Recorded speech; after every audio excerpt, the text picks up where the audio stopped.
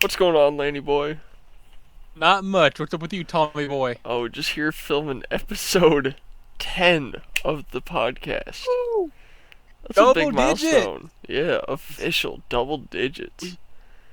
We not been taken down yet. Surprisingly. Yeah, is this 5 weeks now we've been at this? That's insane. Over a month. Yeah. Wow. I can't believe They've it. uh they've not got to us. Yeah. They're usually pretty quick on that sort of thing. The So man, this podcast has lasted longer than 8 out of my last 9 relationships. really, Yeah.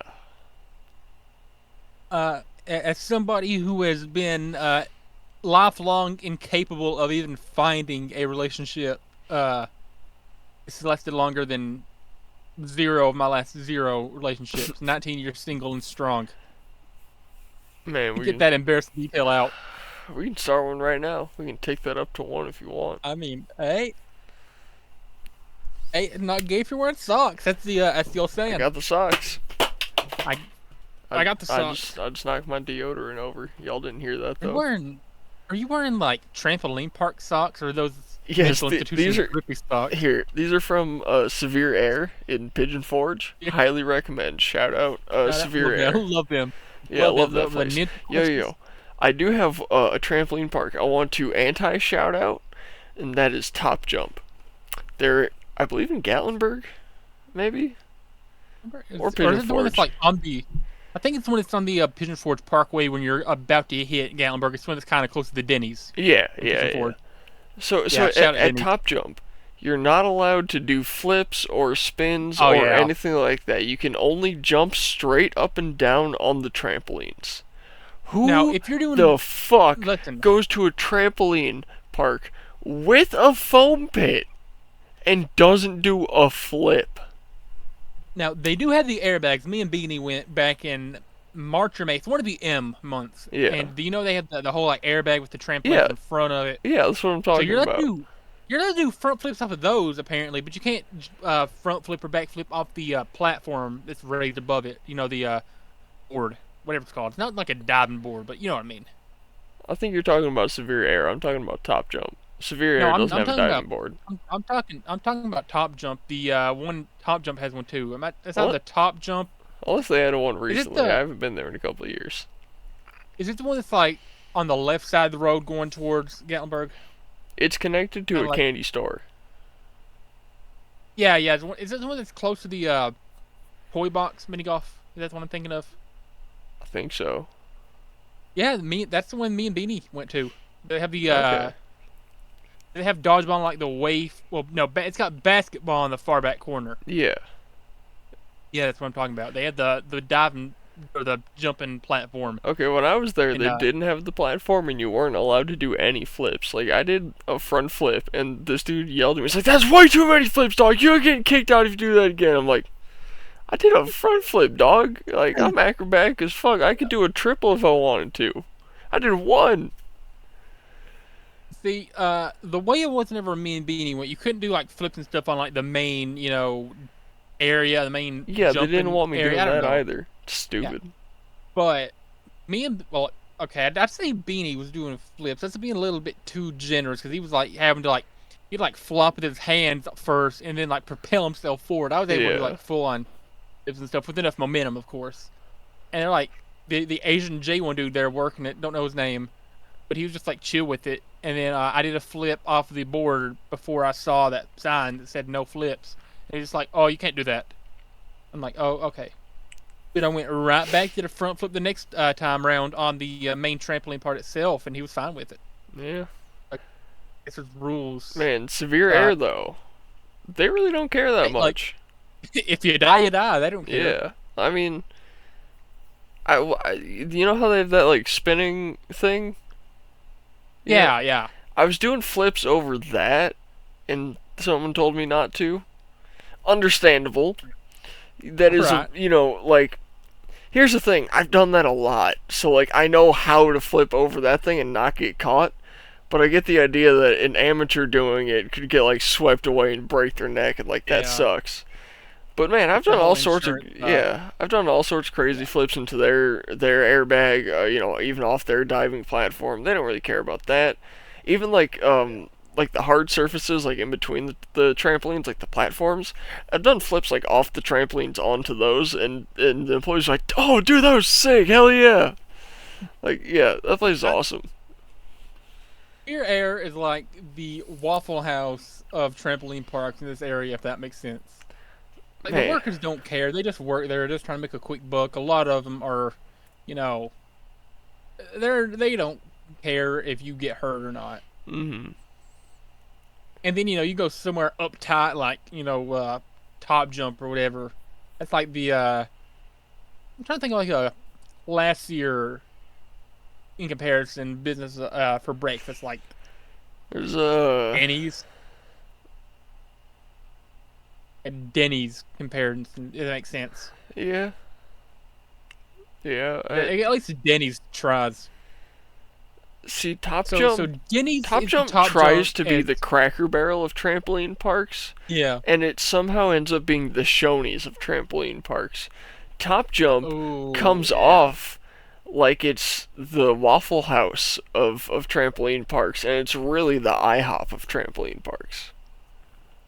Whenever me and Beanie went, you have to kind of exit through the candy shop because they're trying to Yeah. squeeze you for every last dime you have.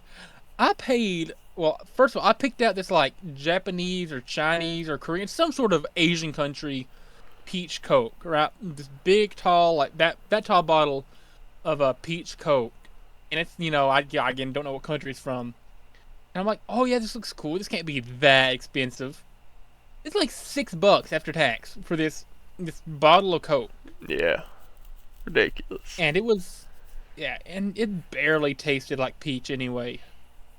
Be better off getting like a peach, Fanta or something, and just mixing Coke with it, honestly. Hmm. Man, I wish I could still go to this trampoline park. It's somewhere in South Carolina. It's called Gravitopia. Basically, it is the coolest trampoline park I've ever seen, and they don't have rules. I mean, they have a rule board in the front of the building Right. that you're supposed to read. They will not enforce a single rule there, no matter what. That's kind of their thing. And Right. my grandpa, he had a job at the BMW plant in Spartanburg, and so whenever I was like visiting them, me and my grandma, we'd just go over to Gravitopia. She'd get me a little 2 hour pass, and I'd go jump my little heart out. And they had this one part. It was like this platform you had to climb up, and you're supposed to like get in a harness and zip line to another platform, but it was over a foam pit. And I asked the lady running it, I was like, "Can I just do a flip like off here into the foam pit?" And it was like a 15-foot drop. And she's like, I mean, yeah, if you want." I was like, "Sweet." Wow. just dive straight off of there. I did like the Assassin's Creed dive where I like did that and then like did like a slow front flip off. Does I have the Ninja Warrior course that one you're talking about? No. Did you do the Ninja Warrior course Well, at Severe Air? they had a really tiny shitty one off in the corner. Hmm. I've done the one with Severe Air. I'm pretty good at that. Now, the one at Top Jump I did. Did you do the Top Jump one either? Yes. Okay. I gotta say, that's worth it. They, yeah, see, now they have like a dude that's like, first of all, before you can start that for anybody out of the loop, Top Jump in Pigeon Forge, Tennessee has probably the best Ninja Warrior course I've seen at a trampoline For park. sure. For sure. The The rest best of the climbing park, stuff. Yeah. the rest of the trampoline park there, quite frankly, is And awful. The Ninja Warrior course is good, yeah, right? slight shout out to Top Jump.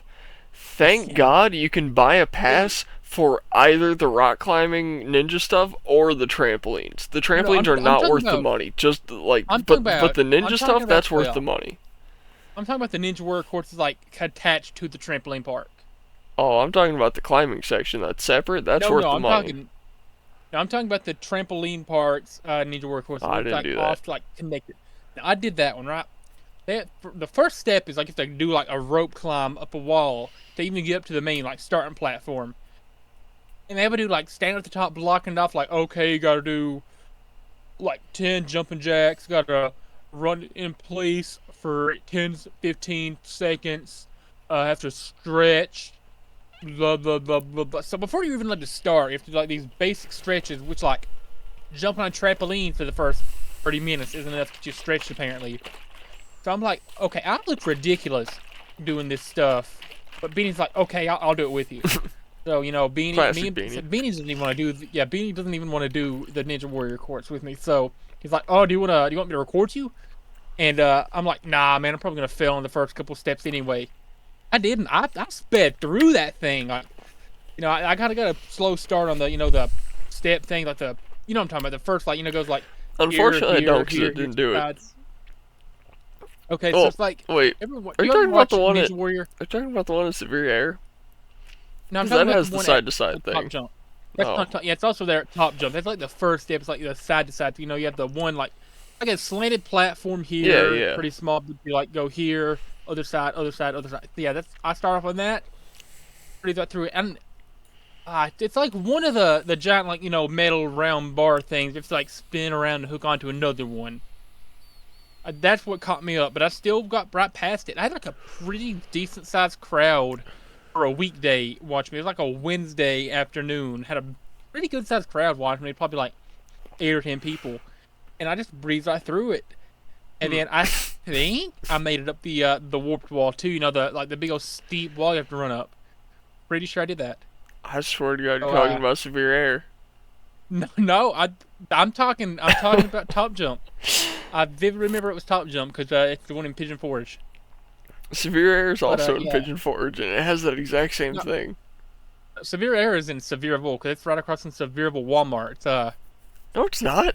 It's the Tanger outlets are in Sevierville. It's right above the Tanger outlets.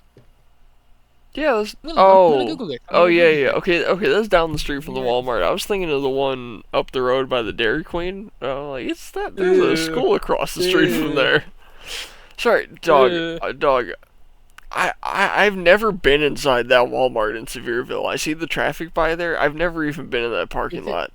Like, I Is it don't the one consider a across from, Walmart to even be over there, because it's just not worth the time going in there. Is it the one that's across from Sevier County High School? I don't know the name of it, probably. It's the Is it green the one Walmart. Is it the one headed towards? I think it's the one that heads towards Newport. It's on Newport Highway, isn't Yeah. it? Yeah, it's on 411. Yeah. Is it the what's it called, the Walmart like neighborhood market? Yes, that's it. Yeah, I've been in there a couple of times. I've It's like been there. A smaller, scaled down version of a Walmart. Yeah. I've only ever been in the grocery section. It's like a with my sad parents a couple Walmart. times. Yeah, I've only been in the grocery section. I've never been further than like one of the middle aisles, just because like the only time we go in there is for like you know these like canned flavored water things my dad likes. Mm. But I've never like been like past halfway through the store. We've been there for like stuff for dinner one time, like you know meats and you know sides and stuff. But that was about it. Because like the closest Walmart to us is in South Knoxville. You know, it's like a 10-minute drive from where I live. Yeah. So we always just end up going to Kroger or Food City. I always go to the one in Newport, because it's pretty close. Right. I've never been to Newport. I have not. You know, I've lived in East Tennessee for 5 years and never been to Newport. there's nothing worth seeing in Newport. Yeah. I don't know why everyone cares so much about it. It's such a lame-ass little town. Who knows, man? Probably because like people just fiend over any town associated with East Tennessee because of Dolly Parton. Yeah. If Dolly Parton has ever like uttered the name of that town one time, people are gonna spend their hard-earned dollar there. Dude, do you remember when all the flooding was going on and the levee broke and like downtown Newport was under like 5 feet of water? Dude, she just showed up at Walmart. She literally just showed up and was like, "Hey guys, it's me, Dolly. Have some water and some beans." And then just Bow left. down to me. Yeah, and then just left. And like by the time I heard about it, she had already left. It was like I could have been there in 5 minutes and saw her, but no. I've seen Dolly in person twice. I'm still waiting. I have my picture took with Dolly. I'm I had my still picture took with waiting. Dolly. Hopefully she doesn't skip out on us and I get to take it next year. Right now, when she did it last year, it was like I started in April of 23. She was doing pictures with hosts, I guess I should say, employees, as everybody else would call them. Wage We're slaves. officially hosts. She was taking pictures with the hosts. So I would have started end of April for orientation. My first day would have been in May. So it probably would have been like middle of May whenever I got my picture took with her, May of 2023. And I don't think she's been back for pictures since. Yeah. But she did parades. I've seen her at a parade on one of my working days earlier in the season. Well, I remember the message got passed down that she was just busy with something at the time that she was scheduled to take pictures, so she wasn't able to do it this year. Her 18th plastic surgery of the year. Probably. No offense to injections. Dolly. I know those tits No, are not fake. at all. They still look good. Man, bro, listen, like when Dolly was like 20 and 30, bro, that is like top 10 Women. best peak in history for any women ever. Facts. That's Prime like one of the Dolly. top 10 women of all Prime time. Dolly is top 10 women of all time.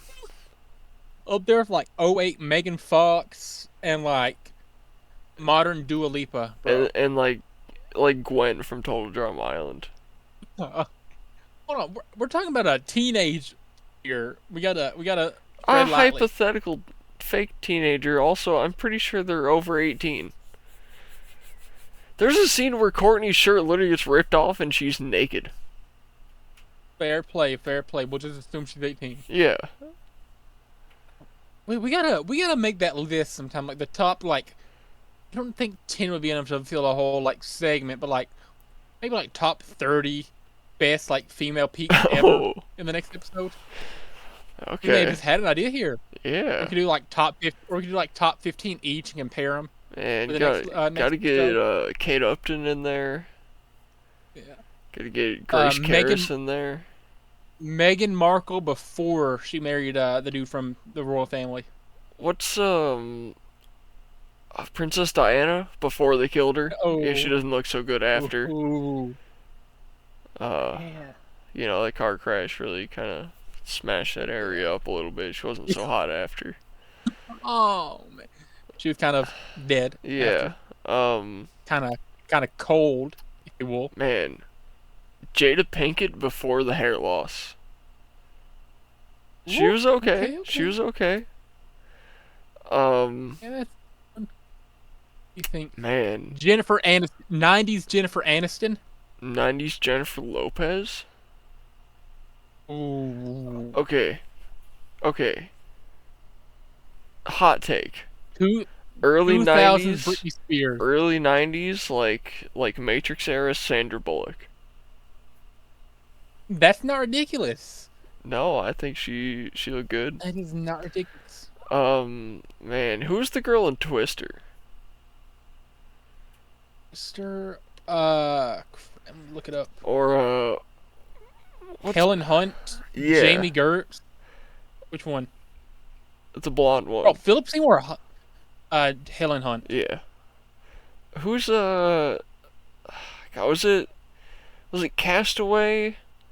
Where like a girl like falls off a boat and like the mechanic on the boat like rescues her but kidnaps her, and then like she has amnesia. Castaway, the Tom Hanks movie. No, oh god, Girl on boat. Basically she like gets amnesia and this guy like Stockholm syndromes her into like thinking Overboard? Yes, Overboard. Love that movie. Who's that actress? I only looked that up. Goldie Hawn. Goldie Hawn. Oh my god, yeah. Goldie Hawn, Carrie Underwood, Doja Cat. Doja Cat before the fame when she dropped "Bitch I'm a Cow." Oh my god. She shaved her head. Before she shaved her head. Oh, Britney Spears. Man. Britney Spears. Oh my god. I think we talked about this before. Britney Spears is definitely like top 10 women of all time. Brooke Burns. Yeah. You ever heard of Brooke Burns? Man, She's I've a heard that model. name. Yeah. See here. Man, so many hot women out there. Yo, hot What about take. Brooke Shields? Brooke Shields, Oh, bro, in her like 20s. Yeah, yo, what you know about Brooke Shields? I know she's hot. Ultra hot take. Mia Khalifa is not hot. Oh no, not at all. She's way too tall. She's like way too thin in certain places. She looks like anorexic and like she has like like BBL shots at the same time. It's weird. Yeah. I don't like her. I don't like her Now, proportions. I don't like that she's Middle Eastern. That's a joke. I do like Middle Easterners, dude. Turkish women, they steal a lot. You know, gypsies, they're thieves, but ooh, goddamn, do they look good. bro, bro, Turkish women. Oh no, that's the Shout Persians out with the Turkish women. gypsies. Don't never trust a Persian woman. They will steal everything in your house. Hey, now I was looking it up earlier. Apparently, the Tajik language is a form of Persian. With that mentioned, here's your episode shout out for Shout Tajikistan. out to Tajikistan. Shout out to Anyway, Buzkashi. Shout out to Boat. Shout out to everything we shout out. Larry, Shout out to Larry. shout out Larry. Yeah, I think that covers it so far. Yeah. No, shout out Christy too. Yeah, I love Christy. I love Christy. Yeah. She was actually the first person to wish me a Merry Christmas Me this too, morning dude. She outside sent of me a Sam. text this morning. Yeah. Bro, love Christy. We love Dude, Christy. I saw that. I was like, I can't believe she sent me a Merry Christmas text. That's incredible. Yeah, She actually cares. I'm pretty sure. Uh, and then other than writing Christy back, I mean, yeah, you were the first person that I wished Merry Christmas to from You're the work. first person I wish Merry Christmas to. Yay! Look at that. Yeah. We love each other, right, Yeah. Thomas? Yeah. I mean, you guys don't know this. Landon kissed me before we started the episode. Yeah, yeah. Big old wet one right in the camera. Yeah. I felt it. In your heart. Yeah. Yeah. See, that's so powerful. It works through the screen. You know, 30 miles. I don't know how far away you live, but Love has no 20, 30 miles barriers. away. Age is Yeah. just a See? number. Distance is just a number. Well, I don't think age matters. We're both, above. We're both above Yeah, 18. within consensual range, of course. You know, Hey, no Diddy, no Diddy, no did he? no Bobby. You know, no. Ooh. I just had another one. Hey, Rihanna. Yeah. Oh yeah. Bro, like Oh any yeah. era. Okay, any era Rihanna above the age of 18. I need to stress that part heavily. Above the age of 18. I don't think I've seen her before she was 18. I think her first album came out when she was like 18 or 19, and she Okay. somehow on her first. It's either her first or second album that got her real big. It's like her first or second album had Jay-Z on it. I mean, Keep in mind, yeah. I Jay mean, Z, little girls. You know. uh, uh, I think I looked it up one time, I want you and I to think make me feel like I'm the Rihanna only was girl around in my the age right world. now when she released Umbrella, Like and I got I'm started the thinking only like one that I could knows have your been so much better. heart. Bro, I Umbrella is such a wanna banger. be I love Umbrella the only because when the girl sun in the shines, we'll shine world. forever. Oh, I love that Won't song. you? I love Umbrella. I love Only Girl in the World. Dude, just classic GTA song. Nothing like driving around, just hearing Rihanna going, I want you to make me feel like I'm the only girl in the world. Dude, classic No, 2013 nothing. vibes. Nothing beats hearing Midnight City, like midnight. Middle of the night on GTA 5, just driving around aimlessly, and you start hearing Midnight City. Yeah, It's a or good song. the music sounds better with you, baby. Or lady, Hear hear me me tonight. tonight. Cause it's Yeah. feeling Dude, it's nonstop just pop, so honestly, it has to be like the best thing Rockstar's ever yeah. done. if you're not on nonstop Dude, pop like, or West Coast classics, bro, you're doing it wrong. yeah, nah, dude, like 2013, 2014 nonstop pop, better than anything that has ever been released in GTA Online since. I'm excited for the GTA 6 soundtrack. Like that's probably like a top three thing I'm Man, looking forward to. The radio soundtrack. I'm worried about it. Cause here's the thing. Here's I how mean, GTA radios have always been time period correct music, right? With right. with GTA 3 taking place just after 9/11, you've got a lot of 90s and Mhm. 2000s like rap music, grunge music, metal music, whatever. Vice City, it's in the 80s. You got that like 80s Coke dealer Miami type music. You got reggae and whatever, right? San Andreas obviously being like 90s LA, NWA type stuff. You got a lot of gangster Right. rap. You got a lot of there's a little bit of like classical music and rock and whatnot, but it's mostly centered around like rap and stuff. GTA was set in a modern day 2012 2013 LA, and all the music that was in that game was like the current music, and it seems like GTA 6 is going to be a current day game, and current day Right. music kind of sucks. But there's of course gonna be like the throwback stations and stuff too. So I'm excited to see who they get the rights for. Yeah, I Uh, feel like um, they're like sort of intentionally gonna have a lot of older music. Like I don't think there's gonna be more than like one or two Yeet songs. I don't think you're gonna be hearing fucking yeah. Laserdim 700 in GTA, But like I I would feel like the I would biggest not of the be big artists surprised. we'll see. But we're not gonna hear a lot of the stuff that's like popular right now. I think it's gonna be stuff from a couple of years ago at the newest. Yeah, I wouldn't be surprised if they didn't like Drake or Kendrick on there. I mean, I would hate to hear Drake, but Imagine hearing Not I Like would I would Us or like that or something on the GTA radio. meet meet the Grams. Man, that'd be I crazy. I hope they put Dun, like dun, dun, Humble dun. or something in the GTA soundtrack. That's the I song that think got that's in me into GTA Kendrick. 5. It is? Dude, they have fucking Bought by the Baby in GTA. Really? Yeah, dude, that was a crazy day finding that out.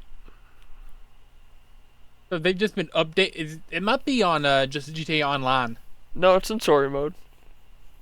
Really? Yeah, whenever they update the radio, it's for both. Oh, I thought it was on like an online thing. No. Aren't there a few online Well, exclusive yeah, there are a stations? few online exclusive stations, but they put it on like nonstop pop or something. So Oh, it's in story mode. The radio's weird in GTA with what does and doesn't get added to story mode. right. Now, man, GTA 6 is back in Vice City, right? Yeah. Man, Well, that's not just Vice City. It's because right. like They're it's adding. taking place in the state of Leonida, which is interesting.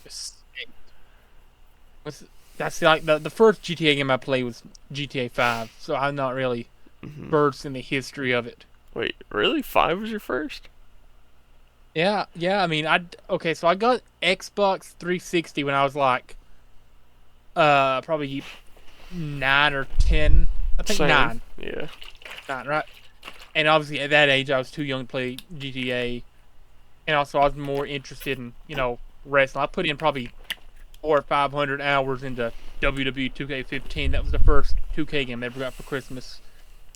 And I played that more than anything. And I didn't get GTA until I got a PS4 in seventh grade. Hmm. That was the first GTA game I played. Yeah, I played 4 and San Andreas about the same time, probably 2010, 2011. Um, and then I remember I got an Xbox One for Christmas, and I think it was like 2013, like when they like first came out. I had like the OG Xbox One, and I played a little bit of Assassin's Creed Black Flag and Unity because that came like bundled with it. But I pretty quickly set that aside and just kept playing on my 360 because that was the only console that had GTA. And it Mm. was like, man, GTA is just like that game. I gotta wait for it to come out on the Xbox One. Man, I've missed 2013 GTA. I remember the first day I got online, and it was like someone has a bounty of $17 trillion. I was like, holy shit! I gotta go get that. And did you get it? No, no, I never got one of those bounties. Unfortunately, if I did, I'd still be set for life. Like you can't spend that much money in GTA. The only bounties I've received whenever I play online is like five, six, $7,000. Yeah. Well, it goes up to 9,000 normally, but there was a glitch to get it to like insane amounts. I remember on my first character, I have two. On my OG character, I got about 75 levels illegitimately. I was just doing like random missions over and over, playing with randoms, and this one guy like invites me to a party straight away. He's like, "Yo, I know an XP glitch," and I'm like, "All right, show me." And it was this mission where you had to like get a briefcase and then bring it to a place. And at this point, they didn't despawn like helicopters in missions. So if you went to the helipad or the airport, you could still get a helicopter. And if you picked up the briefcase, Ooh. got in a helicopter, and then hovered above the objective, it would just like infinitely load in that you delivered the briefcase. So you get like 100 times a second. You get 25 XP like 100 times a second. So for like 6 hours, we just sat there hovering in helicopters over and over, trading places to get RP, and we both went from like level like 20 to like 100 like that day. Wow. I think right now I've had GTA Online for probably 4 or 5 years at this point. I'm still stuck at like level 60 something. Man, I've had it since day one. I got one character, my first character, up to about 150, I think, with like 75 being cheated in. And then I started a new character after that I've been playing on ever since, and I think that's up to, I think about the same, like 130, 140, something like that. It's getting close. I don't even play that much either. Yeah, I don't either. I will say I've been putting in a lot of hours on PS5 to college football. That's like my game of choice right now. Uh, Especially because, okay, first of all, I feel like we need to mention, we've not mentioned it yet, we're recording this on Christmas night, the night of Oh Christmas, yeah, right? oh yeah, Merry Christmas. And, yeah, Merry, very, very, very late Christmas, because Yeah, it's probably going up later. yeah, it's gonna be up after New Uh, Year's. This is a yeah, 2025 anyway, podcast. yeah. Anyway, so, every year around, like, especially at Christmas Day, everybody around the country who doesn't have new sports game editions is going to be getting them. So the mode I play the most is like the team builder, right? You have to open packs, get players, try to build the best team possible, and compete with that, right? So I have a team right now who's like a 92 overall, I think, which is like pretty good for this time of year, right? Mhm. A few months into the game's last end. So I decided to go online and troll. So I start going to matches against randoms, and the first 4 matches I get today all are against people with like a 60 or like 68, 70 overall teams, which is like basic, like entry level. So Mhm. I'm just beating up on people. I forced them all to rage quit during like the first 2 minutes of the game. So my best moment, right? I'm playing defense. First play of the game, the first moment of the game, this guy I'm playing opens up the path, throws it directly to one of my guys. I intercept it, run it back, and I say, "Thanks for the Christmas gift. Have a good one." And this man, not even 5 seconds later, connection to your peer has been lost. He rage quit immediately. Damn. Immediately rage quits. The thing about people who play sports games is a lot of them are fragile. A lot of people will rage quit the moment they go down by any score more than like 3 points. It's absurd. Mhm. It is absurd. It's the same way in NBA. If you're playing NBA games online with teammates, they'll quit immediately if they're not getting the ball. Quite fun. Okay, now while we're on the topic of GTA, I was going to mention this a few minutes ago. Oh I yeah. forgot it. What was your first experience getting gunned down by the oppressor? I'd love to know. The oppressor? I don't Yeah, fucking the know. flying motorbike thing. Probably when they came out. You were like one of the first people to get gunned down by him, get lasered, Yeah, I mean, shot. I played GTA every day from the day it released up until about some point in 2019, and then I got a little bored of it. So Oh, it took you 6 years to get bored of it? I mean, I wouldn't exactly say I'm bored of it. I just don't play it every day. I got I you. play I it got like you. once a week. I'm pretty sure those things are like the reason why passive mode exists. They gotta be. Dude, do you remember? 'Cause Remember? You probably don't if you only had GTA for a couple years. They changed I got it. passive mode for a couple months to where you could still get killed in passive mode. It would just charge the other player like a $2,000 fine. See, I got it in 2017 when I was in seventh grade, so I've had it. Okay, this was like 2015. I've had it for about 7 years. Yeah, so you in 2017 they dropped the gun running update, which updated GT Online from taking place before story mode to taking place after. So you actually have been playing an entirely different GTA than existed for 4 years before that. Oh, Yeah, all right. it's just a little fun fact. It's like Okay. it's like Fortnite. You know, in 2013 when Fortnite dropped, you were like searching in the storm for like lone survivors, and you'd like have to heal them up over time and then like get them to a safe area. And then they made that into Save the World, and then they added Battle Royale. Like, that's kind of how GTA was with online. It was like, first you just had this big open sandbox where you could place bounties on each other and go kill each other and steal cars and planes, and that was about it. Like, there was a couple missions to do. Yeah. Really nothing going on. And they started to add more missions and more characters and stuff started building up into what it is. But they would always, like, try to keep it in this like 2013 vibe era stuff, and it got like kind of worn out to a point.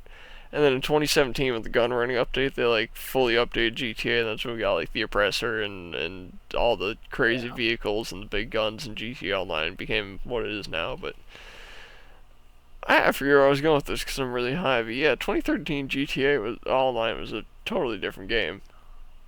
Man. So, while we're on the No, I topic of, remember. I remember. oh, Yeah, so sometime around 2015, they changed passive mode from what it's always been, where you're basically in ghost mode, no one can hurt you or run you over or shoot you. They made it to where you could just get killed in passive mode. And it sucked. And for a while in GTA, like before you started playing, Rockstar had this really weird like balancing act where like for a little while they'd give like the griefers a ton of power, and then for a little while they'd give the griefed a ton of power. And so it's like, you know, for a little while anyone could get killed regardless if you're in passive mode, and then for a little while it was like if you even try to shoot at someone that's in passive mode you get penalized. And like mm, yeah, there's a bunch of like weird flip flopping between that for a while, and I'm glad it's kind of balanced out now.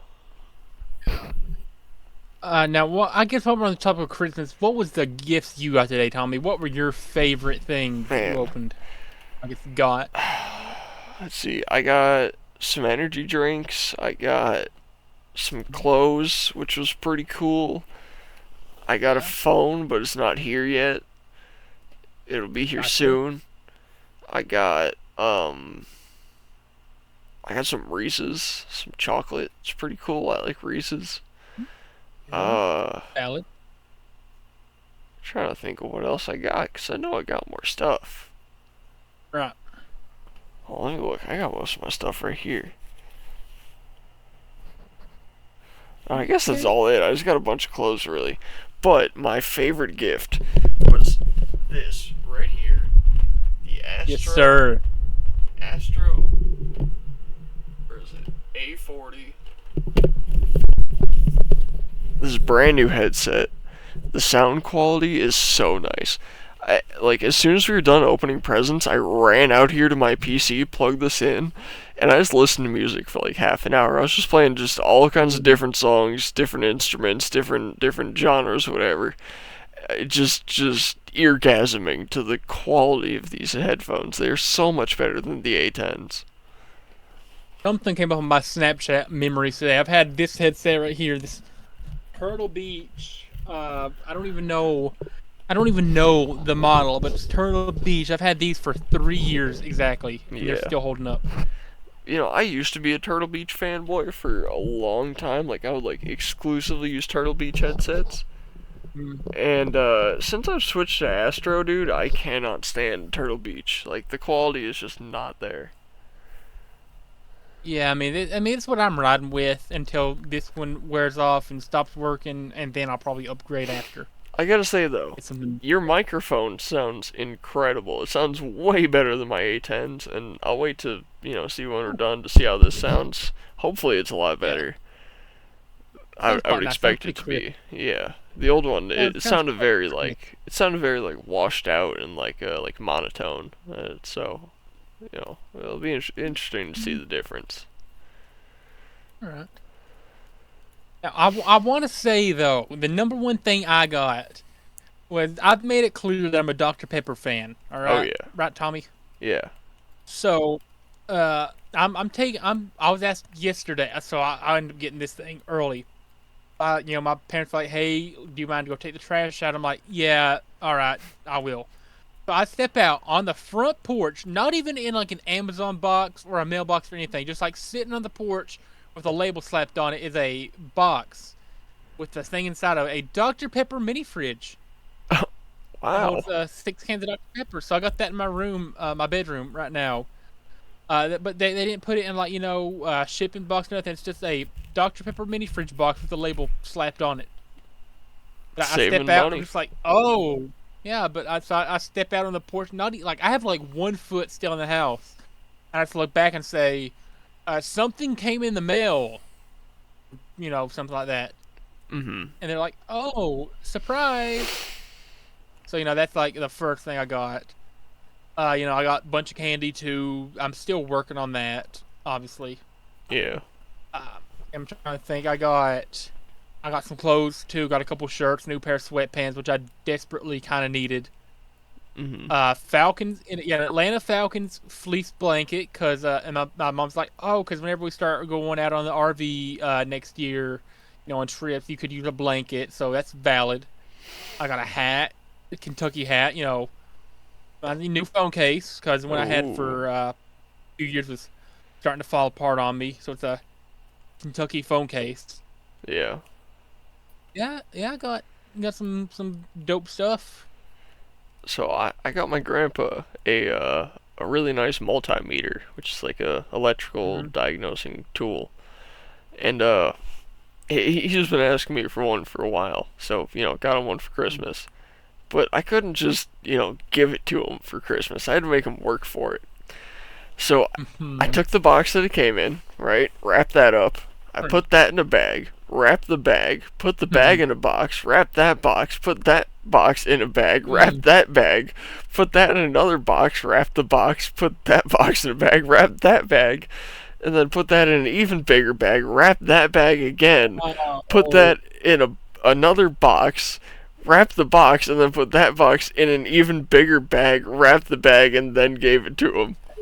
So how do you the wrap a the bag? bag was this big by like this big, and it just kept going down like layer by layer, like 12 layers deep till he got down to his present.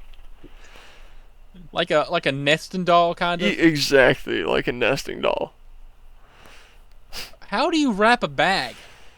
So you get the bag, and then you get the wrapping Right. paper, and you wrap it around the Obvious. bag, and then you tape it on the ends. Like how you wrap a box. Obviously. Yeah, so a bag is But I'm just a saying, like, box with one end that's what, open. So you just wrap it right. like a box because it's a box. It's like flimsy. So is the wrapping paper? I mean, like the bag you think would like be easier to puncture through when it's wrapped. It makes sense. The paper would be easier to puncture through when it's on Oh, a oh, paper. these are like the heavy duty printed plastic Christmas bags. Okay, okay, okay, gotcha. Yeah, yeah, these are durable. Yeah, I'm not wrapping like brown paper bags if that's what you're thinking of, or like plastic bags. I got you. I got you. Did you happen? I guess like kind of transition here.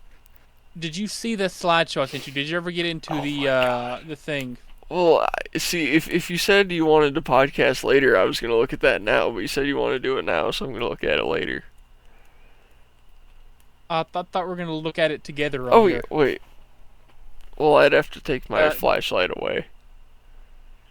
oh, I thought you like showed on screen. Oops. Oh yeah, I could.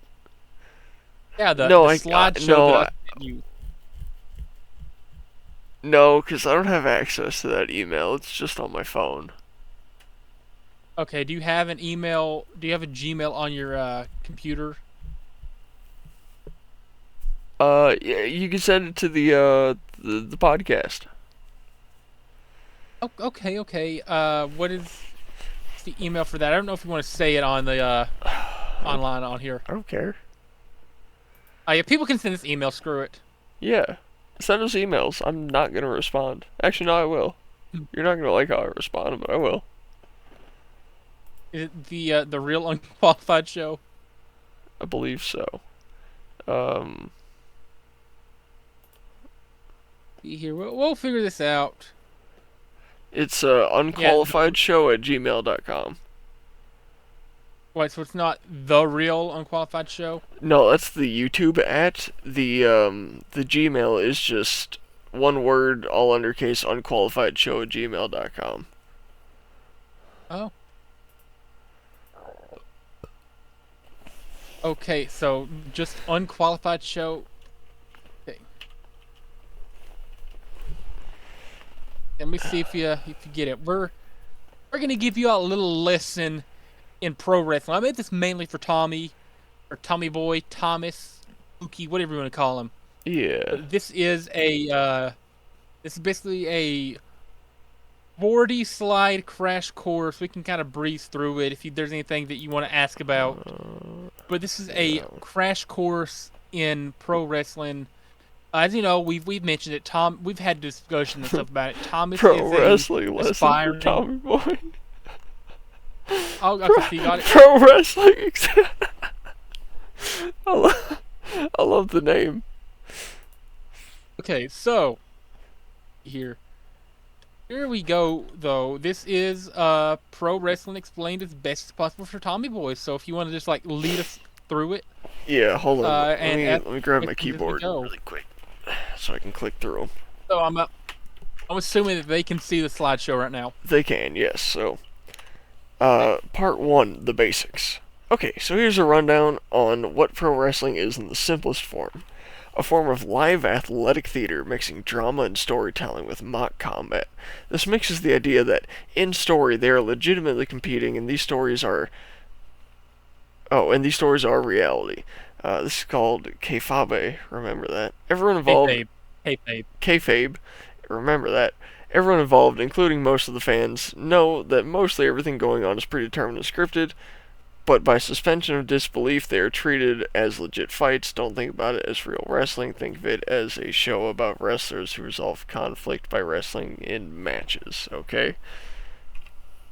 So basically, like, Bryan Cranston plays Walter White, who is a drug dealer. So, Bryan Cranston isn't really a meth, producer. We don't know like that. As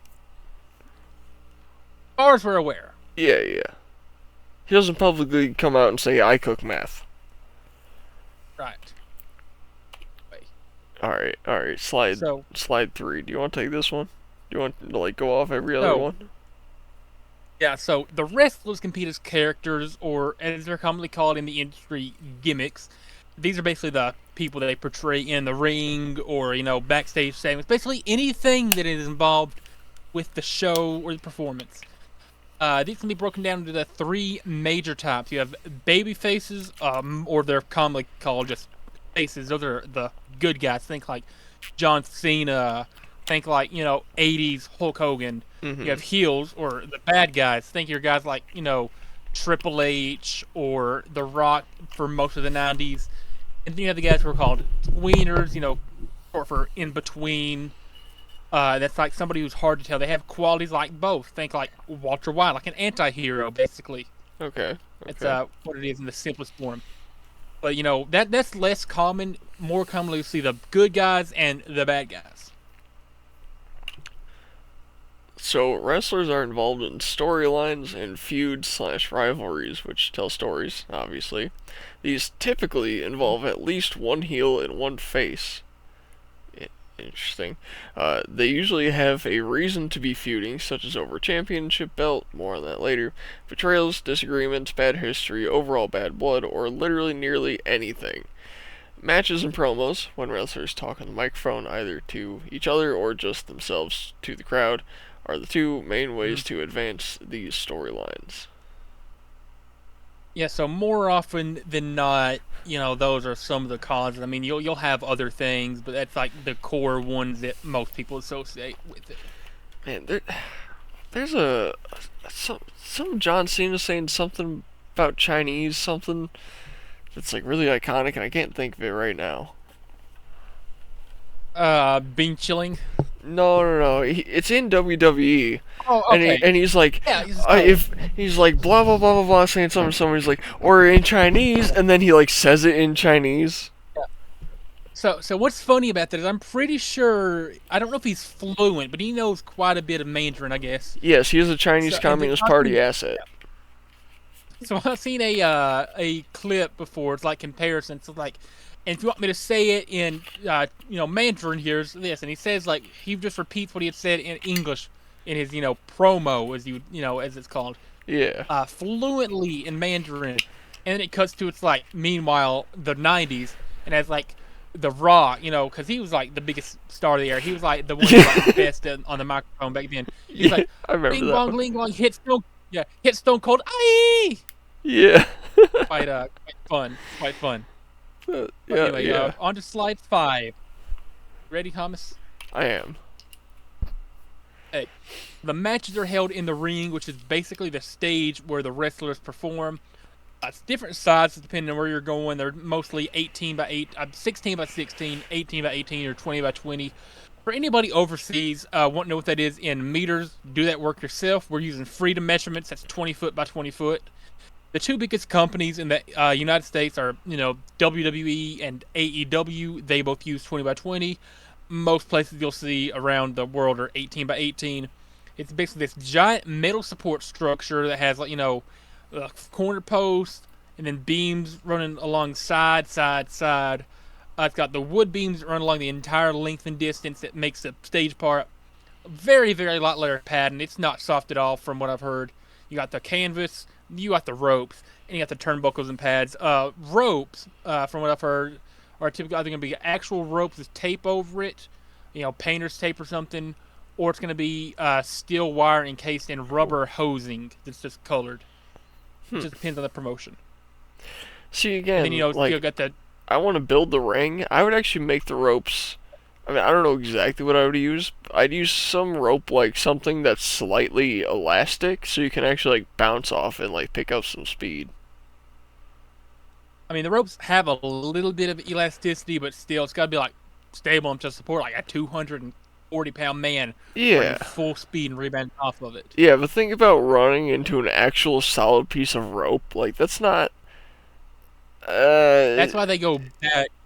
That's why they kind of like got to go back first and like immediately slingshot off of. I mean, that's not normal... that elastic. It doesn't bounce that much. You're just kind of slamming into something and then just going the other way. I actually want to like bounce around a little with mine. I feel like that could... Well, I think the top rope should be kind of solid rope so you can stand on it, but like the bottom two should have a little bounce to them. I think that might help. Gotcha. So I'll give you the next one, I guess, Thomas. We're on slide 6. Part 2. Sorry if this is a bit long to you, Thomas, or the audience, fine. but this is like a crash course in like everything that you need to know as a beginner. Oh yeah. So, okay, short part here. The main prizes in all promotions are championships/titles. These are usually represented in the form of belts. If you see in the top right, if you got a WWE belt, undisputed champion belt, it like says. It's like boxing. So just like boxing or UFC, basically. Yeah, these basically, these go back basically. Sorry, I can't fucking read. These go back to basically the beginning of pro wrestling. These are often separated by a spot on the card. Wait. By Spot? Who the fuck is Spot? Just keep reading the statement. The Okay, part in okay. brackets. The lineup of the show explained later. Okay, I should have read that. That's what your spot on the card is, where you are. Oh, man. I really can't read. Yeah. So the match card is like the lineup of the show, like start, middle, finish. That's the card. Okay, I'm gonna add one word here that's gonna make it easier for me to understand. These are often separated by your spot on the card, the lineup of the show, explained later, gender, and by singles and teams. There's typically the main title or biggest prize in the company, the mid-card titles, which are slightly lower, and tag team titles, or teams of two competing against other teams of two. I like tag team titles. Those are fun to watch. Yeah. Now, some companies have, like, trios titles, too, which is, like, 3 versus 3. Didn't UFC have a thing that was, like, 1 versus 5? I don't think they ever did. I'm pretty sure they did. But, these belts are kind of like, they're just kind of like the representation of the, what the different championship is. The title is more so like, it's basically like in boxing or UFC. It's not separated by weight class like that is, though. This belt is just like a physical representation of what the what the champion has accomplished. Basically, that makes sense. So it's kind of like a trophy of sorts. It's just like they hold temporarily until they lose that that, I guess, honor, that title to another person. It makes more sense once you started watching wrestling. But anyway, I guess we'll move on. Yeah, I did a quick Google search trying to find the thing I was looking for. I couldn't find it, but I remember seeing this boxing thing as a kid, where like someone got their title, and then when they had to defend it, they had to fight. I mean, it wasn't 5 guys at once, but it was like one guy would come out, they'd beat him. If they beat him, then like the second guy immediately came out to fight. If they beat him, the third guy immediately. Basically, like a gauntlet. Yeah, and the guy had to beat 5 guys in a row to keep his belt for the next season. Wow. Yeah, it was interesting. I guess anyway, I guess we'll move on to the rules. So, at this point, again, if you have any questions, Thomas, about anything I read or you read, do not hesitate to ask. I'm trying to get you... This is pretty good. I'm trying to learn you as many things as possible. Yeah. And not get confusing with the rules sections. Anyway, depending on the type of match, there will be different rules. The basic outline is found in most normal matches. So, it usually ends by what's called a fall, which is a pinfall. When you get them down to the ground, 1, 2, 3... That means their shoulders have to be all the way down on the mat. You're holding them down to the referee counts 1, 2, 3. Make sense? Yeah. Or you have submission, which is where you try to make them, tap out, hit the mat a bunch of times. So that's basically trying to make them quit. So both wrestlers in the normal cases have to be fully in the ring for this count. They cannot be outside the ring, cannot have any body part out under the ropes. No use of weapons in a traditional match. Cannot be outside the ring for the count of 10. Otherwise, you get counted out. That's what a count out is. Really? I didn't know if a wrestler being right. Yeah, so if you go outside the ring, you have until the referee counts to 10. It usually takes a lot longer. They go 1. Very long pause between 5 or 6 seconds between 2, and it just it basically takes them a full minute to count to 10 when you watch a full-on wrestling match if they're outside the ring. Yeah, because I was gonna say I've seen some matches. They stay out there for a while. Yeah. Now we'll get to case where that's not a rule later on. If a wrestler being held in a submission hold can grab the rope, the other person, a person attacked. So let's say you have me applying stress or something to my arm or my leg, trying to make me tap out. And I can snake out and grab hold of a rope or something, right? That means you have 5 seconds to let go of the hold. If you don't let go, you disqualified. You lose. I win by qualification, right? Right. That's what it is. You can have somebody held in the corner attacking them for 5 seconds. Again, you got to quit after that, and you cannot do any groin shots, low blows, any of that. Give me a minute. That's the. So that's the traditional matches you'll usually see one-on-ones.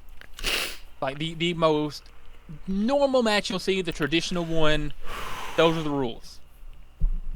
Okay, I'm ready. You got any questions about the normal match? No, no, that makes sense.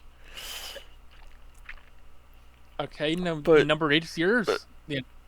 so, well, no, actually, I do have a question. Okay. All right. So it says if the wrestler's being held in a submission and they grab the rope, you have Uh-huh. 5 seconds Mhm. to let go of them. Right. So again, Okay, say hold you and on, me are. hold So on. say hypothetically, First question. hypothetically, you and me are in a match. Hold on. Huh? First question. Why do I have to let go of them? Second question. What if it's not the Okay, rope? What if it's the pole or the edge of the mat or like something generally on the okay. outside of the ring? Also, like, so I guess if you can kick a leg or an arm underneath the rope, that counts too. As long as because anything underneath the rope and on that raised section, like where you're still technically on the mat or the ring, but you're outside the rope. Does that make sense? Yeah. If you can get any part, 'cause that's technically outside the boundaries of the ring. Uh So if you can huh. get any part basically outside the boundaries of the rope, that counts. So same thing as if you're getting pinned. If you're getting pinned, you can grab a rope or kick a leg up on a rope. Same thing, that breaks a 3 count. Yeah. And then, so hypothetically, you and me are having a match. You just get me down on the ground, pause, and you're able to get me in a submission hold. So you're putting a lot of pressure on. Again, in storyline, in the act of the match, you have a lot of pressure on my arm or my leg trying to make me tap out. But I can snake out and get like a foot on a rope or an arm on a rope or something or underneath the rope. The referee can be like 1, 2, 3. You have until the referee counts to 5 to let go of it, basically. Right. Same thing. If you have me, on my back, you have have my shoulders down. Referee counting 1, 2, but I can kick a leg up on a rope, and that I explain this a little bit more in depth later, but it's the same thing. You have to stop and the match continues. Mhm. And then I guess we'll go tag team as yours. That's slide 8. All right. Rules. Tag team. Now listen. I ain't a wrestler, but I know Mhm. something about tag teaming. Hey, Eiffel Tower. That's more of a group activity. Tag teams when you're like, I'm running out of stamina. Come take over while I keep it up. And then you get out of the Oh, room. you're You stop. Beating it for a second. Get your stamina back up. And then your homie tags you back in, and never mind. So there's some I people got you. watching. They'll know. They'll know. You're But you too like innocent. but you said you like you like tag team. So coincidentally, you get to read about tag team. Yeah, yeah. Um. So this is a lot less sexual than the kind I know about. Tag team matches are basically the same rules in all match types, but for teams of 2 or more. In normal matches, one man is in the ring while the other, uh, Yeah. So basically everybody else who's not active in the match, who's not I'm the trying to think man of how to not the man who's pronounce that. It's hurting my brain. Other the apostrophe yeah the s. other yeah the Others. other Wait, or yeah outside. other slash I should have said other slash others, but everybody who's not basically I think you could have just existing at said that given others, and it moment. would have made sense. Because Fine, there's. fine, hold on. Okay. There we go. Yeah. So what? Damn. The live editing. Everybody who's not tagged in competing at that moment. Yeah. Not like the one in the So ring. yeah, so normal matches, one man's in the ring and the others wait on the area outside the ropes, still in the race section called the apron. They can tag in or out at any time as long as the one outside is in their corner. There can only be two team members together in the ring for 5 seconds at a time. You can't break up pin slash submission attempts, but they must exit the ring after the legal men, ones tagged in at the time, must be the one involved in the pin submissions. Teammates can can hit moves together as well. So let's say I've got a guy in a corner, okay? Right. And Hmm. and that's your corner and I tag you in. can we like hop in, pick this guy up to the top rope, two-man Spanish fly him, and then you get out, or I get out, or If you and whatever? me are on the, I mean, if so, let's say it's you and me on a team, right? We're in. Let me see. I'm trying to think of the best way to explain it. So, let's say you have the ring right here, right? Let's say Yeah. you and me are a team, and I'm waiting in this corner. You're the one wrestling. It'll be the opposite corner of that. So somebody else will be in like this corner right here. No, that's where. So say it's you and me versus like Sean and Beanie, for example. Say you and me are a tag team. Sean and Beanie are a tag team. It's you and Sean in the ring together at that moment, right? Yeah. You can come back over. So you can come back over to your corner. Tag me in, and then if I come into the ring, you and me have 5 seconds in the ring together. Typically, traditionally, to do attack one of our opponents with, and then do whatever move we want as long as it's within that 5 second threshold or window. Right. And then you have to get back on the outside, wait on the section outside the ropes. And then say immediately I go for the cover on Sean. I try to hold Sean down 1, 2, 3. Beanie in this case will be allowed to come into the ropes. Try to get me off of Sean, break the attempt up, and then keep the match going. So there's a bit of strategy, in story, of course, in kayfabe, as I mentioned earlier, involved with that, where like you have to make sure that the other teammate is distracted or incapacitated long enough for you to get the other person down long enough to win. Okay, I gotcha. There's different variations of tag team matches like ladder or elimination, but again, we'll get into all that coming up. I love ladder matches. I've been watching people get slammed through ladders, and I'm like, oh my god, this is incredible. I think I might have to read that the ladder match section, but it's cool. All right. Anyway, I got slide 9. Yep. Just let me know when you're going to slide 9. I'm already there. Okay, so no disqualification. Yeah, a no disqualification match, often shortened to no DQ. Anything goes. Weapons are allowed. The count out and all the 5 counts are ignored. So you can be outside the ring as long as you want. You can hit each other with whatever you want. You can, if I'm holding onto the rope for dear life, you're able to basically choke me out until I pass out. It's like anything. So there's other variations like I quit matches, which is you have to make your opponent say I quit. There's the last man standing where you win by keeping the other person down for 10 seconds or a 10 count. By the way, if you attack your opponent anytime, so if you get down to the count of 9 and you just like kick him again, then the count resets. So it has to be 10 seconds uninterrupted. The last 2 can end anywhere outside the ring. Most free-for-all multi-man matches are no disqualification, like triple threat, which is a 1 versus 1 versus 1, every man for himself. Fatal 4-way, which is 1 versus 1 versus 1 versus 1, again, every man for himself. All of these matches are based on weapons, and they're no disqualification. So basically, any match like that, you can do basically whatever you want. Now, a lot of the time, they still, like, no disqualification matches will end the ring unless there's some other, like, tagline with it. Mm-hmm. Got it? So if somebody says, it's a no disqualification match, then the simple no disqualification match, you can do whatever you want, but the match still has to end in the ring. All right. And then you got slide 10. Yeah, rules. Falls count anywhere. In the same way, this is a no disqualification match, and the match can end anywhere in the ring, in the ringside area, in the crowd, backstage, near concessions, outside the building, literally anywhere. Would that also happen to include a Denny's, Landon? If you were to somehow fight your way to a Denny's, then yes. You could end the match in a Denny's kitchen, or a hotel parking lot, or a hotel, motel, Holiday Inn, inside, a suburban house, wherever you fight to. Under one of the canopies at the very top of Lightning Rod.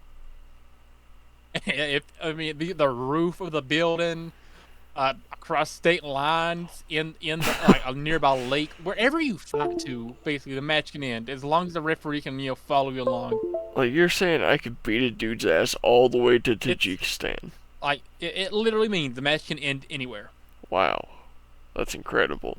So in this photo that you can see here, we've got Alberto Del Rio on the top, attacking in quite a precarious stance, might I say.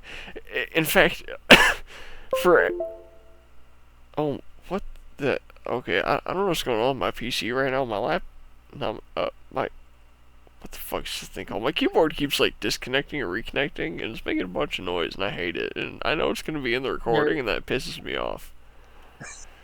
So, your camera is out right now, but I can hear you. I can still hear you, but I cannot see your camera. I keep checking. Okay, yeah, shit keeps like disconnecting and reconnecting, and it's annoying as shit. Anyways, any Batman fans out there, or any Batman Arkham fans specifically, if you've played Batman Arkham Origins, you know that this is like a frame for frame recreation of something from that game. And then you got Randy Orton in the walkways of the arena. Is he the one on the ground being attacked? Yeah. So that's like up in the, it's technically called the concourse, but I figure that's too much of a word that people wouldn't know. But that's basically the area before you get to the city, where bathrooms, concessions, all the security offices and stuff are, basically. I've just thought of a genius storyline, Landon. Let's hear it. Two people fight their way into a taxi cab who takes them to the next town over where they finish their fight. Oh, okay, so... Like, they beat their way into the cab, keep beating each other up on the way there, and then finish the match somewhere else. There was something sort of like that back in 2015, I would say. It was this WWE pay-per-view, right? Yeah. And, like, the first match of the night, was this guy named Dean Ambrose versus this guy named Luke Harper, who's dead now, rest in peace. But they're having a Falls Count Anywhere match. The camera crew follows them around. They fight into the backstage area to the garage of the arena. And you just see, like, Dean Ambrose gets into the, driver's seat of a car, at the ramp to leave the arena, go to the outside. And for some reason, the passenger seat window or the passenger seat door or something is open. So as Dean Ambrose is about to speed off, you just see Luke Harper, dive into this passenger seat of the car. And they're, supposedly fighting in the car as it speeds off. And they just cut back to the arena, and, nobody knows what's happening. So the match just proceeds, I guess the rest of the night just proceeds as usual. And, an hour and a half later, it cuts back to the footage of them fighting, and they're back in the arena. And the match just ends in the arena like nothing happened. So they're just gone for an hour and a half. They totally went to a bar. Yeah, they went and got drunk, came back, and kept fighting. Yeah. They were talking about that backstage too, and they're like, yo, what if in the middle of the fight I get in my car, and then you get in, and we just fucking leave? If I can find a screenshot of it. Ambrose versus RP Extreme Rules 2015. I think the match came back and it ended in the ring. Actually, it's quite the match though. Yeah, here it is. So he just climbs in. Yeah, I'm gonna drop you a link to the image I'm thinking of. Yeah, maybe you might be able to show this. This is what I'm thinking of. Right here. It's gonna be in the chat. That's Luke Harper jumping into the car that's about to speed off. Wow. That's something. Yeah. So I'm ready for. I see a picture of him. It looks like he just went through a table and he's behind an ambulance. Do you want to see what these two insane dudes look like? I see some pictures of them right now. One of them is a fucking giant, and the other one is also a giant, but not quite that big. So the one in the the greasy, the white greasy tank top and the big black fluffy beard, he's the one who's sadly no longer with us. And which one is that? It's Luke Harper is his name. Okay. Also went by Brody Lee outside of the WWE. Huh. But rest in peace, Mr. Brody Lee. Man, all that for warm beer and handshake. All right, next slide. Okay, so ladder matches. This is I I love Okay. that picture, by the So in a way. ladder match, yeah, yeah. So in a ladder match, some sort of prize like a belt, for example, is suspended above the ring. The only way to win is by climbing a ladder and retrieving the prize. Ladders can also be used as weapons in these matches. Again, this is obviously no disqualification. Pretty easy, right? Pretty Hmm. easy one to understand. You can throw anybody in and they should be able to get it. Can I tell you how I would win that match right now if I was the guy reaching for the money case? How's that? I'd climb up 2 more steps, get the case, Uh-huh. and then Okay. I would jump over the guys on the right, land on the very end of the ladder, doing like a catapult with the guys on the end and just completely tipping over that whole assembly, and then just rolling out of the ring and running away with the briefcase.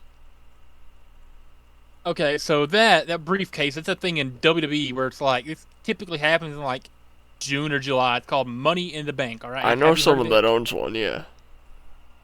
Okay, so what it is, it's like the person who wins that match is guaranteed an opportunity anytime they're choosing for the next year to cash. They can basically, it's called what's cashing in. They can use it for an opportunity to win any championship. It's typically like, one of the main ones in the company who they use it for. Yeah. But they can use it at any time they want for the next year, and that's basically like it doesn't matter like, if the champion wants to or not. They have to have a match right then and there for the belt. So say for example, like this happened before, the champion fights a really tough, grueling, long, painful match. But they win. So the champion wins. They're still champion. It shows them in the ring. They're celebrating. For all of 15, 30 seconds, and then all of a sudden you just hear the music hit for whoever has Money in the Bank. They run down there, guns blazing, holding their briefcase. They give it to the referee. They're like, "I want to cash in. I want to, use this opportunity for the belt." And they're like, "Okay, well," they point to the champion, like, "Well, you got to do it." They're using it. And the announcer's like, "Okay, well, so and so's cashing in. Time for a championship match." And then majority of the time, it's like something like 80% win rate for whoever wins the briefcase. They lose sometimes, but Hmm. typically they will become new champion. Hmm. Again, Man, that's I a want to get in WWE one of thing, those though. matches so bad. Like, Yeah, it's I like want to be in that right there. You don't understand how I bad I just want that. I would. I've always had a dream of like if I became a wrestler, I always wanted to go through a ladder in the match. I don't know why. I don't want to go Something through a so cool ladder. I about just want to like win that. just something so cool about going through a ladder. Like, while you were talking right there, I was envisioning my perfect match in like a ladder match, and oh my god, I don't want to do it. It's basically like whoever can get up to the ladder first and get the thing off wins. So as long as you unhook the prize first, it doesn't matter if you hit the ground or not. As long as you're able to unhook it and hold on to it, you win. Dude, imagine like this is what I was imagining while you were talking. Like me and like a 1v1 with someone in this scenario, and there's like the one ladder stacked up in the middle, and Yeah. I run and climb up it so fast. I jump so high. I grab the chain attached to the ceiling and get the briefcase, while the guy under me like tips the ladder over, and then I like fall down, kick him in the chest so he like flies out to the edge of the ring. And then I like land, like do like a duck and roll, dive out of the ring, and then start like running laps around it, holding up the briefcase, celebrating, like doing the fastest briefcase win in WWE history. Did you get to watch the three-team ladder match I sent you? Uh, I don't remember. Okay, I want you to click that link right there then, because this is a spot from that match. This is a moment from that match. I've always imagined taking a move like that. But So the dude in the mask obviously is the one attacking. just, oh, there's two. There we go. Holy shit. Yeah, so that's Oh, By the way, oh, by the way, oh. yeah, by the way, the dudes in the match lost that match. That spot right there was for nothing. Oh my That is god. That's one of the coolest like movies I've ever seen. That was almost it's like 9 years ago, but that's still like one of my favorite moments in wrestling history. That's insane. Yeah, that's Kalisto doing that move. He's not in the WWE anymore, but that is called a Salida del Sol. He would just like break that thing out of like nowhere half the time. Typically, at ground level, but it's so cool to watch. I mean, yeah, he is like. I mean, he's in like a near headlock on top of a ladder, Yeah, and then he just like jumps back and fucking does that. Oh my god. quite the impressive move. One of my favorites. Yeah. Anyway, you get slide 12. Oh boy. You know what? I bet Drake wishes he was here because he likes 12-year-olds. Well, no, he likes 11. And that's a double layered joke. Yeah, it is. What do you hold on? Hold on. Damn it. There was a bug crawling across my TV and I tried to catch it with a water bottle. Didn't work. It just flew away. Hey. I'm explaining my joke in the chat right now. Oh. Oh. Let me pull up the chat for him. Oh, yeah. Remember that. Hey Drake, hear you like I'm young. And I'm not ever go to cell block 1. And you bitch Anyway. talk too much you love. Better go and hide your little sister from him. Blah, blah, He blah, a blah, fan, blah. he a fan, he a fan. He a freaky ass ninja, he a 69 god. Hey, you got number 12 though, Tommy boy. Fortnite? No. So rules. Battle Royale. In Fortnite. Battle Royal. Sorry. Battle Royal. In Fortnite. Sorry, Thomas. In a Battle Royale, every wrestler starts in the ring together. Wrestlers are eliminated. Dude, this is literally Fortnite, dude. What are you talking about? Just read. Just read it. Okay, wrestlers are eliminated when they're thrown into the storm or... No. Wrestlers are eliminated when they're thrown over the top rope and when both feet hit the floor. If they are thrown over but both feet do not hit the floor, they are safe and can continue as usual. The last wrestler in the ring is the winner. WWE has a variation called the Royal Rumble, where the first two start and the next 28 enter at intervals of usually 90 seconds to 2 minutes depending on the year. Okay, I do have a question. And then, right. Let's say I get thrown over the top ring. I'm flying out of the ring. I land on my side, right? One foot still in the air.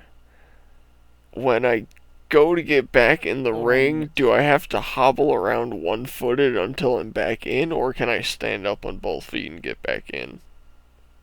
If both feet hit, you lose. Now, I want you to, yeah, I don't. Okay, we don't have time to watch a 6-minute video, but there's this dude. His name is Kofi Kingston, right? He's just like, in character, he's Jamaican. I don't know where he's really from. I think he's either Jamaican or West African. He's been from Jamaica. He's had his gimmick from West Africa. Both of them, doesn't matter.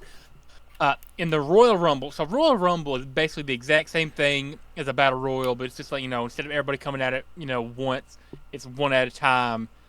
And then, if you can be eliminated anytime. It's weird to explain. Anybody can be eliminated at any time, but you can also have as many people at any time as possible, right? Mm-hmm. Anyway, he's known, one of the things he's known for is every year during his, prime, during the Royal Rumble, he would have these insane saves. He'd be almost eliminated, and then somehow, someone save himself, from being eliminated. He never won the match. But every year, so it's one year he got thrown out onto the side of the ring. Somebody hit him. He went flying and landed on the announce table. Right? Mm-hmm. He landed on the announcer's desk, and he's pointing at the announcer "Give me a chair! Give me a chair!" So he uses the announcer's rolling chair. Pogo sticks his way back, gets into the ring. One year he landed on the barricade wall, the guardrail. He's like standing on top of it. He just looks around and he like dives from the guardrail to the side of the ring, able to get back into it. He's done all sorts of stuff. There's one year he had like his teammates outside the ring. He goes flying, his teammate catches him, piggybacks him over, puts him back on the ring. Him and his teammates had like a big gimmick going for a long time where they threw pancakes out to the crowd. So his teammates had a pile of pancakes sitting on the ground. He gets thrown out of the ring. One foot hits the ground. The other foot hits this pile of pancakes that's sitting on the ground, right? But because his foot's not technically on the floor, it's still on the pancakes, he's able to jump back up, get back in the ring, and keep fighting. It's like he's had like so many weird ones. He did like a handstand and walked around, flops his feet on the stairs, gets back in the ring. He's insane.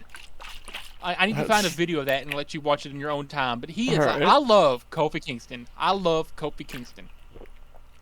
Okay, I guess we're. You ready to move on? You got any more questions about that? Because that's a pretty confusing one.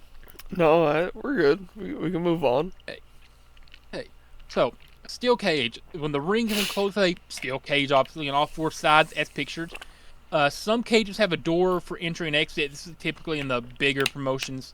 You can win by pin, you can win by submission, both inside the ring, or escaping the cage either through the door or by climbing over and out to the other side.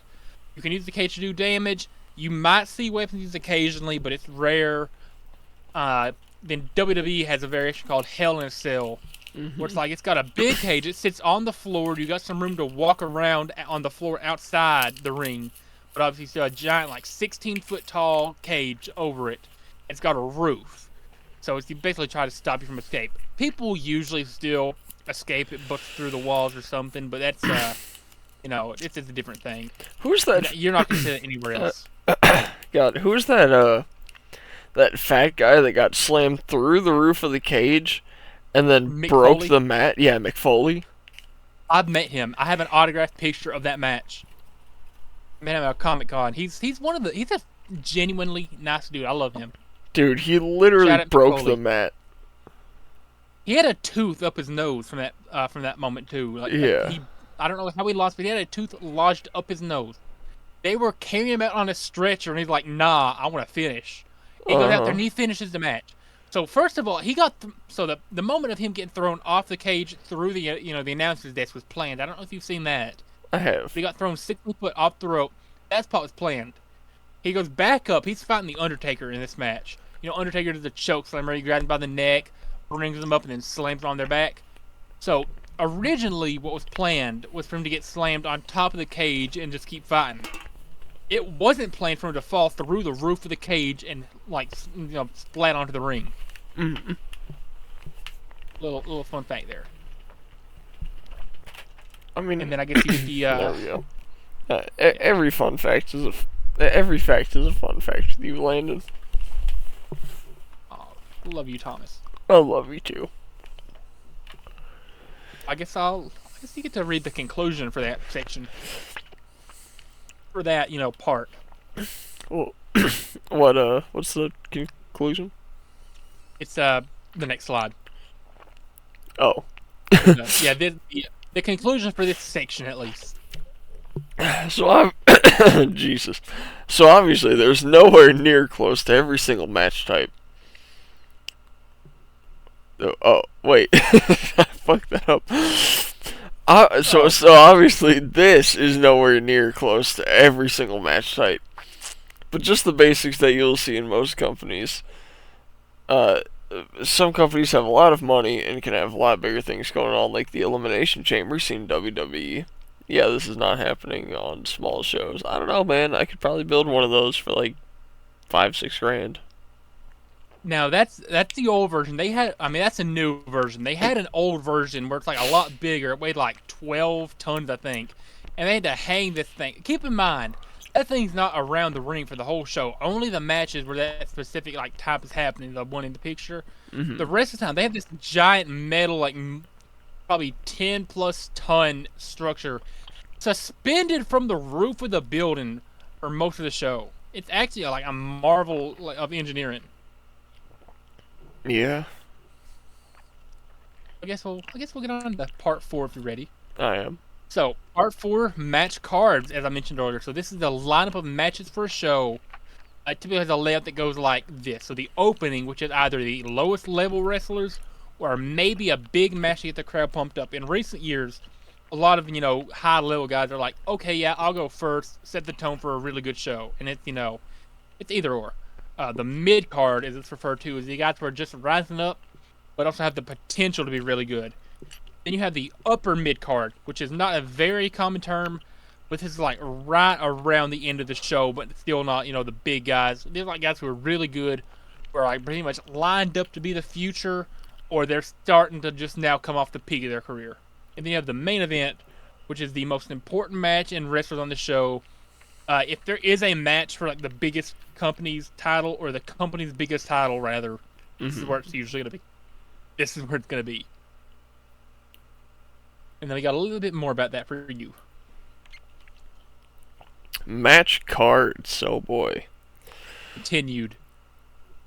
What? This is like a continuation of the last slide. Well, you didn't write continued. Pay-per-views, PPVs, are usually full of matches that are I'm sorry. Important, basically.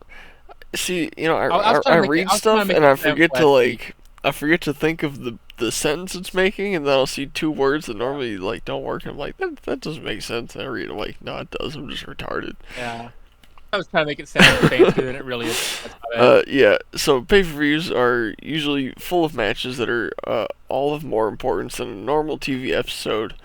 Rarely, they aren't important. Main events are usually very, very important.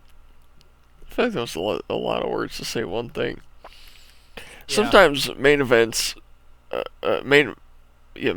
matches are just a cash grab, like WWE Backlash 2023, when Bad Bunny wrestled. I remember that one. Yeah.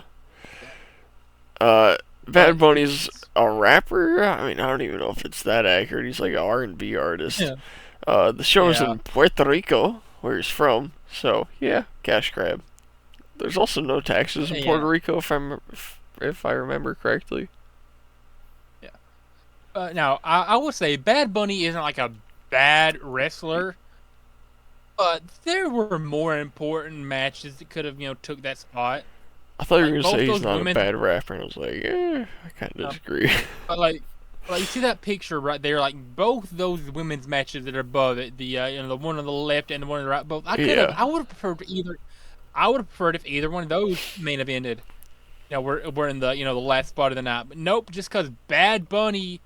But by the way, I don't know if you've ever seen it, but he comes. So the dude on the left comes out first. He's waiting in the ring, and then Bad Bunny enters the arena to his own song, which I don't care if you like him as an artist or as a wrestler. That's like one of the top 10 toughest things I've ever seen anybody do, is come out to their own song, and have every single person in the crowd singing it when they don't have a wrestling background at all. Quite impressive. So I just want to say, out of that row with the 4 women in it,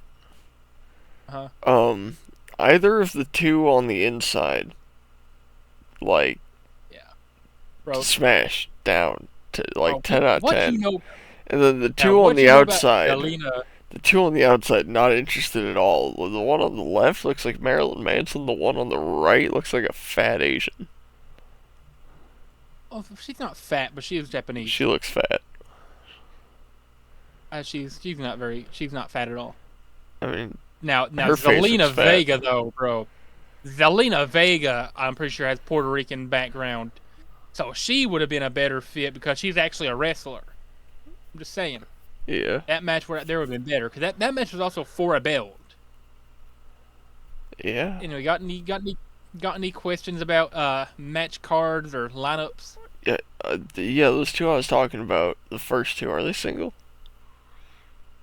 I'm pretty sure I know the chick with the black hair, the goth looking chick, she is either engaged or married. I don't want that one. The chick in next to her, I'm pretty sure has a fiance or a husband. Damn it.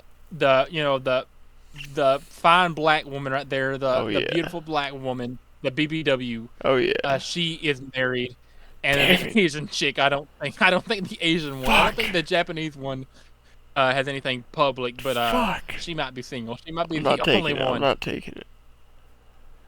Yeah, that black guy above her. What about him? I don't know.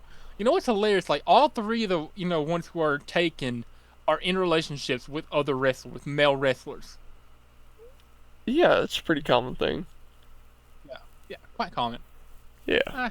So if you've got any other questions though, feel free to ask. No, I got part 5 pulled up though.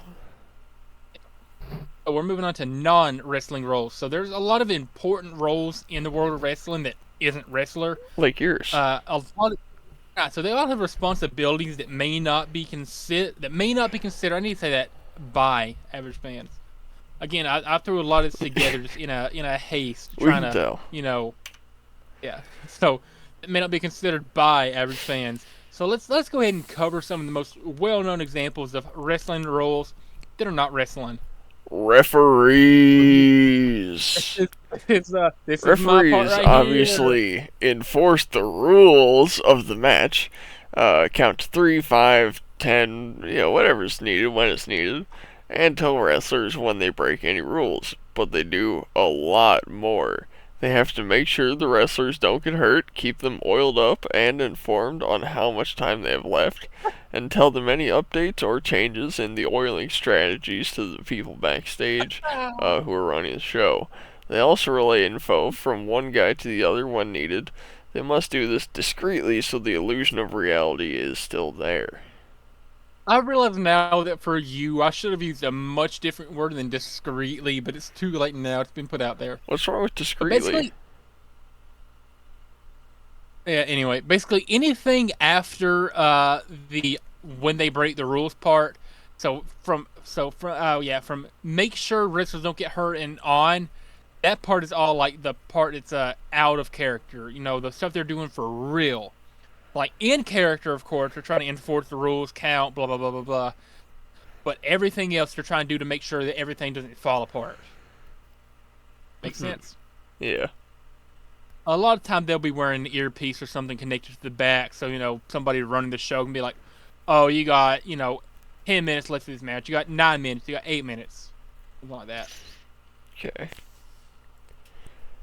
Oh, commentators are the guys who speak about the action in the ring. They announce on the matches if they're real fights, so it's like boxing or MMA would do. So, like Joe Rogan does in the Yeah. UFC, basically. So they give information on the wrestlers, history of the story, if there is a story going on for anybody who needs to be filled in on anybody's fighting. So they might be like, oh well, the story started here. This is why these two hate each other. Then this happened, and this happened, and that leads us to now. They basically give a full rundown on what's going on before the match and during the match. Mhm. Makes sense? Yeah. Ring announcers. Ring announcers are different from commentators. They announce to the audience the info of the upcoming match. This is typically in the format of the following contest is match type, if applicable, set for one fall if it's a match type that ends in the fall. Yeah, so I can. Also, if the match is for a championship, insert that at the end. Then they introduce the wrestler in a format of hometown, weight usually only for the men. What? No, I think women should be included. Championship if they hold one, and finally the wrestler's name. Yeah, we need to hold women to the same standard. We need to start talking about how heavy they are. Like, I need to hear height and weight for these women. It's important.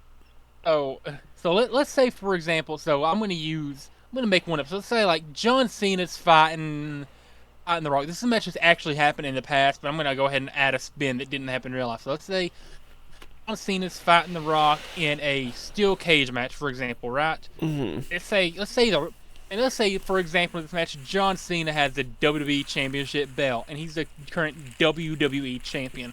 Yeah. So the following contest is a steel cage match. So it's not set for one fall; it's a steel cage match.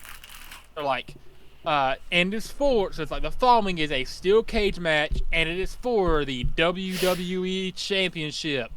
Be like introducing the challenger from Miami, Florida. I think is where The Rock is from, weighing 250 something pounds. I think The Rock, and his opponent from West Newbury, Massachusetts, weighing 200 and whatever pounds. He is a WWE champion. John Cena. Dude, I just thought crowd about something. Whenever they goes crazy. Sorry. Oh wait. You're good. You're good. I'm done. Okay.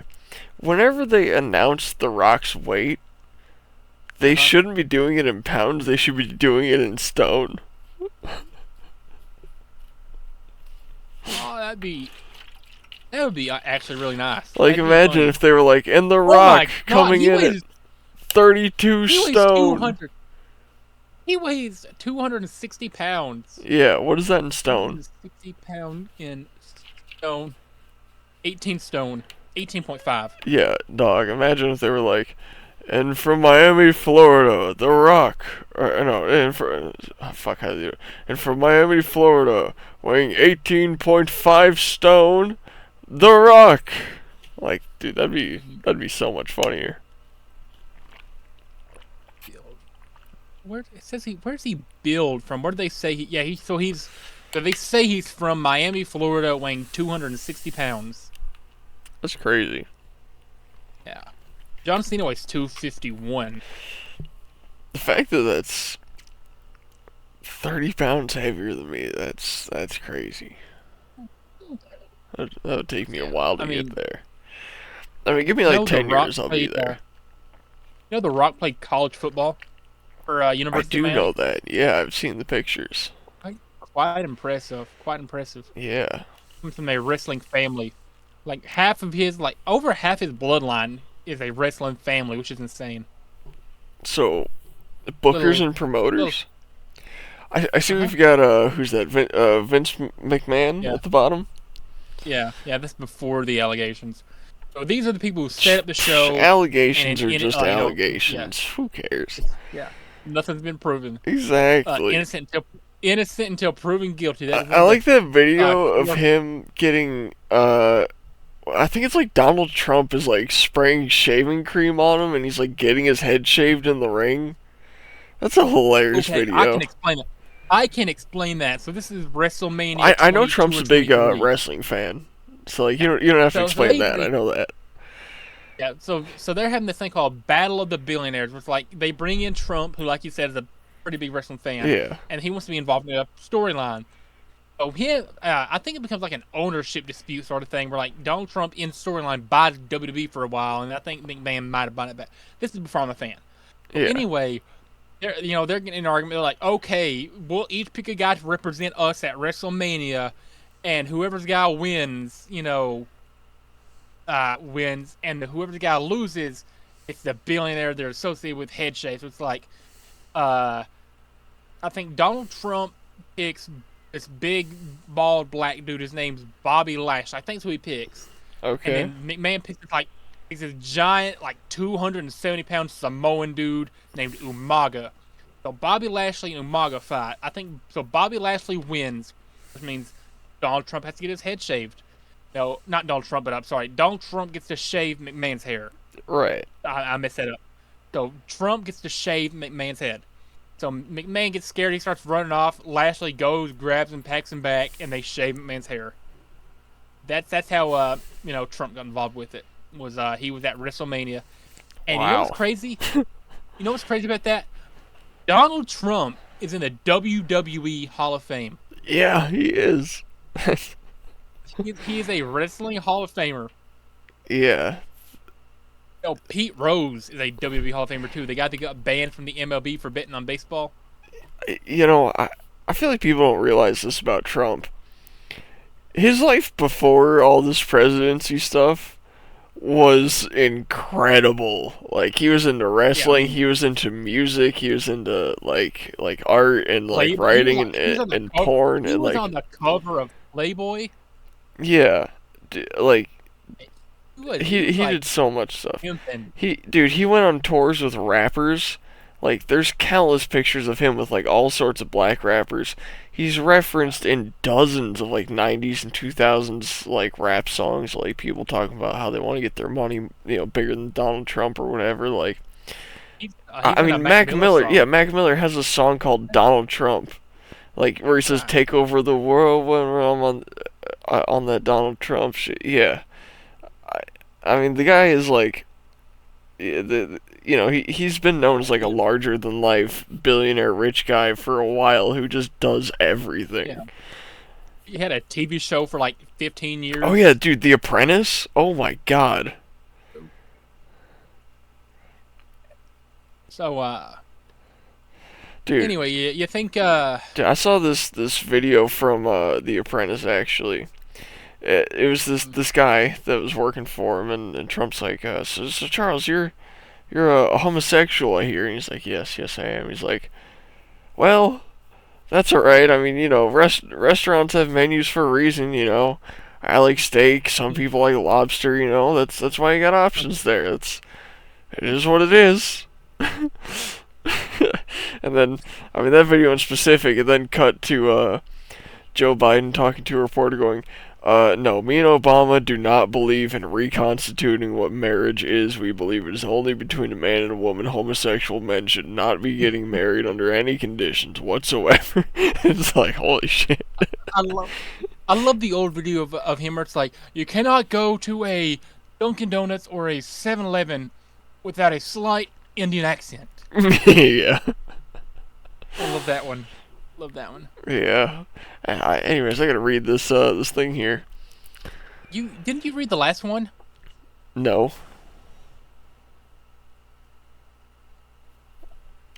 Wait. Yeah, because No, I did. Yeah. Yeah. So, bookers / promoter. This is the people who set up the shows in any native way. Bookers are the people who book the show, which is like, setting things up for stories, putting matches where they're going to be for the night. Promoters are the guys who promote. They get the word out about their shows. They're the ones who, like, try to make it known that they're having an event. They do other stuff too, but that's the basic stuff. And a lot of the time in small companies, these roles will be filled by the same, person or people, all working together to book and promote shows. Basically, try to make everything run in the, simplest form. Mm-hmm. So I guess we're ready for part 6. We can kind of like go through these parts pretty fast. This is gonna be a lot of visual references. Man, you're going off script, so like you'll start with the first couple words. I'll be reading it, and then you'll go off script. And I'm like, well, I guess it'll catch up eventually. And then you're like, I guess we're ready for the next one. I'm like, but you didn't even read it. I read in every word on here. I'm just adding insight as we go for like what I want to add. Yeah. Part 6. How is this part 6? This is slide 20. Anyways. We're on we just did part 5 was non-wrestling roles. Oh wait. Oh yeah. Remember, I can't. The reading comprehension is not quite there. We've talked about this. I've hit my head a lot. Anyways. Are you sure that you want to wrestle then? Yeah, I mean it's already fried. I might as well finish it off. All right then. There are a lot of moves that you'll see used across matches. There are basic ones that everyone involved with the show should know. So let's cover. Fuck's sake. So, I never liked reading out loud in school, by the way, if you can't tell. So let's cover some of the big basic ones that I guess that's me, actually, should know, especially. I won't count punches and kicks and that basic stuff, of course. Remember these! Okay. Oh, God. Clothesline, a classic. Everyone knows the clothesline. Yeah. So, attacking wrestler drops the opponent by either running into him or stopping him with an arm held out. Much like a clothesline is formed with a wire and you hang close. It's not flashy, but it can be really cool and brutal when it's done well, like this picture here. Yeah. Another sad fact, the dude in the white pants here used to be in a team with Luke Harper from earlier. He is also now, unfortunately, no longer with us. But that is Bray Wyatt. You know, it seems like when you suffer major amounts of brain damage, you just kind of don't wake up one day. But he had like health issues. I think it was like either a heart issue or Well, I mean, an yeah, look at the illness or size of something. that guy. You think he's got a good heart in him? Yeah, but he was actually like close to being able to return to the ring, but he died before he was able to Oh. make his return. That's also a thing Rest in with peace, Bray people Wyatt. with Down syndrome. They usually die in like their 30s. They just like stop breathing one day in their sleep and just that's it. Wow. Yeah, it's pretty random. Dude, I saw an ancient guy with Down syndrome at Dollywood a couple days ago. I, Really? dude, this dude had like the horseshoe baldness where like the top is gone, but he's still got the sides and back.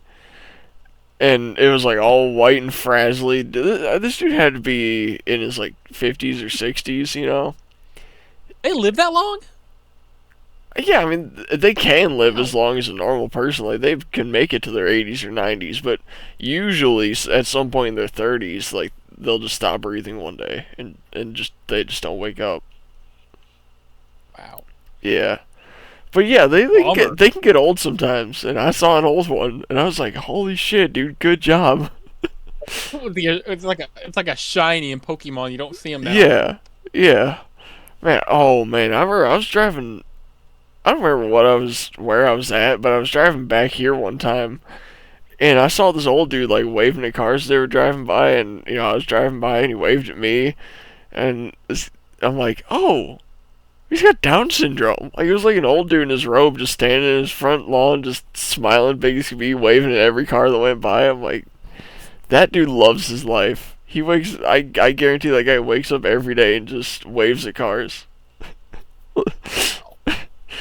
Yeah, when you see an old person with Down syndrome, you're like, man, you've had a good life. I know it. Like just like a whole life of believing in Santa, bro. That's the dream. Dude, Believing in imagine Santa. being like 60 and still thinking Santa's real. Like, you I still don't stopped question. believing. Yeah. I stopped believing at the age of like 10. Dude, one day I was like 8 or 9. I was just laying in bed next to my mom. And I went, "Mom, is Santa real?" She looks at me and she goes, "No." I went, "Okay." And that was about I've been it. I've been seeing a lot of reels recently talking about like how Santa feels giving kids presents based on their parents' income. Yeah. This is something I never thought about when I was like a kid. That's Man, like the difference in presents. Like the rich kid at school will be getting better stuff.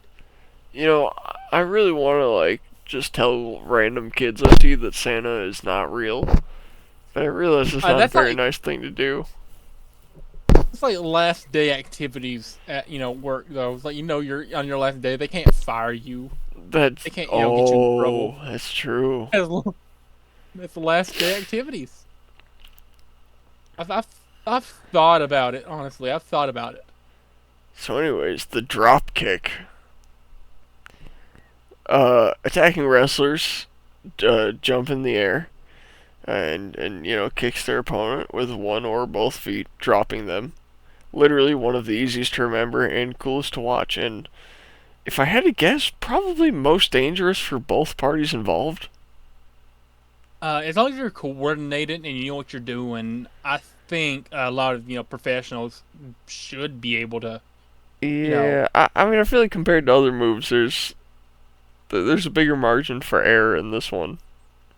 I think like if I think it comes down to time, and it's like not everybody's gonna be able to do this move, but most every trained professional is gonna be able to take the move.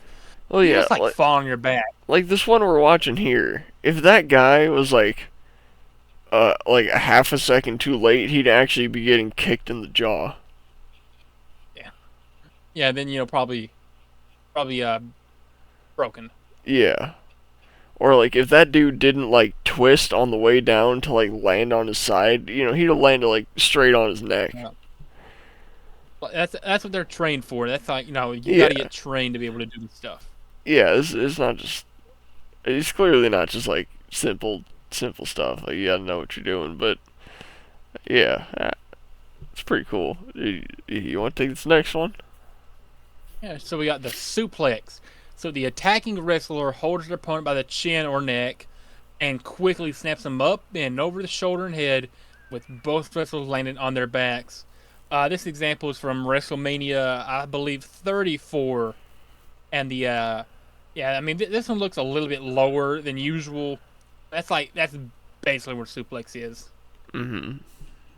Sometimes Alright. you see guys showing off and like holding them straight up in the air before falling back, but it's not that common. The German suplex. That is Brock Lesnar, yeah. I like how you can just tell Brock Lesnar by the general like shape of his head. Yeah, because nobody else is built like Brock Lesnar. Yeah, I mean you look at his body and you're like, yeah, that guy's a tank. But it could also be one of the other 10 biggest guys in the world. But you look at the shape of his head, and he just has such a unique, like bulldog-like head that you're like, yeah, that's Brock Lesnar. Yeah, love Brock though. Yeah, no, great guy. He's just a goofy-looking fella. Well, he's had some allegations against him too, but I don't believe I it. forget. Yeah. Apparently has like R. Kelly like golden shower thing going on, I believe. I mean, you know when like you see like a super aggressive dog and the owner's like, oh, he's a sweetie pie, he wouldn't bite a fly, and he's like actively trying to kill you. Like that's Brock Lesnar, dude. Like I believe, like you could accuse him of anything, and I'd believe you fully. But I'd go, nah, he's such a sweetie, he wouldn't do it though. Right. Like I fully believe he's capable of doing anything anyone accuses him of, but I don't think he'd do it. He just doesn't seem like it. I think this is yours. It is. It is. I'm just staring at Brock Lesnar. And I'm like in love, man. Brock is. Do you remember the Triple H guy that we talked about on the previous episode about how he flipped his lip top? The dude with the long hair in this clip is Triple H. Okay. Before he was basically the owner of the company. Yeah. So in this variation, the attacking wrestler holds his opponent's waist from behind and snaps him back. The landing depends on who delivers and takes the move, but can look nice. It is most well known as a move of Brock Lesnar. Brock is in the red and black here. Hell yeah. That's such a fun move to watch. He just like yeah. He had like a run of dominance back in like 2015, 2016 when he was a champion. And he would just like throw people around sandbagging like it was nothing, like ragdolling with this move. See, I'm talking like 8 to 10 times a match. He would just like break this out and just like he called it Suplex City. He just took them to Suplex City. And see, if you're gonna do that, you like have to be Brock Lesnar size to pick up a grown man, throw him over your head, and then slam him on his back. That takes insane amounts of strength. Think you could be able to do a German suplex when you're in the ring, Tommy? Maybe to Sean. Maybe to someone like incredible. Like in this case, Triple H is a huge guy. Brock Lesnar is 2 huge guys in one body. That's why he can do this so easily. I'm just curious. Triple H weighs 256 pounds. So what is Brock Lesnar? 310? Brock Lesnar weight is 287. I don't believe that. That has to be at his lowest. Keep in mind, Triple H is. That has to be before he got into bodybuilding. Yeah, Triple H 6'4", 256. Brock Lesnar's 6'3", 287. I don't believe that for a minute. His weight has to start with a 3. At least in this video, that's 310 right there. That's 310 throwing 250 around. That's what he's been billed at most recently. That's what they say he weighs. Yeah. All right, ready to move on? Yeah. Okay, we've looked in awe at Brock Lesnar for about 2 minutes now. It's not long enough. So we got the power bomb. So the attacking wrestler has the opponent sitting on his shoulders, facing him, or throwing him or dropping him onto his back quickly. The attacking wrestler sometimes sits during this drop, so like the one in the video GIF here. Yeah. In these cases, it's called the sit-out power bomb. it's often used as one of the finishing moves. You know, like the signature move that most guys will do. Everybody has their own, trying to end the match. Yeah. Typically, a lot of guys can, like, you'll see this used most commonly as like a guy's attempt to finish a match. But yeah, that's basically what the power bomb is. I just gotta wonder. I feel like you would know this. When he gets back up, does his mohawk stay in the same shape? Or did he just Yeah. bend it right there? I think it stays in the same shape because like a lot of gel or something probably. Okay, I had to wonder, because I'm looking at that, I'm like, I feel like he's coming out with like a half-bent mohawk from that, but that, yeah, okay. Right. So when I say this is often used as a finisher, I don't mean it's always a finisher. I'm having the entire next section is about like iconic finishers. Yeah, I get it. Yeah, but you'll still see this move quite often. Oh my god, I just went to the next slide. Yeah, okay, yeah, you're ready. You're good. DDT. Oh my god. Guys, Yeah, but watch that video a couple more times. Just... God. Oh the dude god, I hate that. I hate watching that. The dude in the pants, though, that is Seth Rollins. He's like iconic, like known, notorious for being one of the safest and like best like in-ring guys to work with. Like a lot of people have said that like he is one of the safest guys to work with. The only major injury he's had with an opponent was like when he broke John Cena's nose. Not doing that, he broke John Cena's nose with, like a kick or like a leg to the face or something around that same time period. I mean, like, you can see how he's like being safe there and like protecting himself. Yeah. But if you've ever hit your head really hard, that's like one of those ones that makes your head itch. It hurts so bad, you know. If that was a real one. See how like Seth has his like arm like landing on the ground. Yeah. Cena's breaking his fall with his arm. It's easier to see at this angle. That's why I picked this one, so it doesn't look like he's actually getting killed. It did the first time I played it, though. I saw that, I was like, dude, did he actually just slam his fucking head into the ground? But is that don't tell me the other guy's name. I'm gonna guess it because Roman Reigns, right? I just said it like a minute ago, but it's Seth Rollins. He was in a team with Roman Reigns for a long time. No, the guy in the black, the other guy. Is that him? Seth Rollins. It's Seth Rollins. I thought you said Seth Rollins was in the shorts. Oh, with the guy outside the ring? There's two guys in this video. Okay, so Seth Rollins is the one doing the move. John Cena is the dude taking the move. Oh, that's John Cena?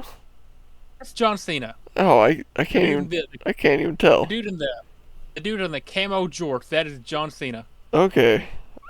I've never seen him in the camo ones. I'm used to the denim ones. Yeah, he you can usually tell with those style knee pads, the jort, and the low top tennis shoes he wears that it's John Cena. Yeah, I guess the shoes should have gave it away. Anyways, yeah, DDT. Attacking wrestler has the opponent in a headlock at an angle, holding his head under the arm before driving his head into the mat. That's a violent looking move, though. I don't want to have that attempted on me. I don't want to attempt that on anyone. That's like, no, no, thank you. I mean, it's like one of the most common ones though. Man, no, you can say that for someone else, cause no, not for me. Alright. I guess we'll move on then. So, obviously, this is far from every move in wrestling. I need to put a period there. Again, I'm missing a few punctuation marks and stuff. Honestly, there's probably thousands of them at this point in wrestling history. There's a few ones that everyone should know. These are a few ones everyone should know. And most wrestlers perform at least 2 or 3 of these in their, their bag of tricks regularly. They won't perform in like every match, of course, but like most guys know how to do at least 2 or 3 of these, or have attempted them at some point, I should say. Mm-hmm. Like clotheslines, everybody does, and DDTs for the most part, most people do. Well, can I say that I kind of did some wrestling moves today in real life? Which ones did you do? I mean, not exactly any real ones. So, me and my stepdad were in charge of dinner today. That's the only reason it didn't come out at 8 p.m. and we all ate and we're done by 6 because I was helping. And anyways, like right when we had like the last thing in the oven, and we're like, all right, we got like 10 minutes. I'm like, guess what? I rolled a ginormous joint. Let's go smoke it. So we did, right? And we're high as fuck, like stumbling around the kitchen, just drooling retarded. And I just grab him, right, and start like picking him up, and he's like, "Oh, stop! What are you doing?" And I'm like just grabbing his arms and legs, just trying to like pick him up in any move I can. And I eventually got him up into like a chest press position, or like like a what do you call it, like a hang cling sort of thing. And I've got him like up on my chest, about to press him up. Gorilla press.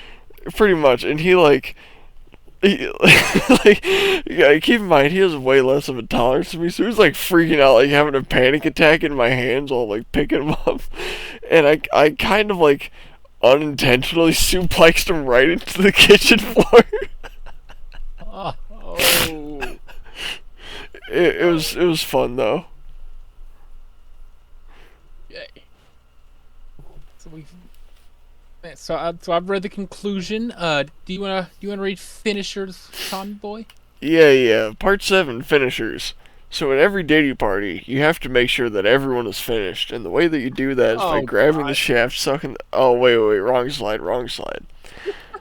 Alright, part 7, finishers. Every wrestler has their signature and finishing moves. These are moves that they become known for and are meant to be more powerful and dramatic, and in kayfabe meant to. Kayfabe meant to. I'm gonna call it kayfabe forever. What the fuck? Why does it matter? Because it's an official term in the industry. I'm changing it, motherfucker. Deal with it. So, alright, they got the signature moves. They're more powerful and dramatic, and in kayfabe meant to attempt to finish an opponent, hence the name.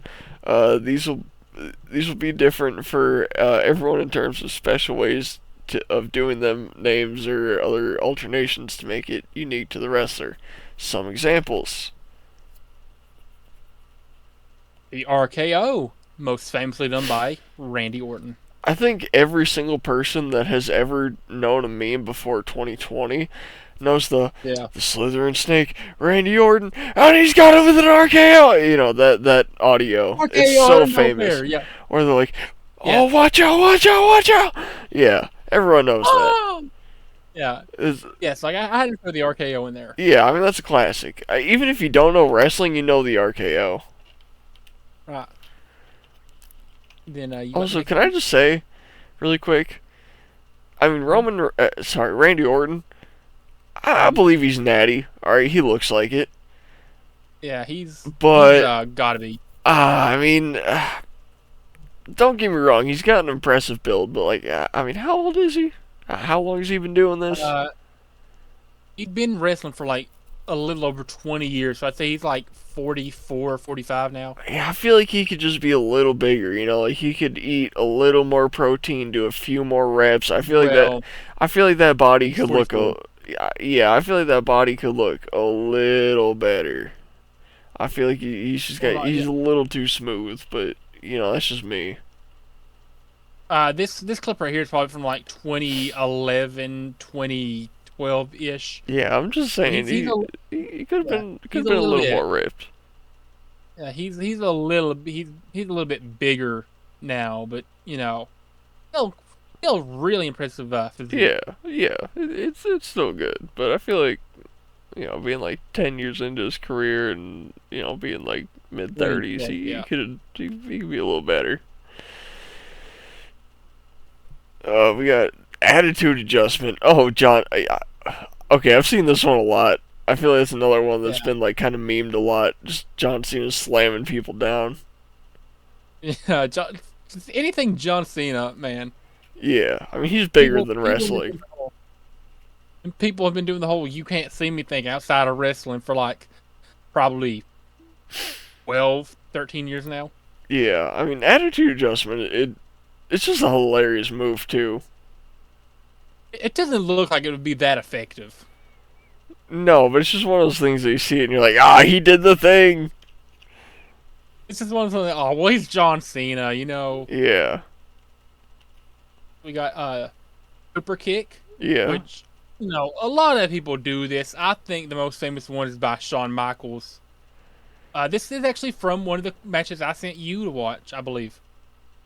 So Yeah, I they, believe it is. direct clip. Which, by the way, my favorite wrestling match of all time. It happened before I was a fan, but after going back and watching it, it is one of my favorite matches that I've ever seen. I love it. I gotta say, I'm not a fan of this one because it's literally just like a karate high kick. I mean, like it's pretty impressive to be able to get your leg up that high to go the chin of a 6 foot, like 6'7" dude. Undertaker's probably As like someone six. with very, very flexible legs, this does not impress me at all. It's impressive to me who does not have very flexible legs and cannot get it that high, that fast with good timing. I don't think I get it that high at all. Yeah, I know I could do this. Like, I don't know. I think that's one of the reasons this doesn't impress me that much. Is like, I know I could do this with, like, no training at all. It's so easy.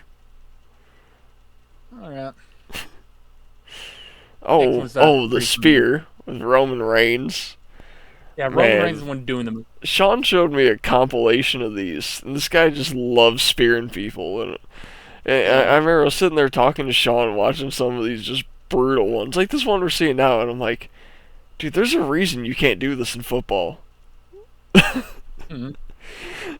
But man, that's just one of those moves you see, and you're like, fuck. Even if that's staged, that hurts.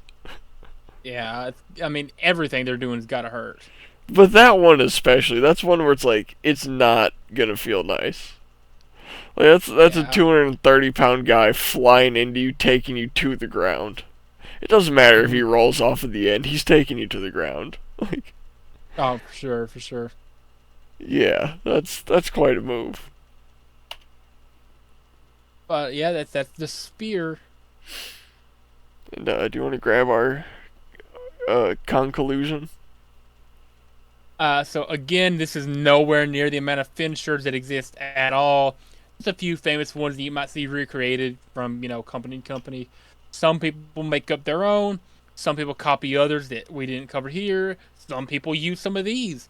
Every single wrestler is different. In most normal matches, the ending will be a win by pinfall. What is pinfall? Well, the wrestler attempting it will have the opponent in a prone position on the mat or anywhere in a falls count anywhere match and attempt to pin the opponent down. The shoulders of the person being pinned must be on the mat for the full 3 seconds, which we all know is really like 5 or 6. No, it's 3 count. It's actually 3. Yeah, but they're like 1, slap the ground, 2, slap the ground, 3, It's like and then they like 2. wait to slap the ground after they say 3 for it to be official. It ends up being like 4 or 5, maybe 6 seconds. Yeah. Plus, like the shoulder contact thing. Like, let's say you're in a position like this right here. That guy could very easily like twist his hips to the right and like pick his elbow or sorry, pick his shoulder up off the ground for like a second and like theoretically reset that timer, right? Yeah, that's what happens. So you could just sit there and like twitch around and technically never get a pinfall because you're just like barely lifting your shoulders up. Oh well. You want to finish? Yeah. If they can get one or both shoulders up, it's a kick out, and the match continues.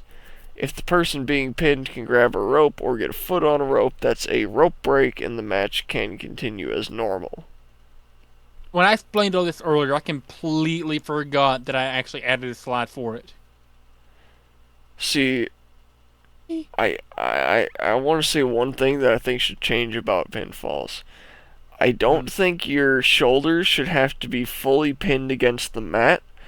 I think they should have to be within an inch of the mat and without most of their mobility. It's been the same way for like over 100 years, Thomas. I know. I just don't think it's fair. It's all scripted anyway. Yeah. We've got submissions. You on that slide yet? Yeah, I'm on there. We got when you try to make your opponent tap out. These are done in a variety of ways, mainly applying pressure to in story, cause immense pain or make them nearly pass out. Like I said, of course, in performance, the person being held can attempt to escape and fight back, or tap out and just accept the loss. They can be really iconic. I included an example for you, which is the figure 4 leg lock by none other than Ric Flair. I love Ric Flair.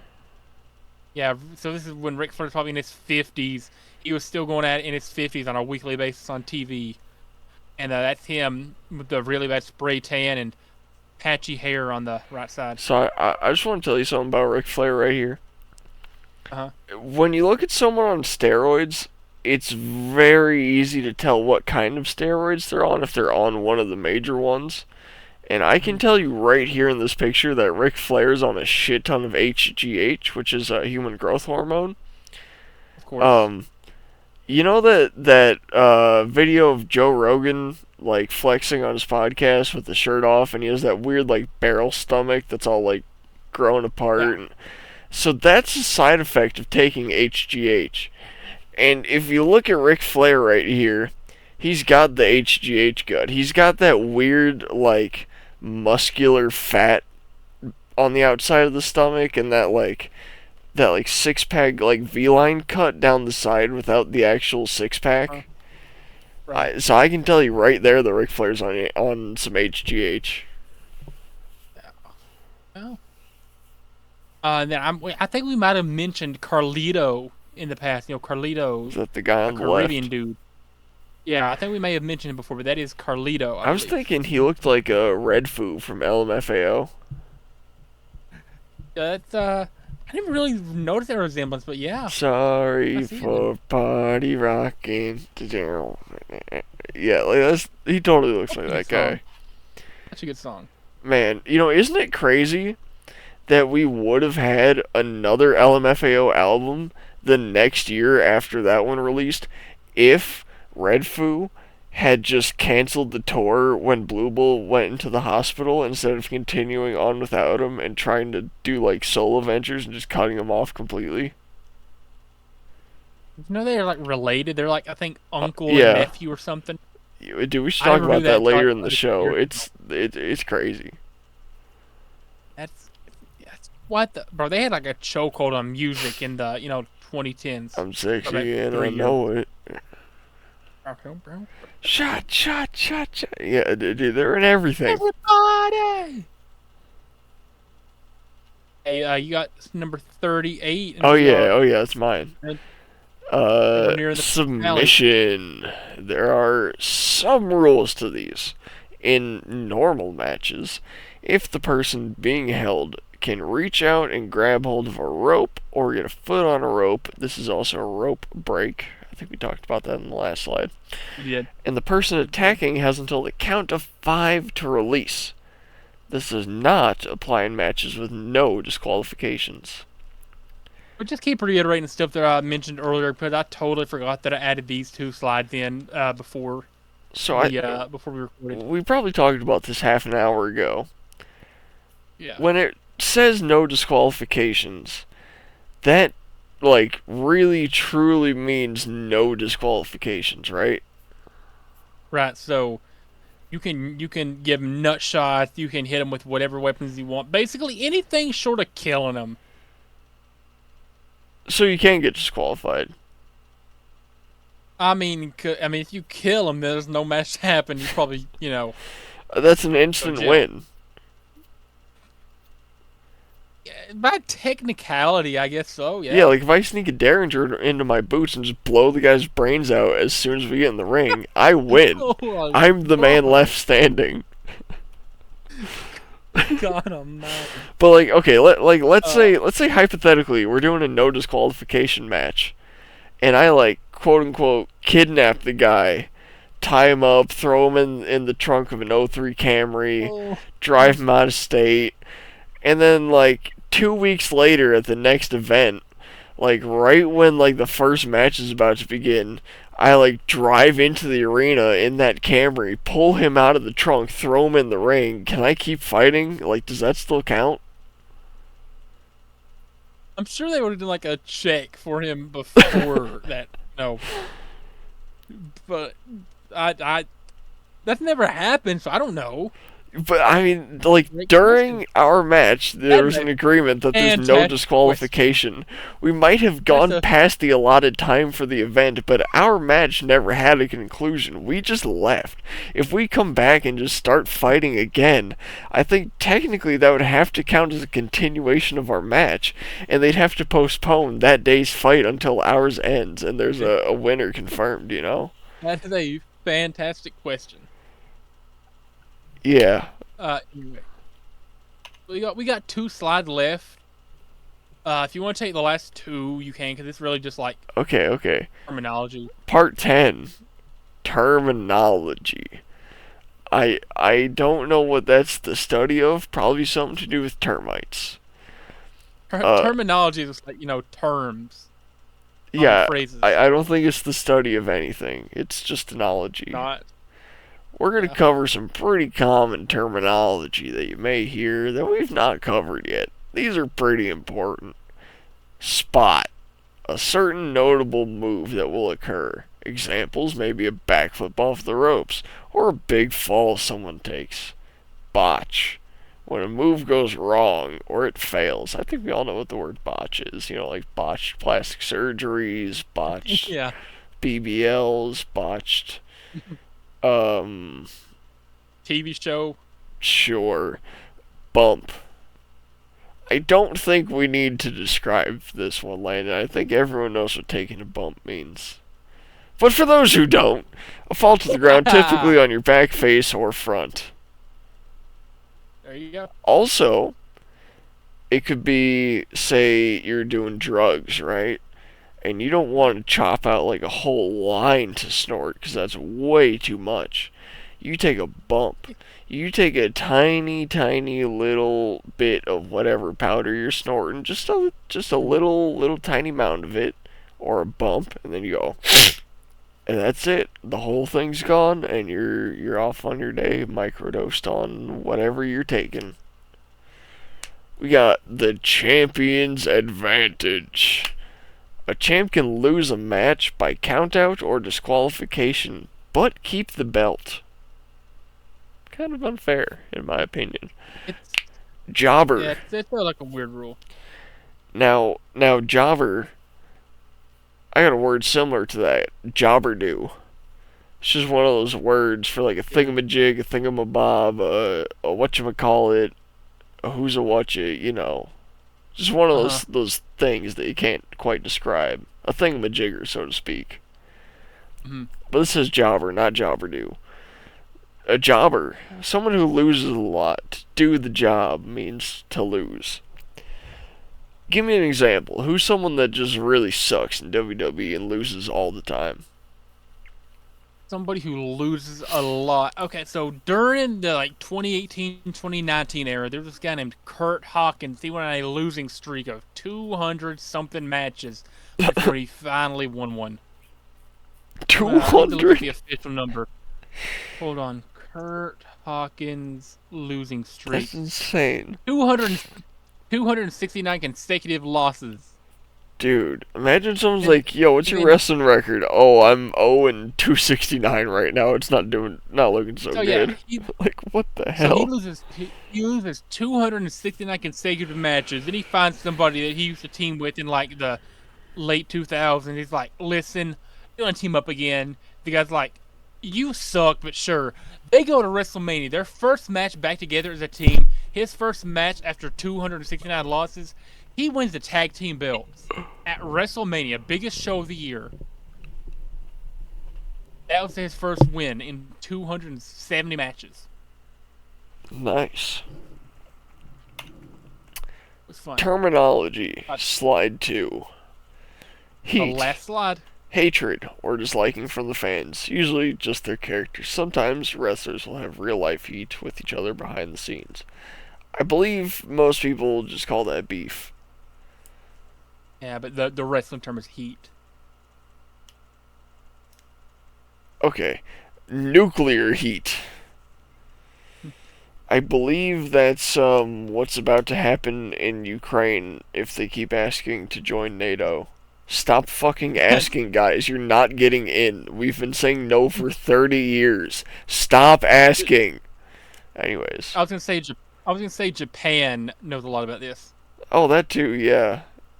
Mm. Was it the Fukushima where the thing melted down?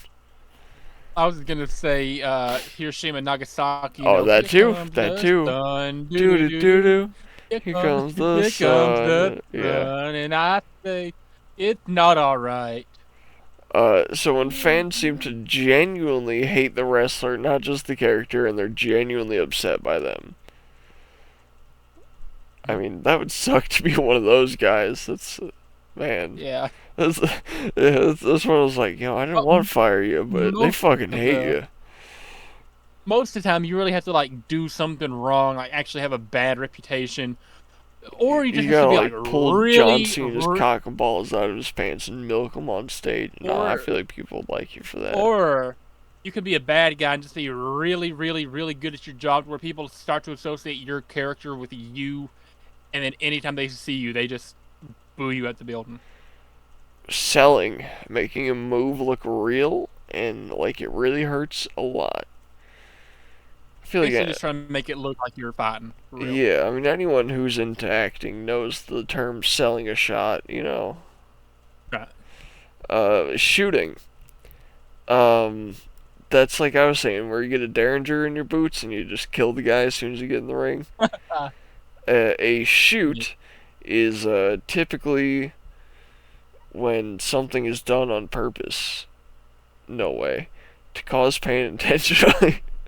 This can also mean giving real life answers in interviews, encounters, etc. It's like you'll see occasion like shoot fights where like they're actually starting to go at each other. They start shooting mid match. Like, dude, that's what happened at the midget wrestling. I sent you some of those reels, the videos I took there. They're like real deal fighting each other at some points. Let's say like you and me are having a match, and like at some point in the match, I accidentally I again completely accidentally, cause you some actual pain by like throwing a punch that accidentally lands or something, and like I'm gonna start shooting on him. So then you throw punches my way that like legitimately hurt because of an accident I made. That'd be called receipt. First of all, you're trying to get your get back, but it'd also be shooting. And then on the opposite end, you have like shoot interviews or shoot questions where it's like, let's say you're interviewing me, like, and I'm a wrestler for a company, and instead of answering in character, you ask me like, oh, who's the worst person to work with? And I like give a legitimate answer. I'd be like, oh, like Jim Bob over here. I hate working with him. I start like, ranting about him. That'd be a shoot answer, a shoot interview. Okay. So I know it was a bit lengthy, but like I wanted to get you totally like completely up to speed on like what Sean's want you to be doing. Yeah, I mean, I totally get it now. Any questions? Anything you need to know? Anything you don't understand? When do we start? Whenever Sean can get the company started. I don't. We're just associated with it. Yeah, that's true. I mean, we could get to the ball first, steal it right out from under him. Yeah, but like, do you want to do that to poor old cute old Sean? No, I'd rather do this, be rich and famous on our own, have him do that, and then we just like do this whole like cross promotion thing between us, Like we'll have him on here to like promote his new events and be like a frequent special guest, and then he'll put like posters up of our show so we get like more viewers and stuff from people who are like at FWC events. I mean, I kind of want to work with Sean though, because Sean is a mastermind behind all this. He's the one who gave he's the one who gave me the idea to join his company. Yeah, I mean, he offered me. Yeah, we're gonna work with them obviously, but we'll do some cross promotion between us too. Yeah. So knowing it now, would you be a face, good guy, a heel, a bad guy, or like anti-hero, tweener, I've been quality to saying I both. want to be an anti-hero. Are you going to be I anti-hero? want to Okay. be a guy that like you never agree with, but you can't say he's wrong. Excuse me. Anyway, still no ideas on what you want your wrestling name to be. I want it to be something gay. Gay. I mean, I got not nothing. really. I got nothing for that. I Listen. Me and And Sean have like a whole like 20 something page long. I may have mentioned this before, like a whole document full of like stories and stuff. And I got it. I've not added to it in a while, but Tacitus Kilgore. what? Tacitus Kilgore. Do you mind explaining that? I'm kind of sad that you don't understand it. It's just it's a reference to my favorite game of all time, Red Dead Redemption 2. Okay. See, basically the gang, Yeah. right?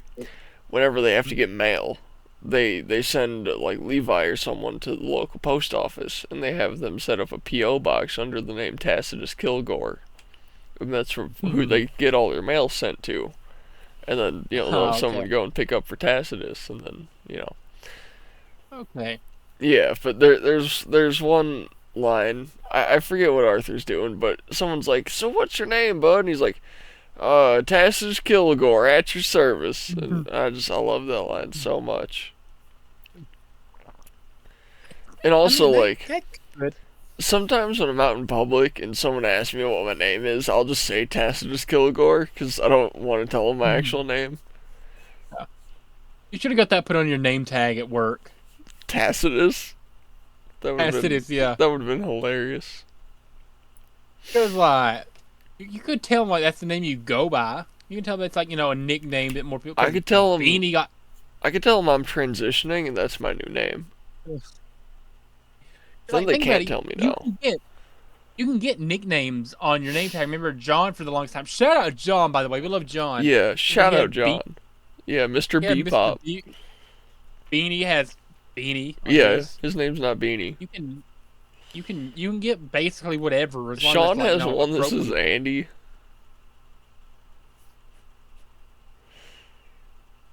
That's just double shout out to John, bro. I love John so Yeah, much. triple shout out to John. I can like same thing as Larry. I cannot say enough good things about John. Yeah, I mean, you can just stand around that guy and he's got endless stories to tell. It's like you can just like run into him at lunch and like he'll be able to immediately like recall like the last 10 encounters you've had. He is Mm-hmm. such a G. Yeah. Such a G. Such a cool guy. Yeah, me and you had lunch with him this past weekend. I had at work. Just not had Not lunch exactly with him, but lunch. We were walking out of lunch and caught up with him. Yeah, we had lunch together and then ran into him. We had lunch with him a couple months back though. Dude, every time I'm walking like out of work and I'm like going past the DPE, I always look for him and I never see him outside. But apparently he was out there. He was telling us about the experience working the bus, having to give tours. 6 people at a six people at a time. time. I Yeah. thought it was like 8 or 10. Like I thought they got through Yeah. it a little quicker. 6, dude. I mean, I get it. Like you get to like really look at everything. You're not just crammed in there. That's kind of cool. But holy shit, 6 people at a time. Yeah. Like I cannot imagine having 6 people on this RV right now, man. Yeah, I mean, like it- the it one feels- I'm in sleeps 6, but like Yeah. I don't The know. one I'm in probably sleeps 4. I think that bed in there can fit 2. This table I'm at, 2, 3, somehow 4, folds 5. into a bed, and then the couch is like right opposite me turns into a bed, so it sleeps 4. This sleeps 7. Technically, you could make it sleep 8 if you put a table up in front of the bathtub and then there's like a mat that goes across basically the space between the tub and the other wall. It's not really a bed though. It's like an emergency lay down cot thing. The area where we had the TV, I showed this in the last episode, I think, the RV tour. You can take the TV out. You can take all the cabinets and stuff around it. Like, a lot of people do this. Like, take pretty much the entire like entertainment console center out and put a bed like loft above the driver's area. We're not gonna do that, I don't think. But so you could technically do that and have it sleep 5 or 6. But I think for the time, like, it only sleeps 4 than what I'm in right now. Dude, you know what I think about like every time I go by a semi truck? What's that? So you know how some of them have that big plastic like ramp on the top of the cab that's just like hollow in the back? Uh-huh. I always think like, man, if I was homeless, I would just like sleep in one of those. And then like when the truck starts moving, I'd just hang on and go wherever that truck takes me, you know? Like, imagine getting to panhandle a new city every day by just Kinda like, like train hopping. yeah, by like just hopping on the top of trucks. I mean, that'd be pretty fun. Yeah. Dangerous but fun. I mean, danger isn't, dangerous really, if you think about it. Nothing's dangerous. What is danger, anyways? My middle name. Define danger. Being in peril or in a situation that could be harmful. I disagree. I don't think danger's real. I think danger is a mindset. I think danger is being a scared little bitch. I think danger is only an admittance of weakness. I think if you got the ability to do something, if you're stronger than the thing you're trying to overcome, you shouldn't be scared of it. Real quick, Thomas, you Yeah. knew this was coming. Did I? Think you could entertain the crowd for like 30 to 45 seconds. Piss break number 1. Listen, Let's man. go. I've been drinking I drink 2 of these per episode. Try to keep me hydrated. I gotcha. Okay. Just entertain them. Don't say anything that could get us thrown in, jail. Yeah.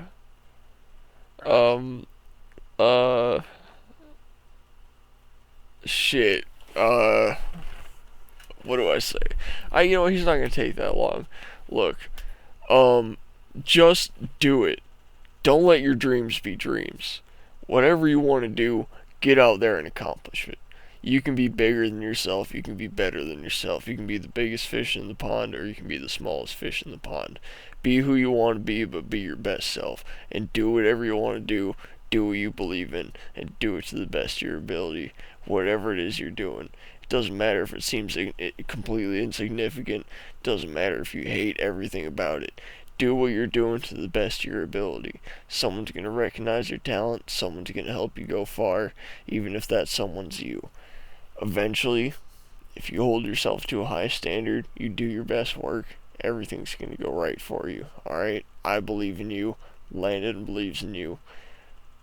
But you gotta believe in you too. You gotta just get out there and just do it. You really, I can't stress this enough. You gotta just do it! Yeah, so now that Landon's back, I guess we can... Alright, yeah, what'd I miss? What did you tell him about? I feel like I always ask this. You know that Shia LaBeouf video where he goes, just do it! Yeah. I was quoting some parts of that, and then I got into my own sort of motivational... Yeah, I was quoting that for a minute, and then I got into my own motivational speech, and then you came back, and I was like, remember, just do it! Yeah. Alright. Motivational speech. I feel like that's new for you. Yeah. As far as the podcast goes. I'm It proud. might be. You're finally getting away from your racist rants that you usually go on about, It's just the the New Christmas World spirit. Order. The New World Order or something. Yeah, I'll be talking about Jews next episode. It's a Christian holiday. I gotta keep it Christian today. Yeah, I got you. We need to do at some point in the future like not a podcast. Right. An I think we're doing episode one already. like I mean, it's like when you do an episode of a PowerPoint night, where like we each make our own like comedic Oh, PowerPoint okay. and then present them to yeah. I don't know if we could do that in the next episode or not. If you'd be able to prepare like a comedy one. I think I've got a few that I'm sitting I on. mean, we got like a week and a half to Not get it yet. ready. Yeah, yeah. We're stockpiling like 2 or 3 episodes right now. Yeah. I'm sure I could throw together some. We could just do like every few episodes have its own like theme. So instead of like doing like a game night every few episodes, we do like we had Unqualified Game Night was the most recent one that got posted. Mm-hmm. That's the most recent one. Well, Yeah. okay, as of recording. Yeah, As of we're recording, gonna have most episode 8, the first face cam episode, up tomorrow. Yeah. As of recording, by the way. Yeah. As of recording. So December 26th is technically tomorrow. I'm trying to think. But, instead of doing Well, just not like technically, Unqualified... it is. But I feel like every like 7 or 8 episodes or so needs to be like a fun episode. It's like, we do like, we did game night. Yeah, we could do like a comedy slideshow night. We can do like invite like a viewer or something. All one of our Viewer, one of our that would go hard yeah. actually. Once we start getting some viewers, we just get like Yeah. the wildest commenters Ooh. on. Have like an open mic night where like we bring a viewer in like a full like 5 minutes of show, just try to like impress us. Maybe. Dude, you know how Kill Tony does the bucket pulls where they get people out of the crowd to go up and do a minute? We should have If we're something doing, like that. live. If we're doing like live, broadcast or something, have like the bucket full, the unqualified comedians. Yeah. Unqualified comedy. Yeah, I mean, I think we should. Okay, here's the thing. $1 million idea. Virtually everyone that goes on Kill Tony from the bucket pulls complains about one thing. It is hard to be funny in a minute. I mean, even for the regulars that go up there all the time, it is hard to be funny in a minute. So I think. So we'll probably give them like 3 to 5. I think 3 minutes is perfect. I think we should have. Yeah. I mean, it doesn't have to be comedy, but I think for our unqualified bucket pulls, like, eventually we'll get to a point where we're just doing live broadcasts that turn into a video once it ends, and then we'll have like some requirement for you either have to like guess a certain thing in a comment, or like whoever leaves like the best comment that we just like the most, we're gonna pull you up, and then you got 3 minutes to impress us with something. It doesn't matter what it is. Maybe you're live streaming off a GoPro. You're gonna go do a backflip on your pit bike or something. I don't know. Maybe you got like a cool car you want to show off. Maybe you are like really racist, and we get you on here and you start screaming the N-word.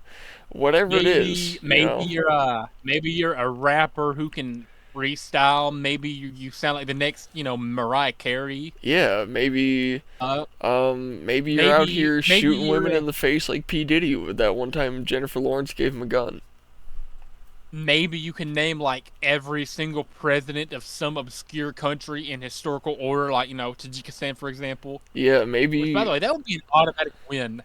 Yeah, maybe like a detailed history of the entire Balkan states from like the day the USSR fell to now, and you want to like explain that to us in 3 minutes. So whatever you got. You want to like do an impression of moments from the show? Yeah. Go ahead. Do you want Whatever to? you want to do. Do you want to do your best Bill Cosby impression and talk about that time you went to the dentist? And that's one of my favorite bits from him. If you did like a perfect recreation of that on the show, I'd give you $20. I mean, I would also offer $20. Yeah. If you Listen, like, and praise 2 other him on the air. dudes want an Eiffel Tower on here, we'll watch. We'll give you We'll have more to than 3 censor it. minutes. Yeah. Answer it, We'll but give you as long as you need. It'll be part of the show. I'll make it my if you background. want to if you're like a really good competitive eater and you want to throw down an all-star special from Denny's, we will personally fly out to you and just bathe you in maple syrup. I think we should make a special offer right now. Eventually, we're going to have to raise the price. I think right now, if you give us, we'll say, $1,000 cash plus an additional 250 for travel expenses, we'll fly out and do an episode with you. Yeah, I mean, I don't know who would want to do that, but Exactly. So that's I would do it. 2,500 Yeah. bucks. You can get both of us anywhere in the continental United States. So not Alaska or Hawaii. Sorry for anyone out there, but anywhere in the continental United Ow. States, we'll fly out and do an episode with you. As we get more subscribers, that number's going to go Yes. up because way too many people are going to be willing to pay that. But for right now, Now we'll I start do want to there. say, if you have connections to the Australian KFC girl, I will waive my fee completely. I just cut that fee I in half. You agree. only have to pay Thomas. You just have to pay for my travel expenses. No, you don't have But to. my booking fee cut completely out. Yeah, You only have to pay for me to travel. If you have connections to that, fine woman from KFC, we that could be your payment to me. I think we showed the number on stream here, and maybe the restaurant or something. I think we talked about where it is. Uh-oh. No, I said the Oh, we address may- on here. I said the address. That was it. Oh.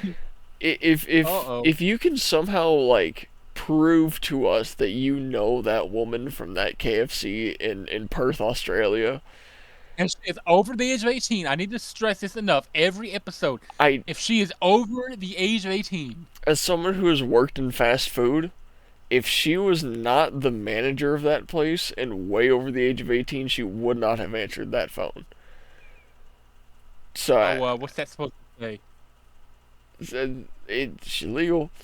Anyways, if you can prove to us that you know that woman, and you can prove that she's like maybe willing to like date Landy Boy or like get on an episode with us, we waive all of our fees. We'll fly out to you. We'll wherever you are in the entire world. We are desperate for that woman. Like I need to I need to finish what I never what I never did. I need to resume what I never finished because honestly, that was one of the greatest moments in show history. And I should That have was one of went the for the greatest bag. moments in Landy's But I life. should- He talks about it every day.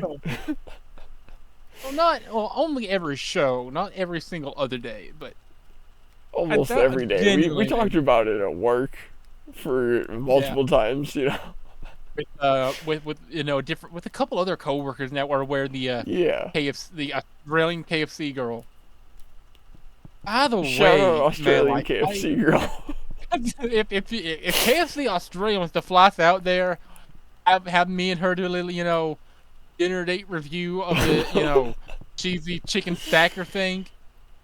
Go Yeah. ahead. I don't even need to be paid for it. I just wanna meet her and then try the cheesy chicken stacker thing, whatever it's called. I agree. KFC Australia, if you want to fly us out, I will take A lot- one cheesy chicken stacker as my payment. I just gotta meet that girl. I gotta be there to see Landon meet her. I mean, it could either be the most awkward thing of all time or like a top 2 moment in show history, not being number 2. It would be like a That would top be one an iconic- moment in world history. That was like better than conquering of whatever country in history, better than any election, better than any treaty signing. Dude, better than the founding of the me USA, better than the rape of Nanking, better than Tiananmen Square, better than 9/11, better than the Great Better Leap than- Forward, better than the better than suicide bombings in France in 2015. Hiroshima, Nagasaki. Yeah, better than Sandy Hook, better than Columbine. But like, you don't understand how great of a moment wow. this would be for the world. Because those I are all would like very terrible moments. Notice how I didn't mention the sure. Holocaust. So it would be above all of those moments. Oh, you had to go there. You had to go there. All right. I did. I had to go there. Oh no, Thomas. If anything ever gets us taken down, it's gonna be something you say. Yeah, for sure. It's gonna be a suicide mission. You just go in with a mission trying to say something, If and YouTube bans this, immediately it gets flagged. if YouTube bans this podcast, I'm banning YouTube. They're just not gonna use YouTube anymore. No. YouTube will be removed from the internet. There will not be a YouTube anymore if they remove this podcast. I guarantee it. And how do you plan on making that work? I'm gonna sever all internet connections to California. Okay. I'm gonna remotely shut down every emergency call satellite that will go over the LA area. Okay. I'm gonna break into the YouTube headquarters. It doesn't matter if they call 911, the call's not gonna go through. And then I'm going to go to their server room and just start destroying everything. I'm going to go to every computer there, rip out every hard drive, start smashing them, burning them, melting them, destroying them, so there's absolutely no chance any data could be recovered. I'm going to find whatever master computer holds the magic that is YouTube, and I'm just going to turn it off.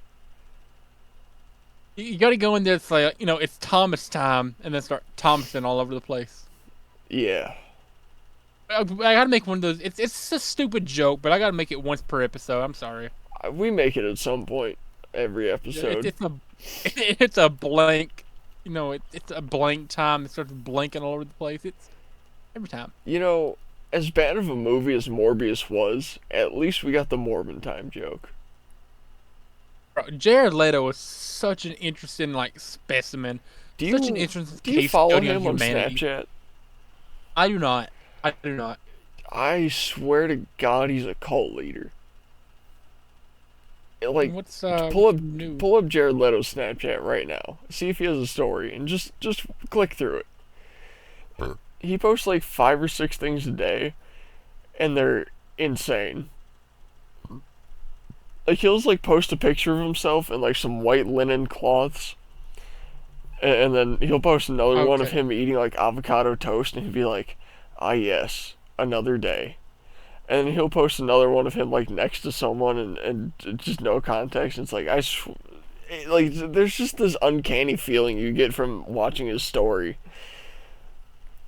So I'm scrolling through the archive of him because he doesn't have anything up right now.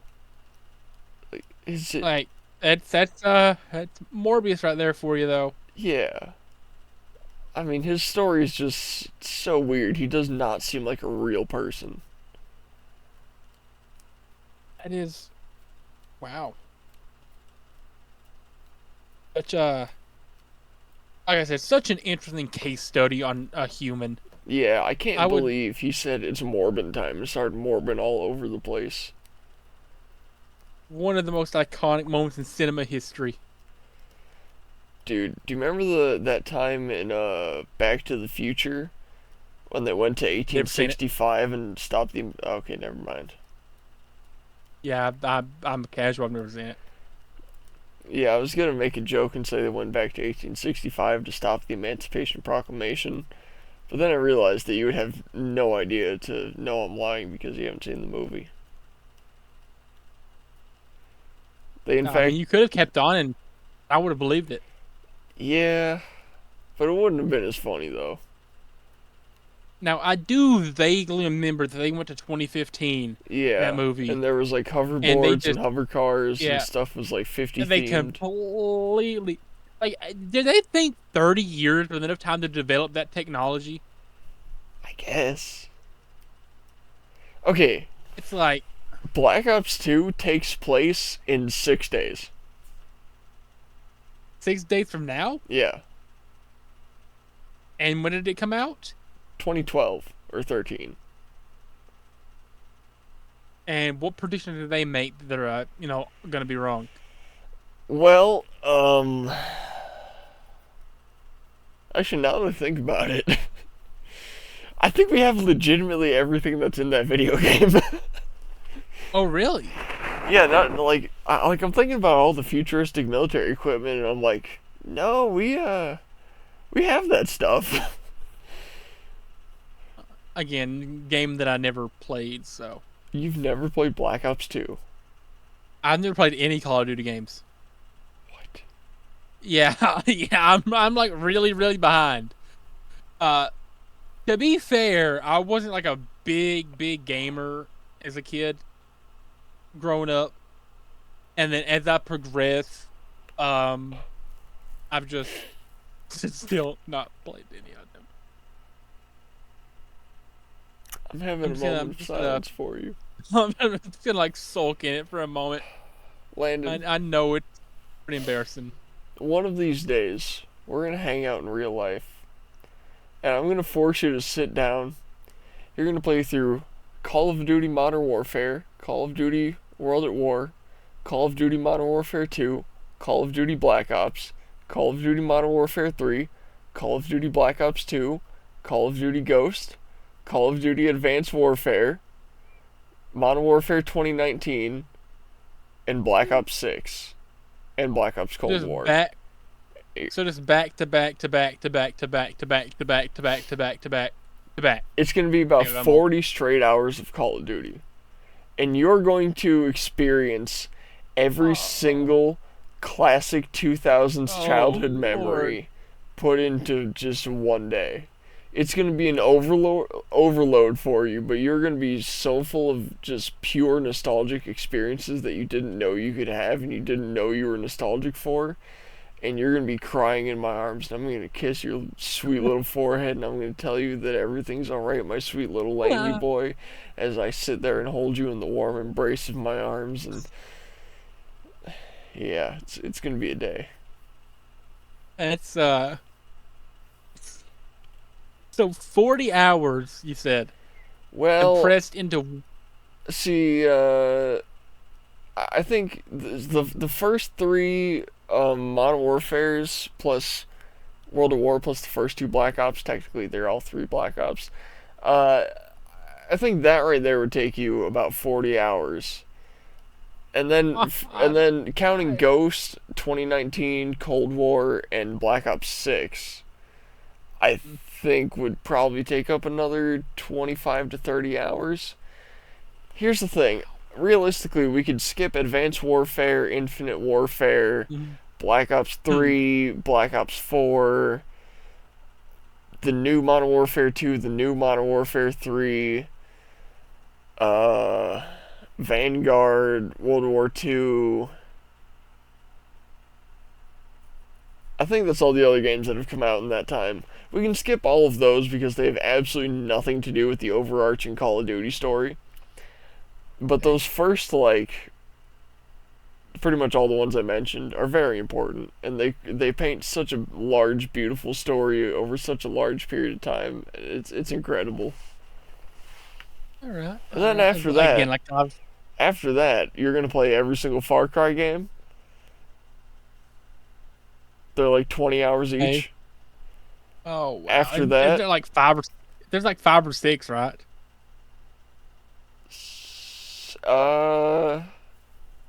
8 counting the spin-offs. God, yeah, I got a lot to catch up on. Then sure. You got to play the first 3 Dead Rising games. You got to play Dead Rising 2 off the record, which is Dead Rising 2, but with the character from Dead Rising 1, and it basically decanonizes Dead Rising 2 and turns it into a spin-off story where the guy from 1 continues into a different place.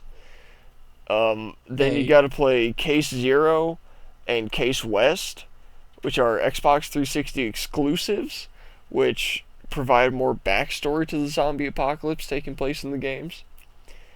That's going to be... If you do it all on your first shot, it would be exactly 11 hours. I don't think... You just know this off the dome. Yeah, I don't think you would beat... Well, so the games are timed, and you have to beat them within a certain amount of time. Oh, okay. Or rather, there's events that come up at certain dates and times, and you have to complete all of those objectives leading up to like the very last second of the game where you escape. Okay. So if you did it perfectly and you beat all 5 games, you would be there for exactly 11 hours. You're not going to do that, though, because these games are incredibly hard, and you have to beat the entire game at one time. Oh, you do? Only for the first one. The second and third have saves. That's absurd. Thankfully. That is absurd. Yeah, but yeah, you'd probably spend a solid 60, 70 hours on that. Then you got to play every single God of War game. There's 8 of them. They take. I mean, they took me about 14 hours to 15 hours each. And then the new one, God of War 2018, took me about 25 hours. Ragnarok took me about 40. Oh, and then you got to play every single Metal Gear Solid game. That's going to take you 200 hours at least, maybe 300. And then we'll start working on some of the smaller stuff. But those are all the big titles you got to get through. That's delightful. Yeah. So right now I'm sitting at probably 600 plus hours of content. 1,000. You're sitting at like 1,000 hours of games you got to play. As well as GTA 1, 2, 3, 4, Chinatown Wars, Vice City, San Andreas. Well, no, you can skip 1 and 2. They don't really matter. Like, they're not really GTA games in the same way as all the other ones. But yeah, you gotta play. Are they both? Aren't they both top-down? Yeah, games? they're tabletop games, or yeah, like top-down, eagle eye, whatever. But the point of them is just blowing up cars. Like, there's no real like point to the games, not like the other GTAs. Okay. So yeah, you gotta play 3, Vice City, San Andreas, Advanced, Vice City Stories, Liberty City Stories, 4, 5. Gay Tony, Lost and Damned. I vaguely remember seeing a DS game for Chinatown Wars. Yeah, that. Oh yeah. Chinatown Wars is on the DS. And then there's GTA Advanced on the Game Boy Advanced. That game sucks ass, but it's pretty cool. How much is a copy of Chinatown Wars now? Because I still have my DSi. I mean, you can just pirate it. It's only $40. Only $40. You can just pirate it for free. Huh. Yeah. Man. What else? Oh my God! You got to play Portal. Have you played Portal? I've not. Okay. You got to play Portal 1 and 2, obviously. That's probably 10 hours each right there. You ever played the Half-Life games? I've not. Okay, there's, I believe, 5 of them. Probably gonna take you 10 hours each. What else? What else we got? Man, there's so many games. You ever played a Wolfenstein game? Alright, gotta get you on those. I am like exposed myself bad right now. Yeah, I gotta get you on those. That's gonna be like 50 hours each. There's 2 of them. Man. There's so many. You ever played an Assassin's Creed game?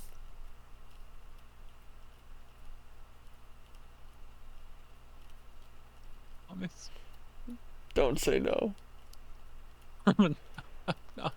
Alright, so you gotta play Assassin's Creed 1, 2, 3, Brotherhood, Revelations, Odyssey, Valhalla,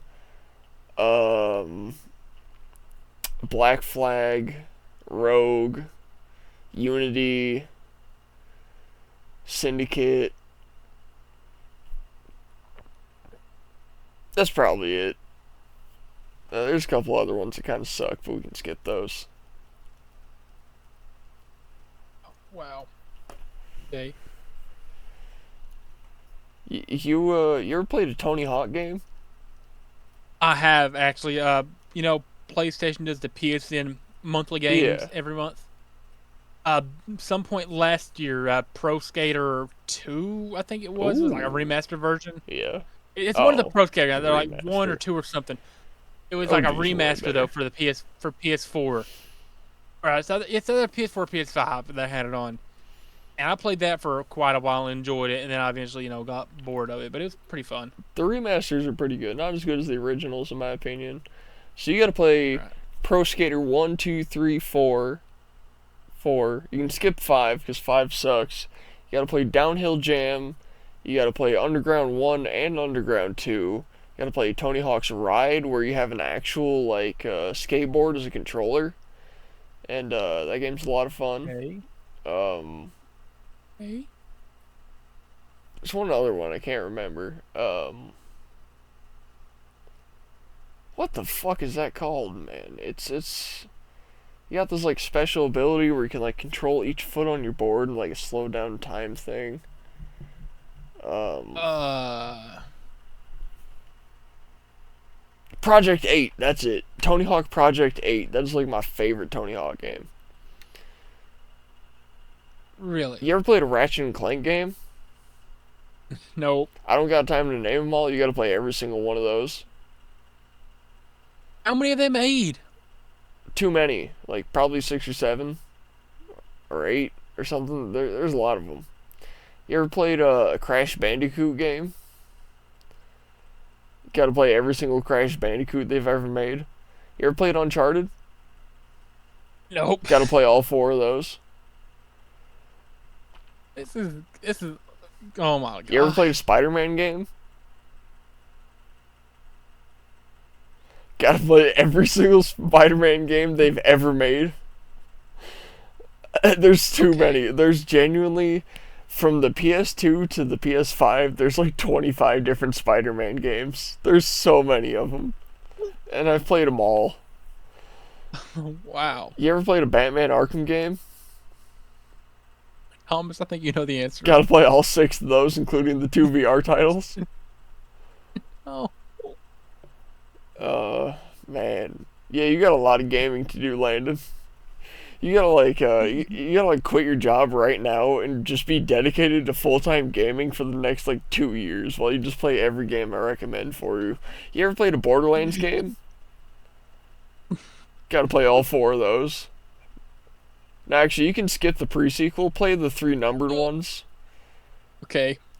Man, what else? You ever played a Spyro game? I played Skylanders for the Xbox 360 when I was like 10. I mean, that has Spyro in it, but that's not the same. You gotta play all 3 Spyro games. Okay. You ever played a Sonic game? I think I had like Sonic Colors on the DS a long time ago. I didn't know that was a thing. You gotta play every 3D Sonic game that's ever been made. I think it's called Sonic Colors. I could be wrong. Hold on. See, most people think that Sonic 2006 is the worst Sonic game ever made. I think Sonic 2006 is the best Sonic game ever made. Yeah, I'm pretty sure I had Sonic Colors for the DS, and I don't think I've played it very much.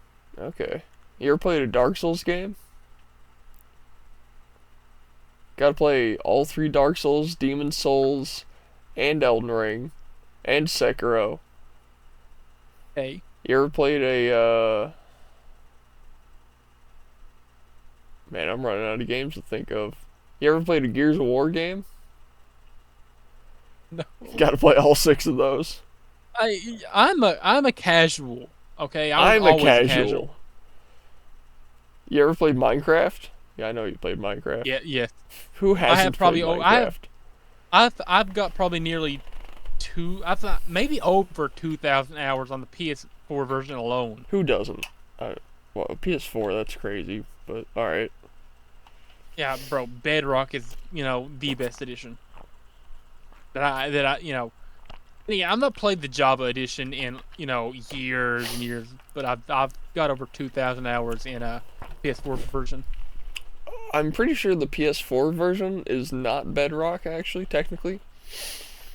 Okay, formerly Bedrock, but now it's called, Minecraft. No, so, on Xbox, it was Bedrock, because that was the, like, the coding language it was written in.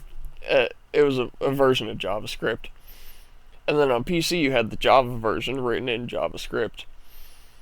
The PS3 and PS4 version was written in something else because Sony required them to write a proprietary code for Minecraft that was different from the Xbox version. So it's not actually true Bedrock, it's something else.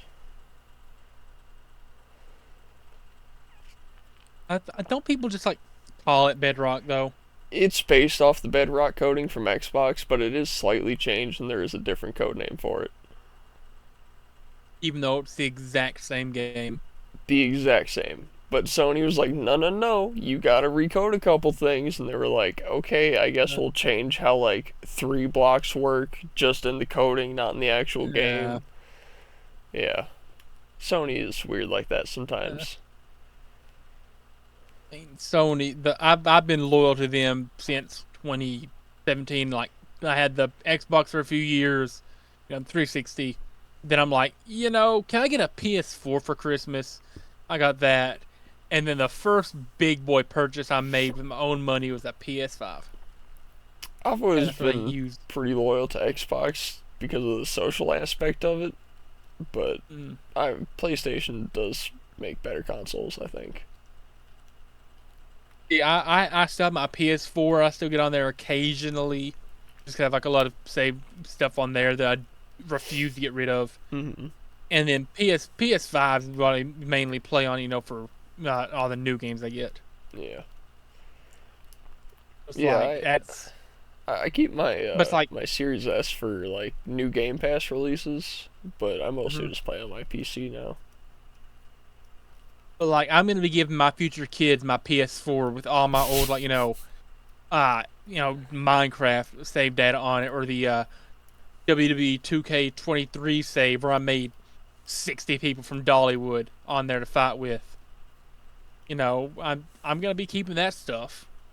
Dude, I think it's crazy that one day I'm gonna be passing down like a PS2, a PS3, a couple 360s to my kids, and they're gonna be like, "Dad, why the fuck do I care about this? We have the PS7 or the PS9 now." Just be like, "Shut Yeah, up, Timmy, you fucking brat." I'm gonna be giving my future son, all my like basketball jerseys that I've saved. Guys who are really good right now, might not be as fondly remembered, 20, 30 years from now when I have, children giving these jerseys to, and they're like, Dad, why do I care about James Harden? Hmm. Why do I care about Shaquille O'Neal? He's not a current LeBron player, but James, why do I care about Kobe um Bryant, and his degloved penis. That's like my favorite fact about Kobe dying is that his dick skin got ripped off. the fact that The fact that they someone found it and identified it as his dick skin is just hilarious. like he was on the plane with like I think one or two other men, Yeah. then a bunch of basketball players that were on his daughter's team. Well, they probably found some dick skin and went, alright, who's missing it? Like that's like one of the worst things I can think of to be like found in for you after. I mean, obviously he was already dead, but still, Mm-hmm.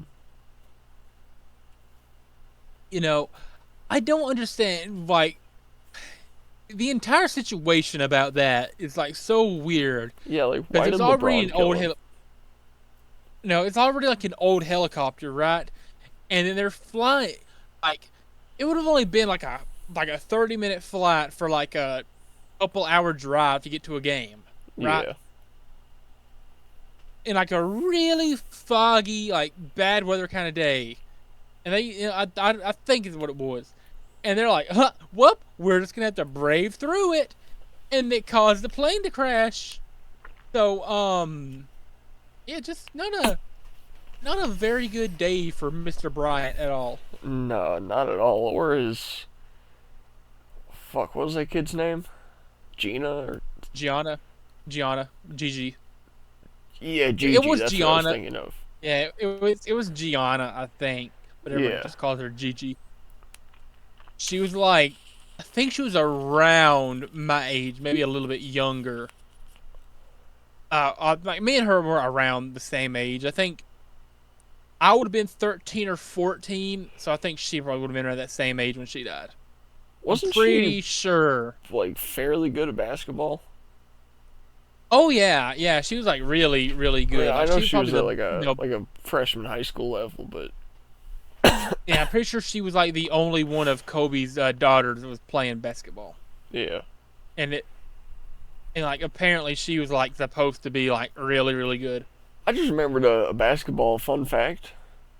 I have an uncle by marriage, not blood, Mm. who was a a very successful WNBA coach. He was black, Oh, and he died of cancer sometime in the last couple of years. I'm sure someone out there can figure out who that guy is. I had dinner with him one time. hey, do you have any idea what his name was? Oh man. WNBA It was like Charles or J. Chuck or Died of something. cancer. Charles. Okay. Uh, if I saw I a looked up picture of him, W. I'd know. I just looked up WNBA coach died of cancer. Charles. We're gonna. Wait, I don't know if it WNBA was Charles. died of cancer. Man. Okay. Okay. I looked up WNBA coach died of cancer. Man. Was he a bald dude? Yeah, he was bald and black. Let's see here. Is it by chance this dude right here? Let me see. Where's my mouse? Here we go.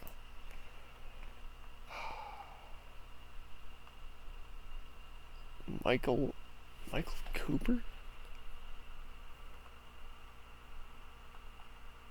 I mean, that's the I that don't dude fits your know. description. I don't think that's him. Those are. I mean, it looks kind of like him, but I swear that's not his name. Okay, hold on. Oh, that also doesn't look quite like him. Like he looked younger, and his face complexion matched his head complexion. He didn't have the two-tone This thing dude, going on.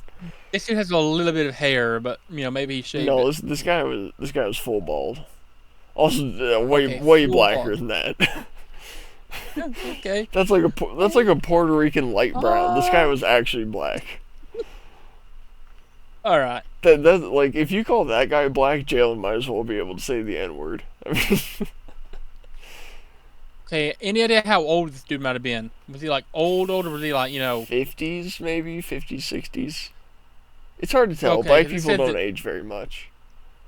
it says that this dude Oh. right here that I just sent a picture of died at the age of 43. Uh, no, Amir Abdur-Rahim. it's definitely not him. Okay. That man, There you go. his name was not nothing. He had a fairly normal name, I think. Oh, Hold on, black oh, WNBA. I gotta start looking this coach. up too, cause man, I've been trying to remember what this dude's name was forever. Okay. Lance Reddick? Oh, that I don't know. Maybe that sounds kind of close.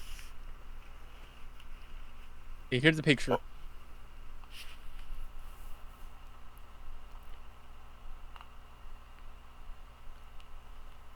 I'm gonna crack the code here. That I I don't know if that's him. I, something about the eyes doesn't look right, but the rest of the head looks just like him. Hey, That's like 9 out of 10 for closeness. If that's not him. okay. Okay? Did he? You said he had cancer. Yeah. Okay. I'm just looking up all black WNBA coaches. Man. Okay. Any idea what team? If I remember correctly, when I met him, we were in Missouri. But I don't know if he was Missouri. in Missouri when he worked. Okay, let me see. I'm not a very big historian. I know that a lot of WNBA franchises have just completely stopped existence. So, Missouri WNBA team. Have they ever had one? St. Louis Surge. Okay, we're a women's basketball team. Okay, they didn't play in the WNBA though. Hold on, let me see here. History.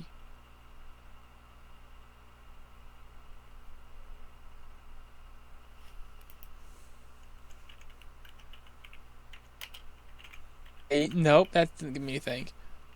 So St. Louis has never had a WNBA team apparently. Yeah, I didn't think they did. Three. Like, I'm That very might be confident close. this guy did not work Would in he? St. Louis. I think he just met us there Okay. for some reason. I we might have Would been he there have for like a coached funeral or for at? something. Would he have coached for Atlanta? I don't know. I talked to this guy for like an hour Was it fucking Michael? like 5 years Coop? ago or Michael. Hey, it's not Michael Cooper because Michael Cooper is still alive. Are you sure he's dead? I know he's dead. You know he's dead. Yeah.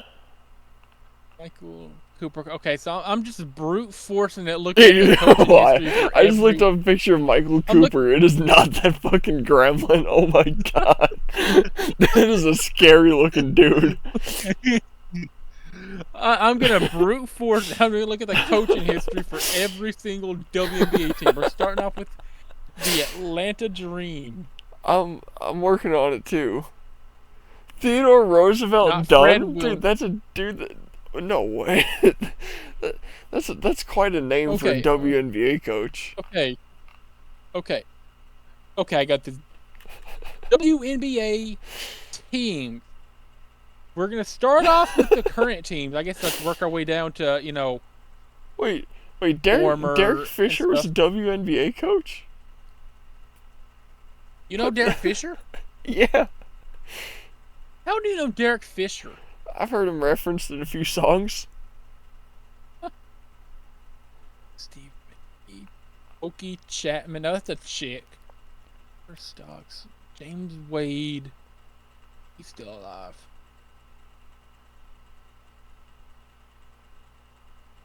Okay, so it's not him.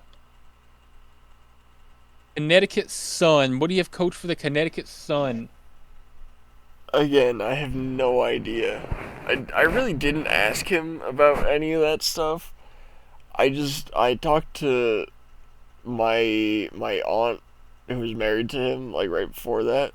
She got there before him, Mm-hmm. and she was I don't know. She was just telling me that like he coached in the WNBA for a while, and he was like a very prolific coach, and that he had cancer, and she didn't want anyone talking about it while he was there. Okay. And then I do remember like within a year of that happening, someone told me that he died. Oh. So something that I'm noticing is most WNBA coaches are women. Yeah, not surprisingly. What year would this have been? It would have been before 2019. Before Sometime like 2000s to 2010s. 2020. Okay, I'm gonna crack the code on this. I hope you do, because I've been trying to figure this out for a while too. Have you never thought to just like brute force it and look at every single WNBA coach ever? No, and that's what I'm doing right now. And you know what I've also never thought to do? Here. Ask my fucking What? grandma, who probably knows the answer to this. You've never asked? Are you sure he No. wasn't an assistant coach? I, I, I mean, it's possible. I was told he was a legitimate coach. Oh, I gotta start looking at like every single assistant coach now. No, you don't have Good to. God. I'm gonna find it. I mean, this guy was wealthy enough that I believe he was an actual coach. Oh man. Wait, dude, Tree Rollins was a fucking WNBA coach? There's no way. Also, yes, I know who Tree Rollins is. I'm not even gonna question how you know Tree Rollins. Um, How would I not know him? He's like one of the most iconic players out of Washington.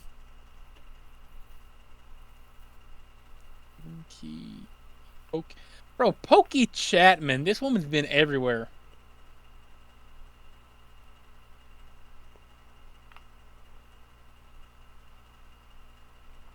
Okay.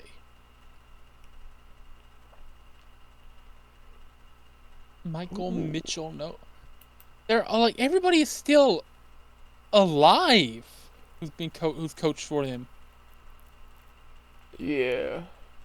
Yeah, that's the problem with a lot of these. I'm like, oh, that name sounds kind of close, and I look, and I'm like, no, that dude's alive.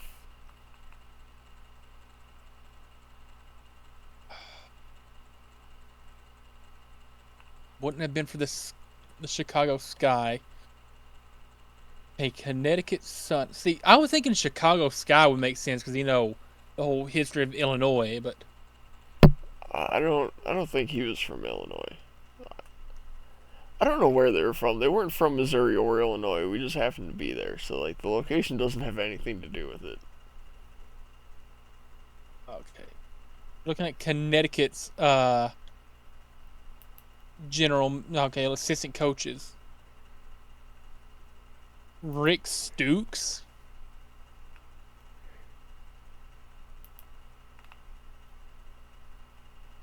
I mean, if you got the picture, send them through. I'll take a look.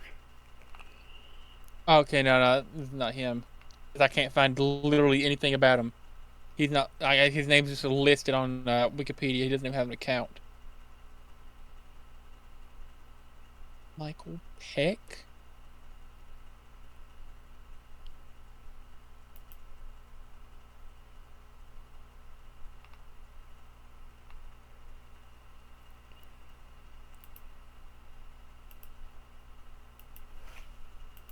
Von Reed. I'm just like literally looking up every coach at this point.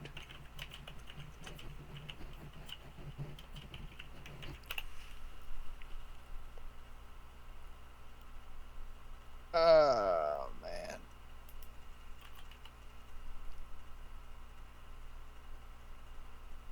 Okay, so it can't be this dude because apparently he's still alive.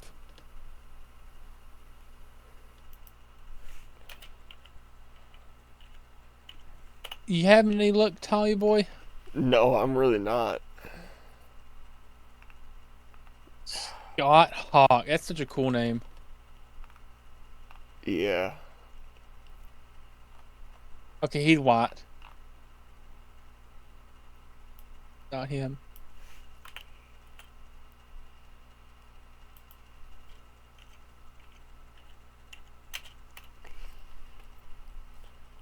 I keep trying to look up like male black WNBA coach that died of cancer, and it keeps bringing me up Tiffany Jackson, who Yeah, I don't know. yeah, like that's not a man.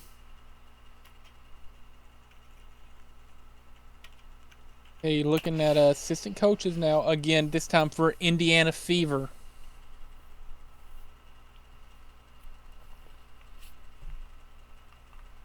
Harry Kloppenberg, Mickey DeMoss, Sylvia Crawley, Gail something, Stephen Key, Steve Smith, Willingham, Ross Knox. Again, not having any luck. So I didn't see anything on Indiana Fever. Let's try New York Liberty. Coaches and staff.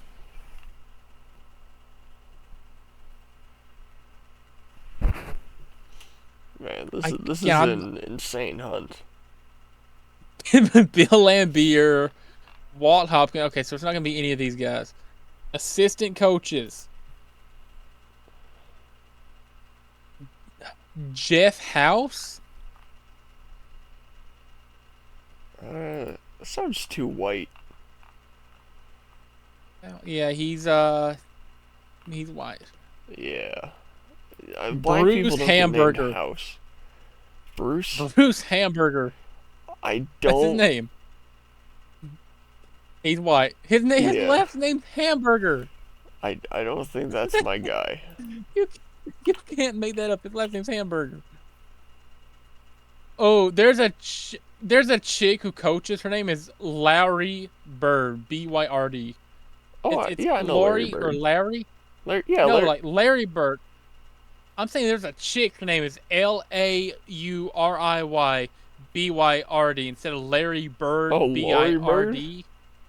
Lori Bird, but it's Oh, Byrd. that's crazy. From sister to professional boxer Chris Bird. No relation to Larry Bird. It's spelled differently. Hmm.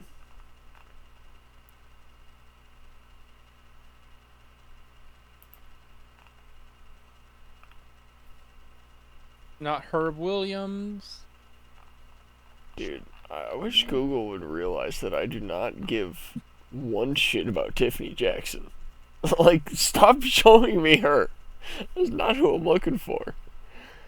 Dustin Gray. Does that sound like it?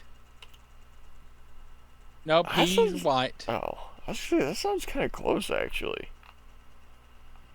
Dustin Gray.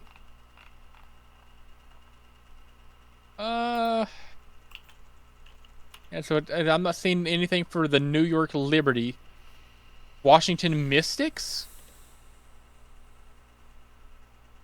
Watch it be like one of the teams that just doesn't exist anymore. That's a good chance, honestly. That could have been why he wasn't Okay, a coach when I met him. coaches and staff. It's not Jim Lewis, because he's still alive. Darrell Walker, he's still alive. Mm-hmm. What if by chance the dude that's, didn't actually die? I don't think everyone would have lied about him dying. Because this dude fits your description. This dude fits your description quite nicely. Let me see him. He's a black bald basketball coach. Oh shit. But oh. Not him, is it? Hold on. Sorry, no, I just I knocked some stuff over. My camera turned off for a second. Oh, Had to fix Good job. that. Yeah. good job. Where's I doubt it's him, but shit. Alright. Shut up, computer. Huh. Let's see. I'm just doing what I can, Thomas. No. Not him. Michael Adam. You know what I'm about to do? What? I'm gonna go on Facebook.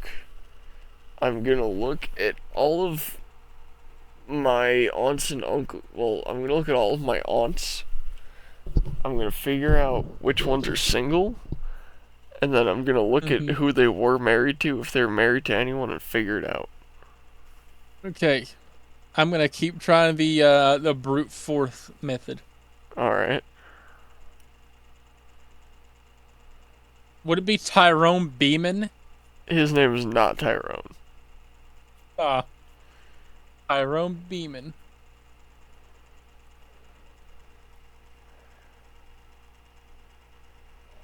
I'm literally attempting to find this person now. Liddell Eccles. Dell? Liddell Eccles. I mean, that sounds a little Has too a little black, bit of but I'll hair. check it out. Oh, a little bit of hair? Not has him. a little bit of hair. This guy was shiny. Okay, this dude also played in the NBA. It seems like was there any mention of the guy playing in the NBA? I don't believe so. Okay.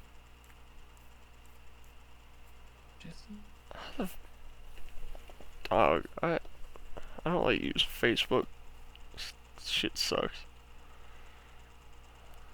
Oh man, I'm not finding anything through the first few teams. Yeah. Okay, so not Not a head coach, not an assistant coach for Washington. Well, moving on to Dallas Wings. Coaches and staff. Oh. Well,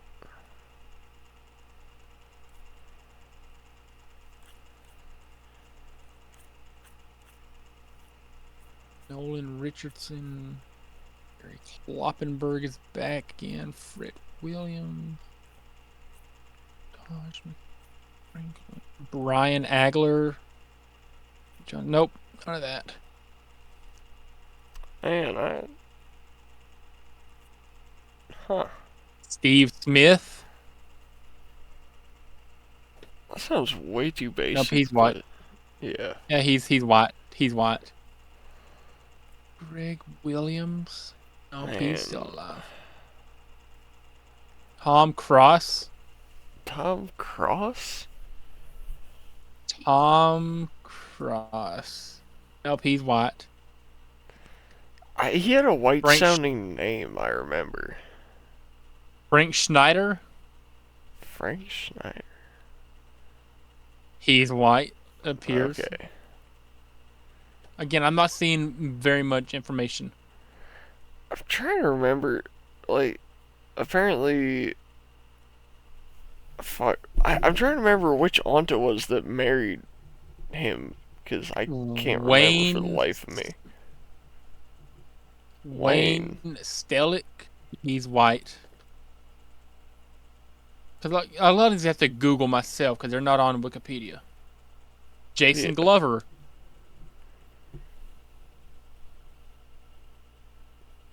He's white. Ed Baldwin. Wait. No. History. Hey, Ed Baldwin is a coach. He's black. Does have some hair. I don't know if he's still alive or not, but he might be.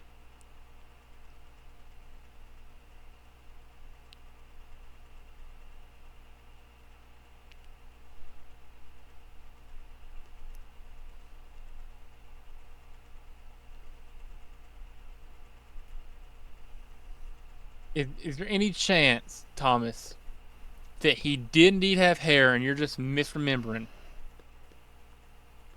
I mean, there's always a chance that I misremembered something, but I'm pretty sure this guy was Man, bald that as could've- bald could be. So the new link that I just sent, there's no chance that it might have been him. I really don't think this guy had hair. Oh no, that face is way, way too wide. This guy had like a skinny, skinny head. You know what he kind of looked like?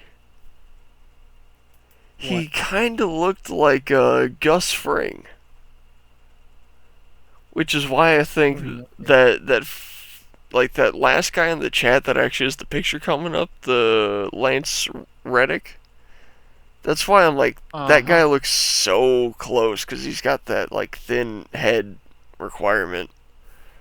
I mean, honestly, that might be him. It's just something about the eyes like doesn't look right to me. But Lance Reddick? You think it might be him? that's the closest one so far. Like, I haven't seen anyone Are you sure? closer. Are you sure? Are you sure that they weren't joking about the whole like coaching thing and that it was actually Lance Reddick? What are the chances it was actually Lance Reddick? I don't think it was actually Lance Reddick. It just looks like him. It looked like Lance Reddick. I'll keep that in mind. Currently, okay, I'm gonna. But I don't I'm gonna think they were skip- like lying about him being a WNBA coach at some point. Okay, Las Vegas Aces. We're gonna try that because they were founded in '97. So that gives us a good. Okay, coaches and staff. Frank Layden, nope, he's white.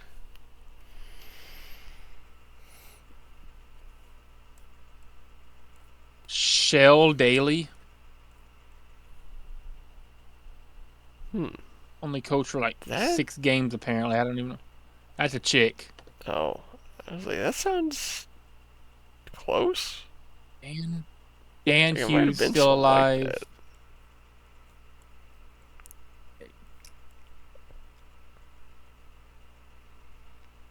Assistant coaches: Greg Williams still alive. Michael Layden. Have we tried him yet? I don't know.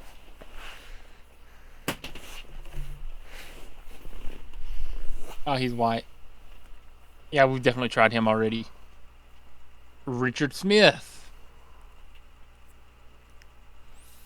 Any look for Richard Smith? He looks white. But again, I can't tell. I'm not finding much about him. Bobby Morse.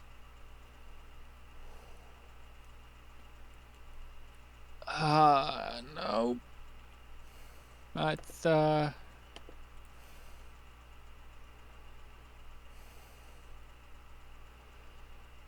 Is Wikipedia lying to me?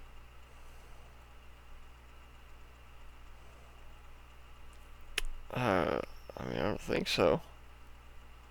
Ryan Angler still alive. Vanessa Nygaard. Johnson. Steve Schumann.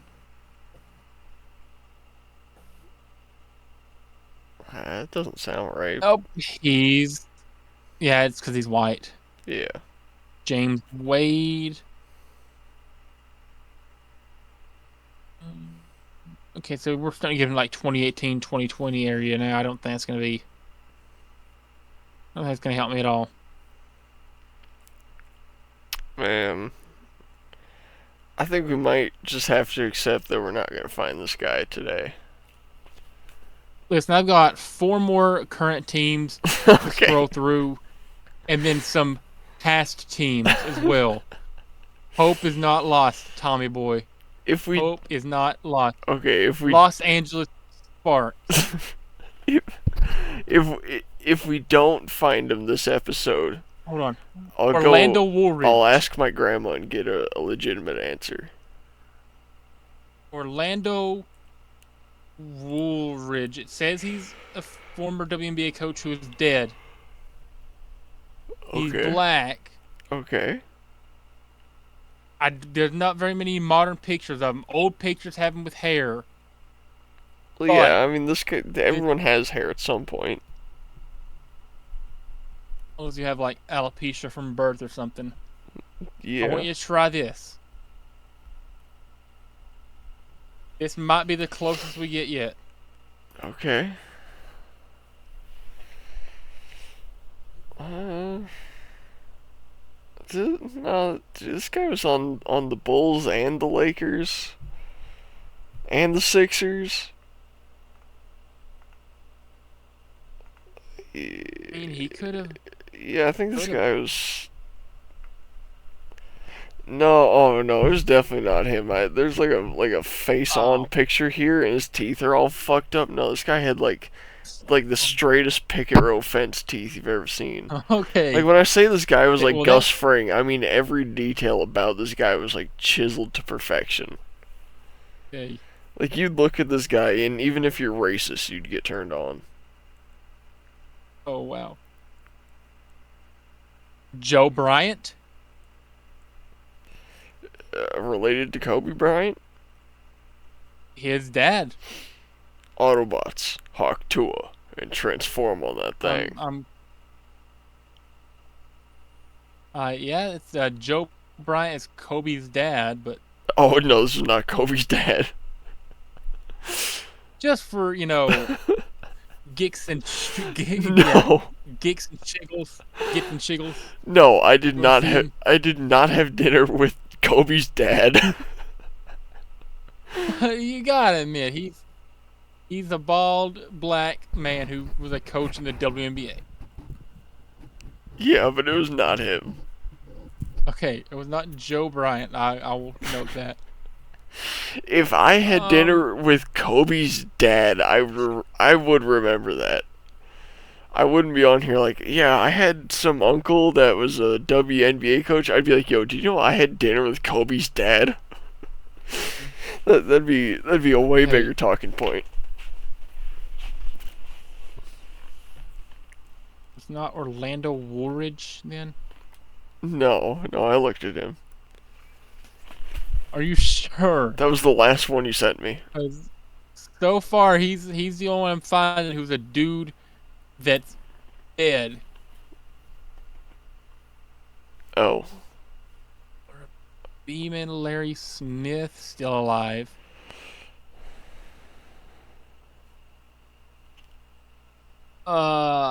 Yeah. I mean, I'm not having any luck with what is this? Los Angeles, Minnesota. Is there a chance he coached for Minnesota? maybe. Okay, because the Minnesota's history apparently starts in '98. Most of their coaches have been chicks. Assistant coaches. Jim Lewis. Nope, he's still alive. Ed Prohovsky. Is he still alive?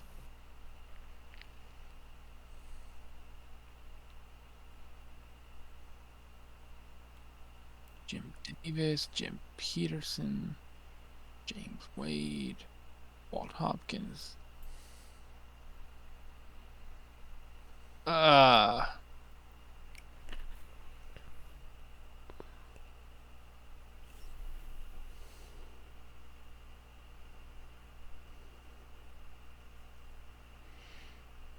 nope, nothing there. So not Minnesota, as far as I'm aware.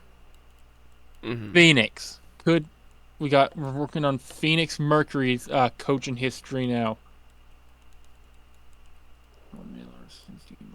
John Shumway, he's still alive.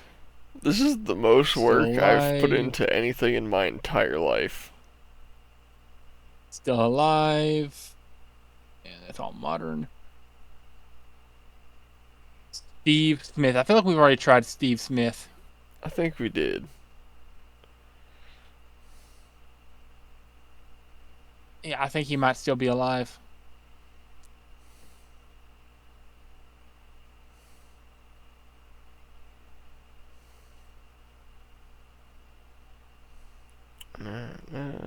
Uh, The secret side. Howie Landa. Like a key. I keep it caged, but I can't control it. Huh? It's not Howie Landa. Huh. Don't think it's gonna be Tom Lewis.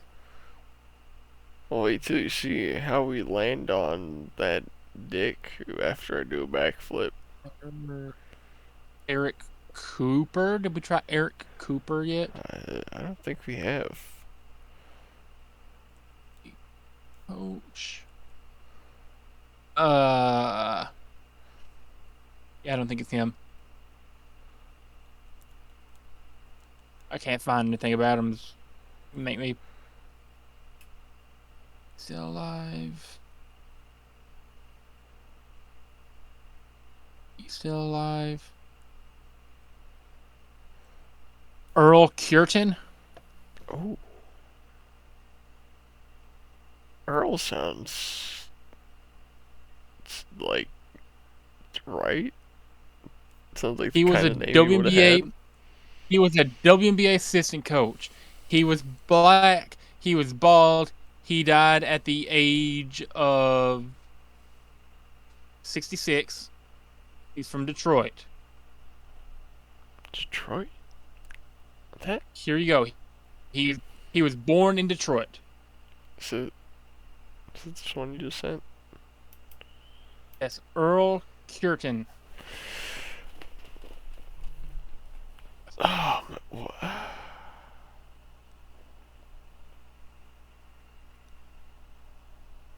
you know that looks a lot like him. Yeah, is there any way you could figure out who his wife is? Because if his wife is white and Hey, is specifically my real aunt, quick, that would confirm it. I gotta pee one more time, and then I'll get back to my hunt. All right. Okay, so Just try so to I'll just try to figure out who see his if you wife can. is. Okay. Okay. And then I'll come back in, start looking for more dead WNBA coaches who are blackballed. Okay. Okay.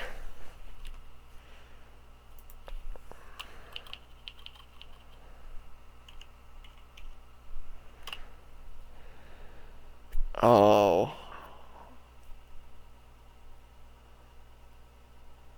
Oh no, that's not him. He married a black woman. My aunt is white. But man, that looks a lot like him actually. Like, the only thing is this guy's got like the real thin handlebars. Like if you cut the facial hair off that guy, I'd swear that's him. Well, that's just not him.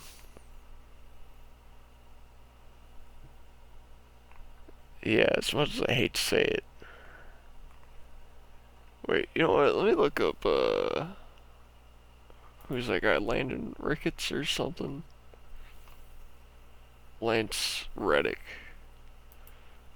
I really doubt it was Lance Reddick, but let me just check. Lance Reddick, wife. Hmm. What? That's. I don't think that's my aunt, but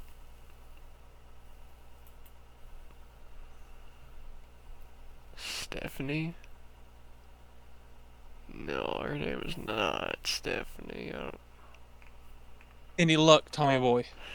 Well, no. See, Bitch. I looked up whoever that last guy you sent me was, and then I just looked up wife, and he had a black wife, so that was not her because my aunt is white. But just out of curiosity, I looked up Lance Reddick's wife, and his wife Uh huh. is white, and just so happens it's definitely not my aunt. But Okay. yeah, I mean, at least we tried. There. yeah, cause Okay. I can't. I think her name's like Joan or something. I can't remember exactly what her name is, but yeah, but Lance's wife is named Stephanie. That's not her. So Okay. Earl, so it's not Earl Cureton, but we got close. He said it looks like him. yeah, Going back into the search, I guess. going back to the ether. Anthony Boone. Wait, WNBA coaches that look like Lance Reddick. There's no way this worked. There's no way your idea worked after none of mine. I don't think it will. Odd Trox on the P white. Cinnamon Lister. That's a real name. Not him. Well, it might be a chick by that name. Okay, so nothing on the Phoenix Mercury, far as I can tell. Okay. So the last team that's currently active, Seattle Storm. And I've got a couple old teams I think I might be able to look at. Oh man. Here we go. Coaches and staff. Man.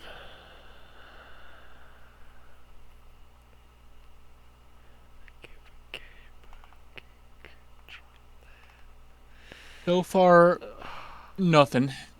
Yeah, it's. Man. Rob Fodor. Fodor. Nope, he's white.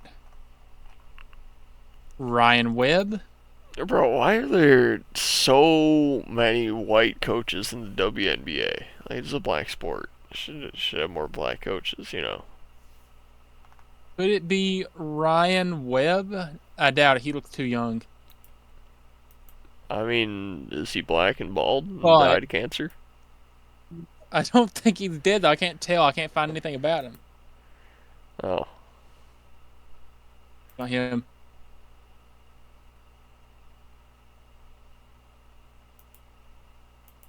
But that's not it.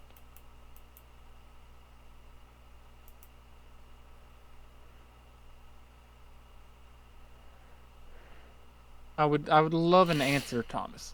I want an answer too. I mean, it's probably going to be on the I next would podcast. love. I'm going to be like, hey, Grandma, you remember that time we were in St. Louis and we met the WNBA coach? That was my uncle. What's his name? Hey.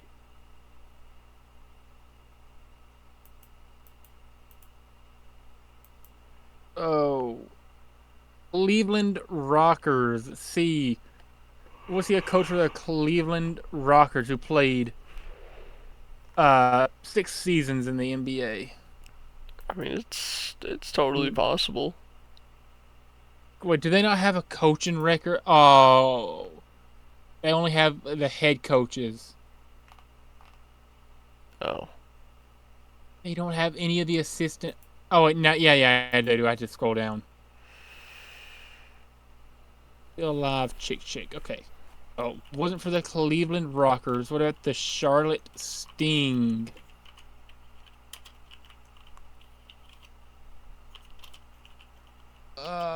Head coaches.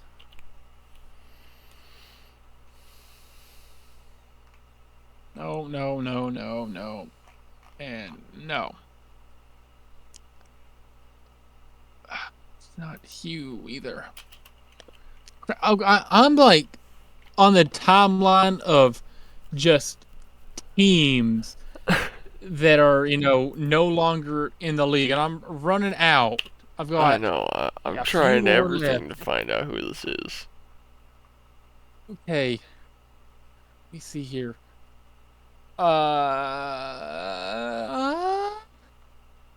Coaches? Not Van Chancellor. That's a chick. No assistant coaches listed for the Houston Comets. Hold on. I don't think. Sacramento Monarchs. Would he have coached for Sacramento? I mean, I'm not gonna say no. It's definitely a possibility. Sonny Allen. He looks white though. It was a black and white picture. John something.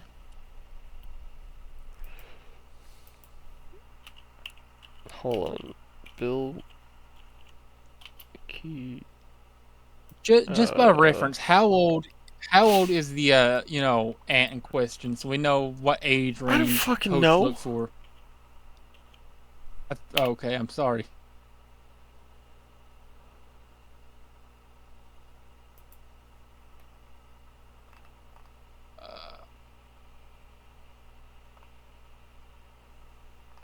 Oh, okay. I thought I had a good lead for a second. It was not the guy I thought it was.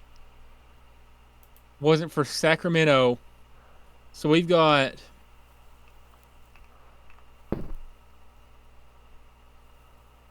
not very many to look through anymore. No, I'm really, really stretching out my sources here.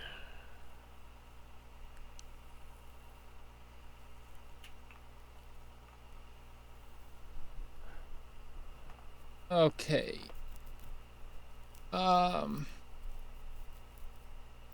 It's not gonna be there. It's not gonna be there. Look at the Miami Soul.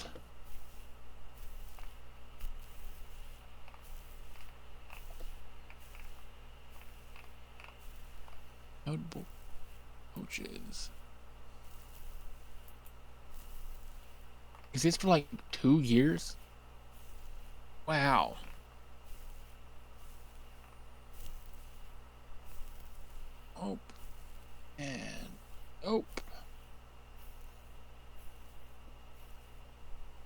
Portland Fire. We're looking at the last team that no longer is. So it's either Portland Fire or Never. Yeah, I genuinely don't think I'm gonna be able to find this man without just There was, asking a relative. yeah, there was apparently only one head coach. The team only existed for 2 years. Hmm. So I've looked at the list for every single WNBA team that has ever existed. Other than the 3 that are gonna be joining the league. So they Yeah. obviously don't exist yet. Since he couldn't coach them yet. Yeah. I mean, It was a good search, but just didn't manage to come up with anything, you know? I looked at every single WNBA team coach and assistant coach. So Yeah. You know I what? mean, can't I'll get say it we figured didn't out. try. Yeah. We definitely Yeah. did try. Black WNBA coaches, male, dead, answer. Any idea what year? Do you have any guess? It would have been sometime between 2015, 16, and 2019. Okay, so we're just gonna go.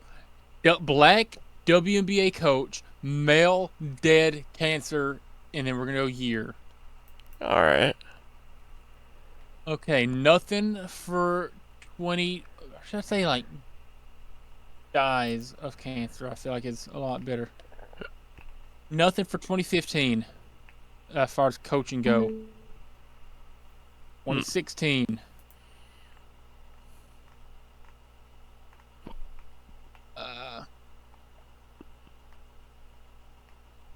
Corey Homicide Williams. I don't think that's it. It's just for, giggles. Here's the link to his picture. Alright. I guess it's going to be in the chat. That's cool. I'm just going to assume it's not him.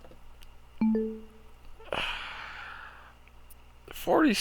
No, well, first of all, he didn't look like that. No, but 46 is like way too young. Okay. Harry Wallace, maybe? Isn't Harry Wallace kind of famous? I've never heard of I feel him. like I'd know if it was him. Harry Wallace, coach. He was also apparently a lawyer, from what I'm reading. Maybe. Yeah. Harry Wallace. I don't. I don't know. Okay. Black WNBA coach, male, dies of cancer 2018. No. I don't care about Tasha Butts Oh, yeah. or Tiffany Jackson, respectfully, at the moment. Who the fuck is Tiffany Jackson? Another coach who apparently died of cancer. Yeah. Trevor Mowad? Bob Costas?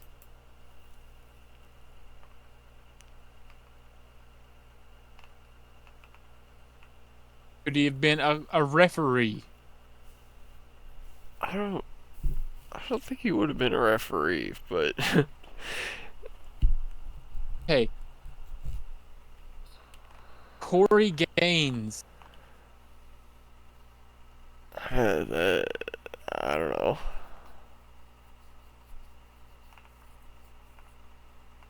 See, it's a list of the top 20 WNBA coaches. He is number 20. So just click that link, and I guess he's the one they've ranked 20th. He kind of making like a Gustavo Fring face. Let's see. Kind of. Oh. Number 20, Corey Gaines. Mm-hmm.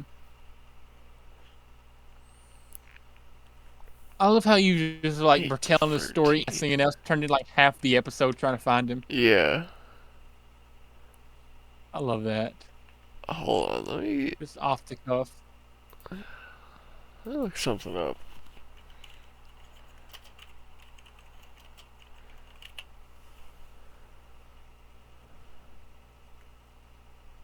Mm. See. James Wade, no. Trying to see if they have a spouse listed anywhere. Right. Cause that would like confirm it for me. Cause like the Gaines sounds right. Like if wait, so it's not I don't Michael think this Cooper. I dude's, keep seeing him everywhere. I don't think this dude's dead. Corey Gaines. I have no clue. He might not be. I'm just looking. No, he's still alive. Yeah. No, he does look close though. He looks closer than the other guy. Okay. Like we're moving in the right direction of bald black men. I've looked up a list. Every black male WNBA coach. I mean,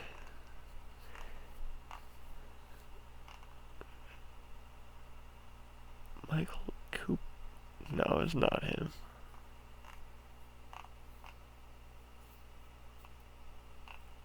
oh man, I'm legitimately like running out of ideas. Yeah, I mean, I've kind of already given up trying to look for him. I don't think it's gonna happen. Is there like nothing about him? I guess not. Nothing? God. Man.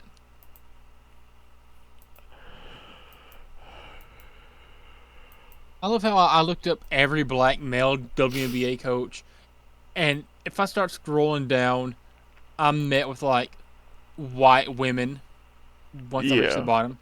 Not even at the bottom. It's like 2 or 3 rows down. It's like you start seeing white women.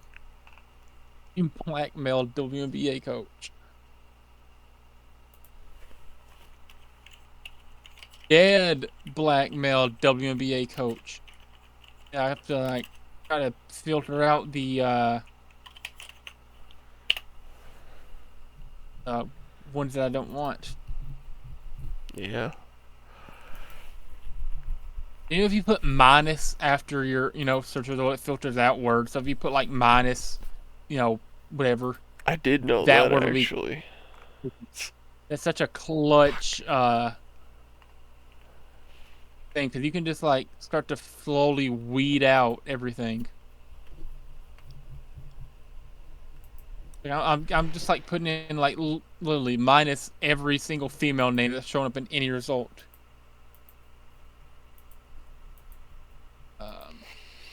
Here minus wouldn't be Mark Mitchell, would it? Let's see a picture. Well, he died at 56, so. That's about the right age. Okay. That's not him. Why, is he white? No, he's black. So why is it not him? It's not the right age. I said that is the right age. Oh, he's fat. Oh, no, this guy was like rail thin. Oh, Gustavo Fring type, like I said. Okay, so it's obviously not going to be this guy then. Yeah. You'd MC him. I love how your camera's just been off the entire time while you've been What? No, not it's even not. off. It's not been facing you for the most part. Yeah, because it's not recording me. It's recording my screen. No, it's definitely not him. I keep okay. We're good on that part then. Okay.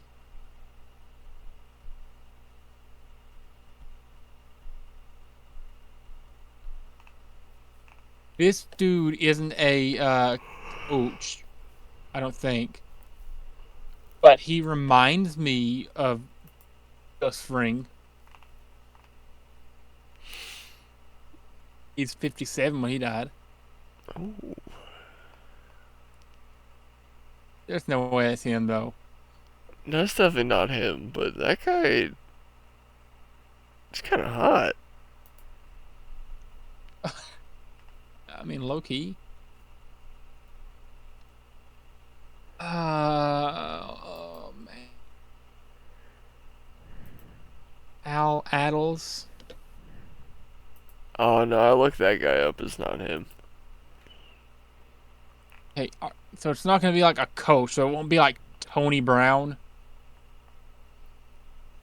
I don't know. I'm pretty sure it's Coach. I mean, this dude is a former NBA referee who died. Hmm. He bald. He's a beautiful bald black man. I love bald black man.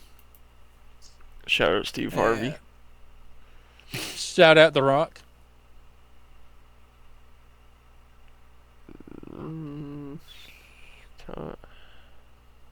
I highly doubt it's gonna be him, but I'm just doing whatever I can at this point.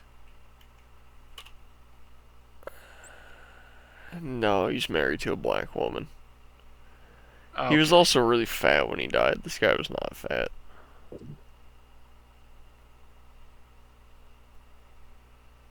okay.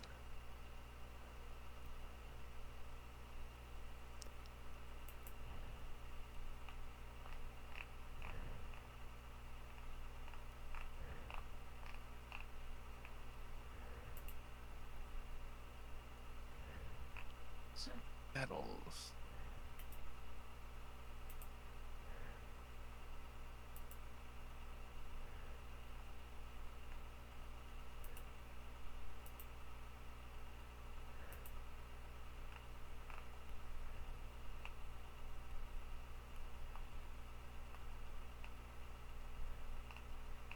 I'm not uh I'm not seeing very much. Yeah. Yeah.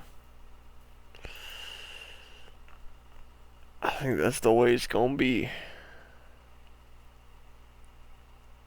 I want you to just like look at the absolute monstrosity of a, Google search I've put together, right? I'm scrolling through it. And somehow Lance Reddick is still the second closest we've gotten. Listen, this is the complete like search. Oh, let me take this off. This is. I'm gonna put in chat. This is like the incomplete like what I'm putting right now with all that stuff minus all the names that I don't want, Yeah. and I'm not seeing anything. That's so many minuses. Not John Beasley, I don't think.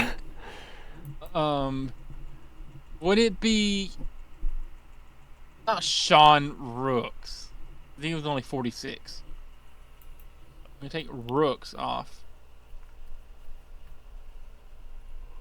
Sanford. Mark Sanford, is it? I don't know if he's still. I don't know if he's dead or what. Oh. Mark Stanford. Sanford, no T. Oh. But Mark Sanford. Mark San- See here. I'll share Marshall the image real Clement quick. Mark Sanford Jr. is an American politician and author who served as the U.S. representative for South Carolina's 1st Congressional District from Look at the 1995 look to in the 2001. Oh, what? look in the chat. That's a coach right there. The one I sent. Oh.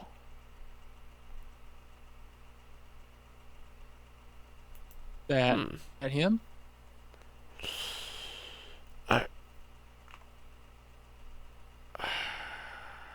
I mean, it looks pretty close. Minus female, minus Edwards, minus racist, minus Becky. God almighty. Minus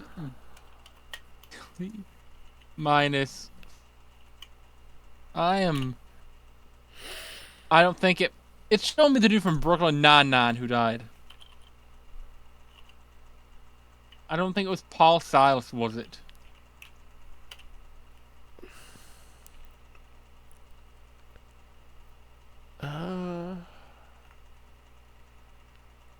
Shit. What the fuck? What? So, no, I was trying to look for something related to this guy, and I did not get what I was looking for.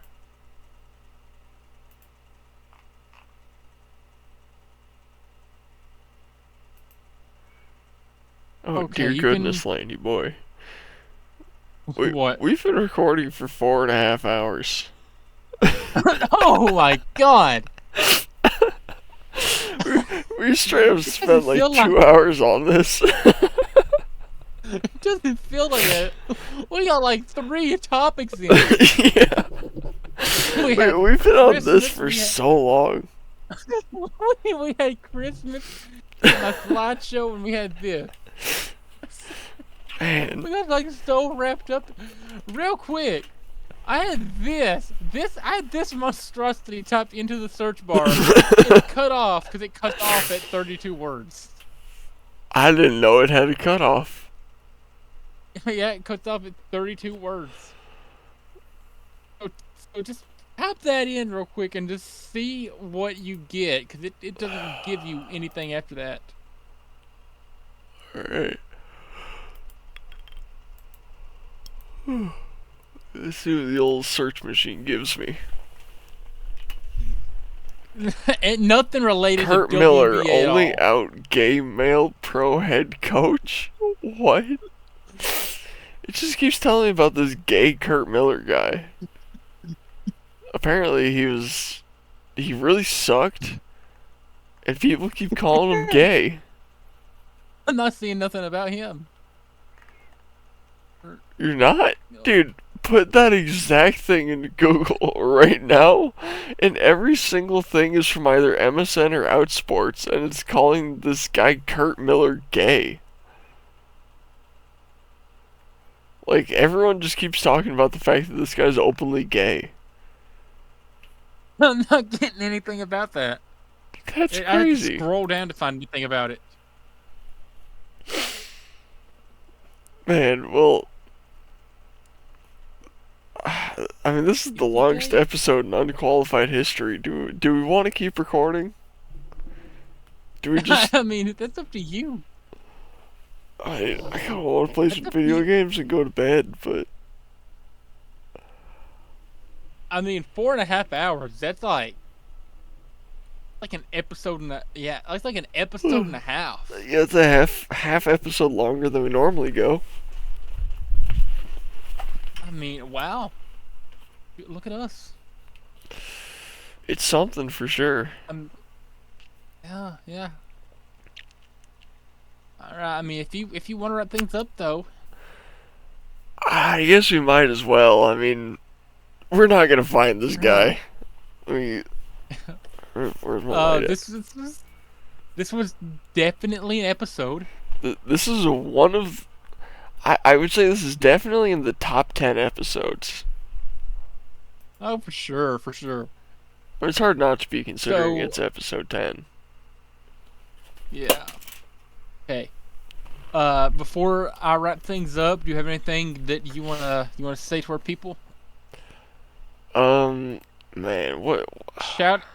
Shout out Bo, shout out Larry, shout out Tajikistan, shout out Australian KFC girl, Shout out shout Buskashi. out Chris, shout out Christy, shout out Shout out Chris shout out Hansen. Beanie, shout out Sean, shout out Chris Sanson, shout out Gideon, shout out Alex Rosen, Shout out Since 99.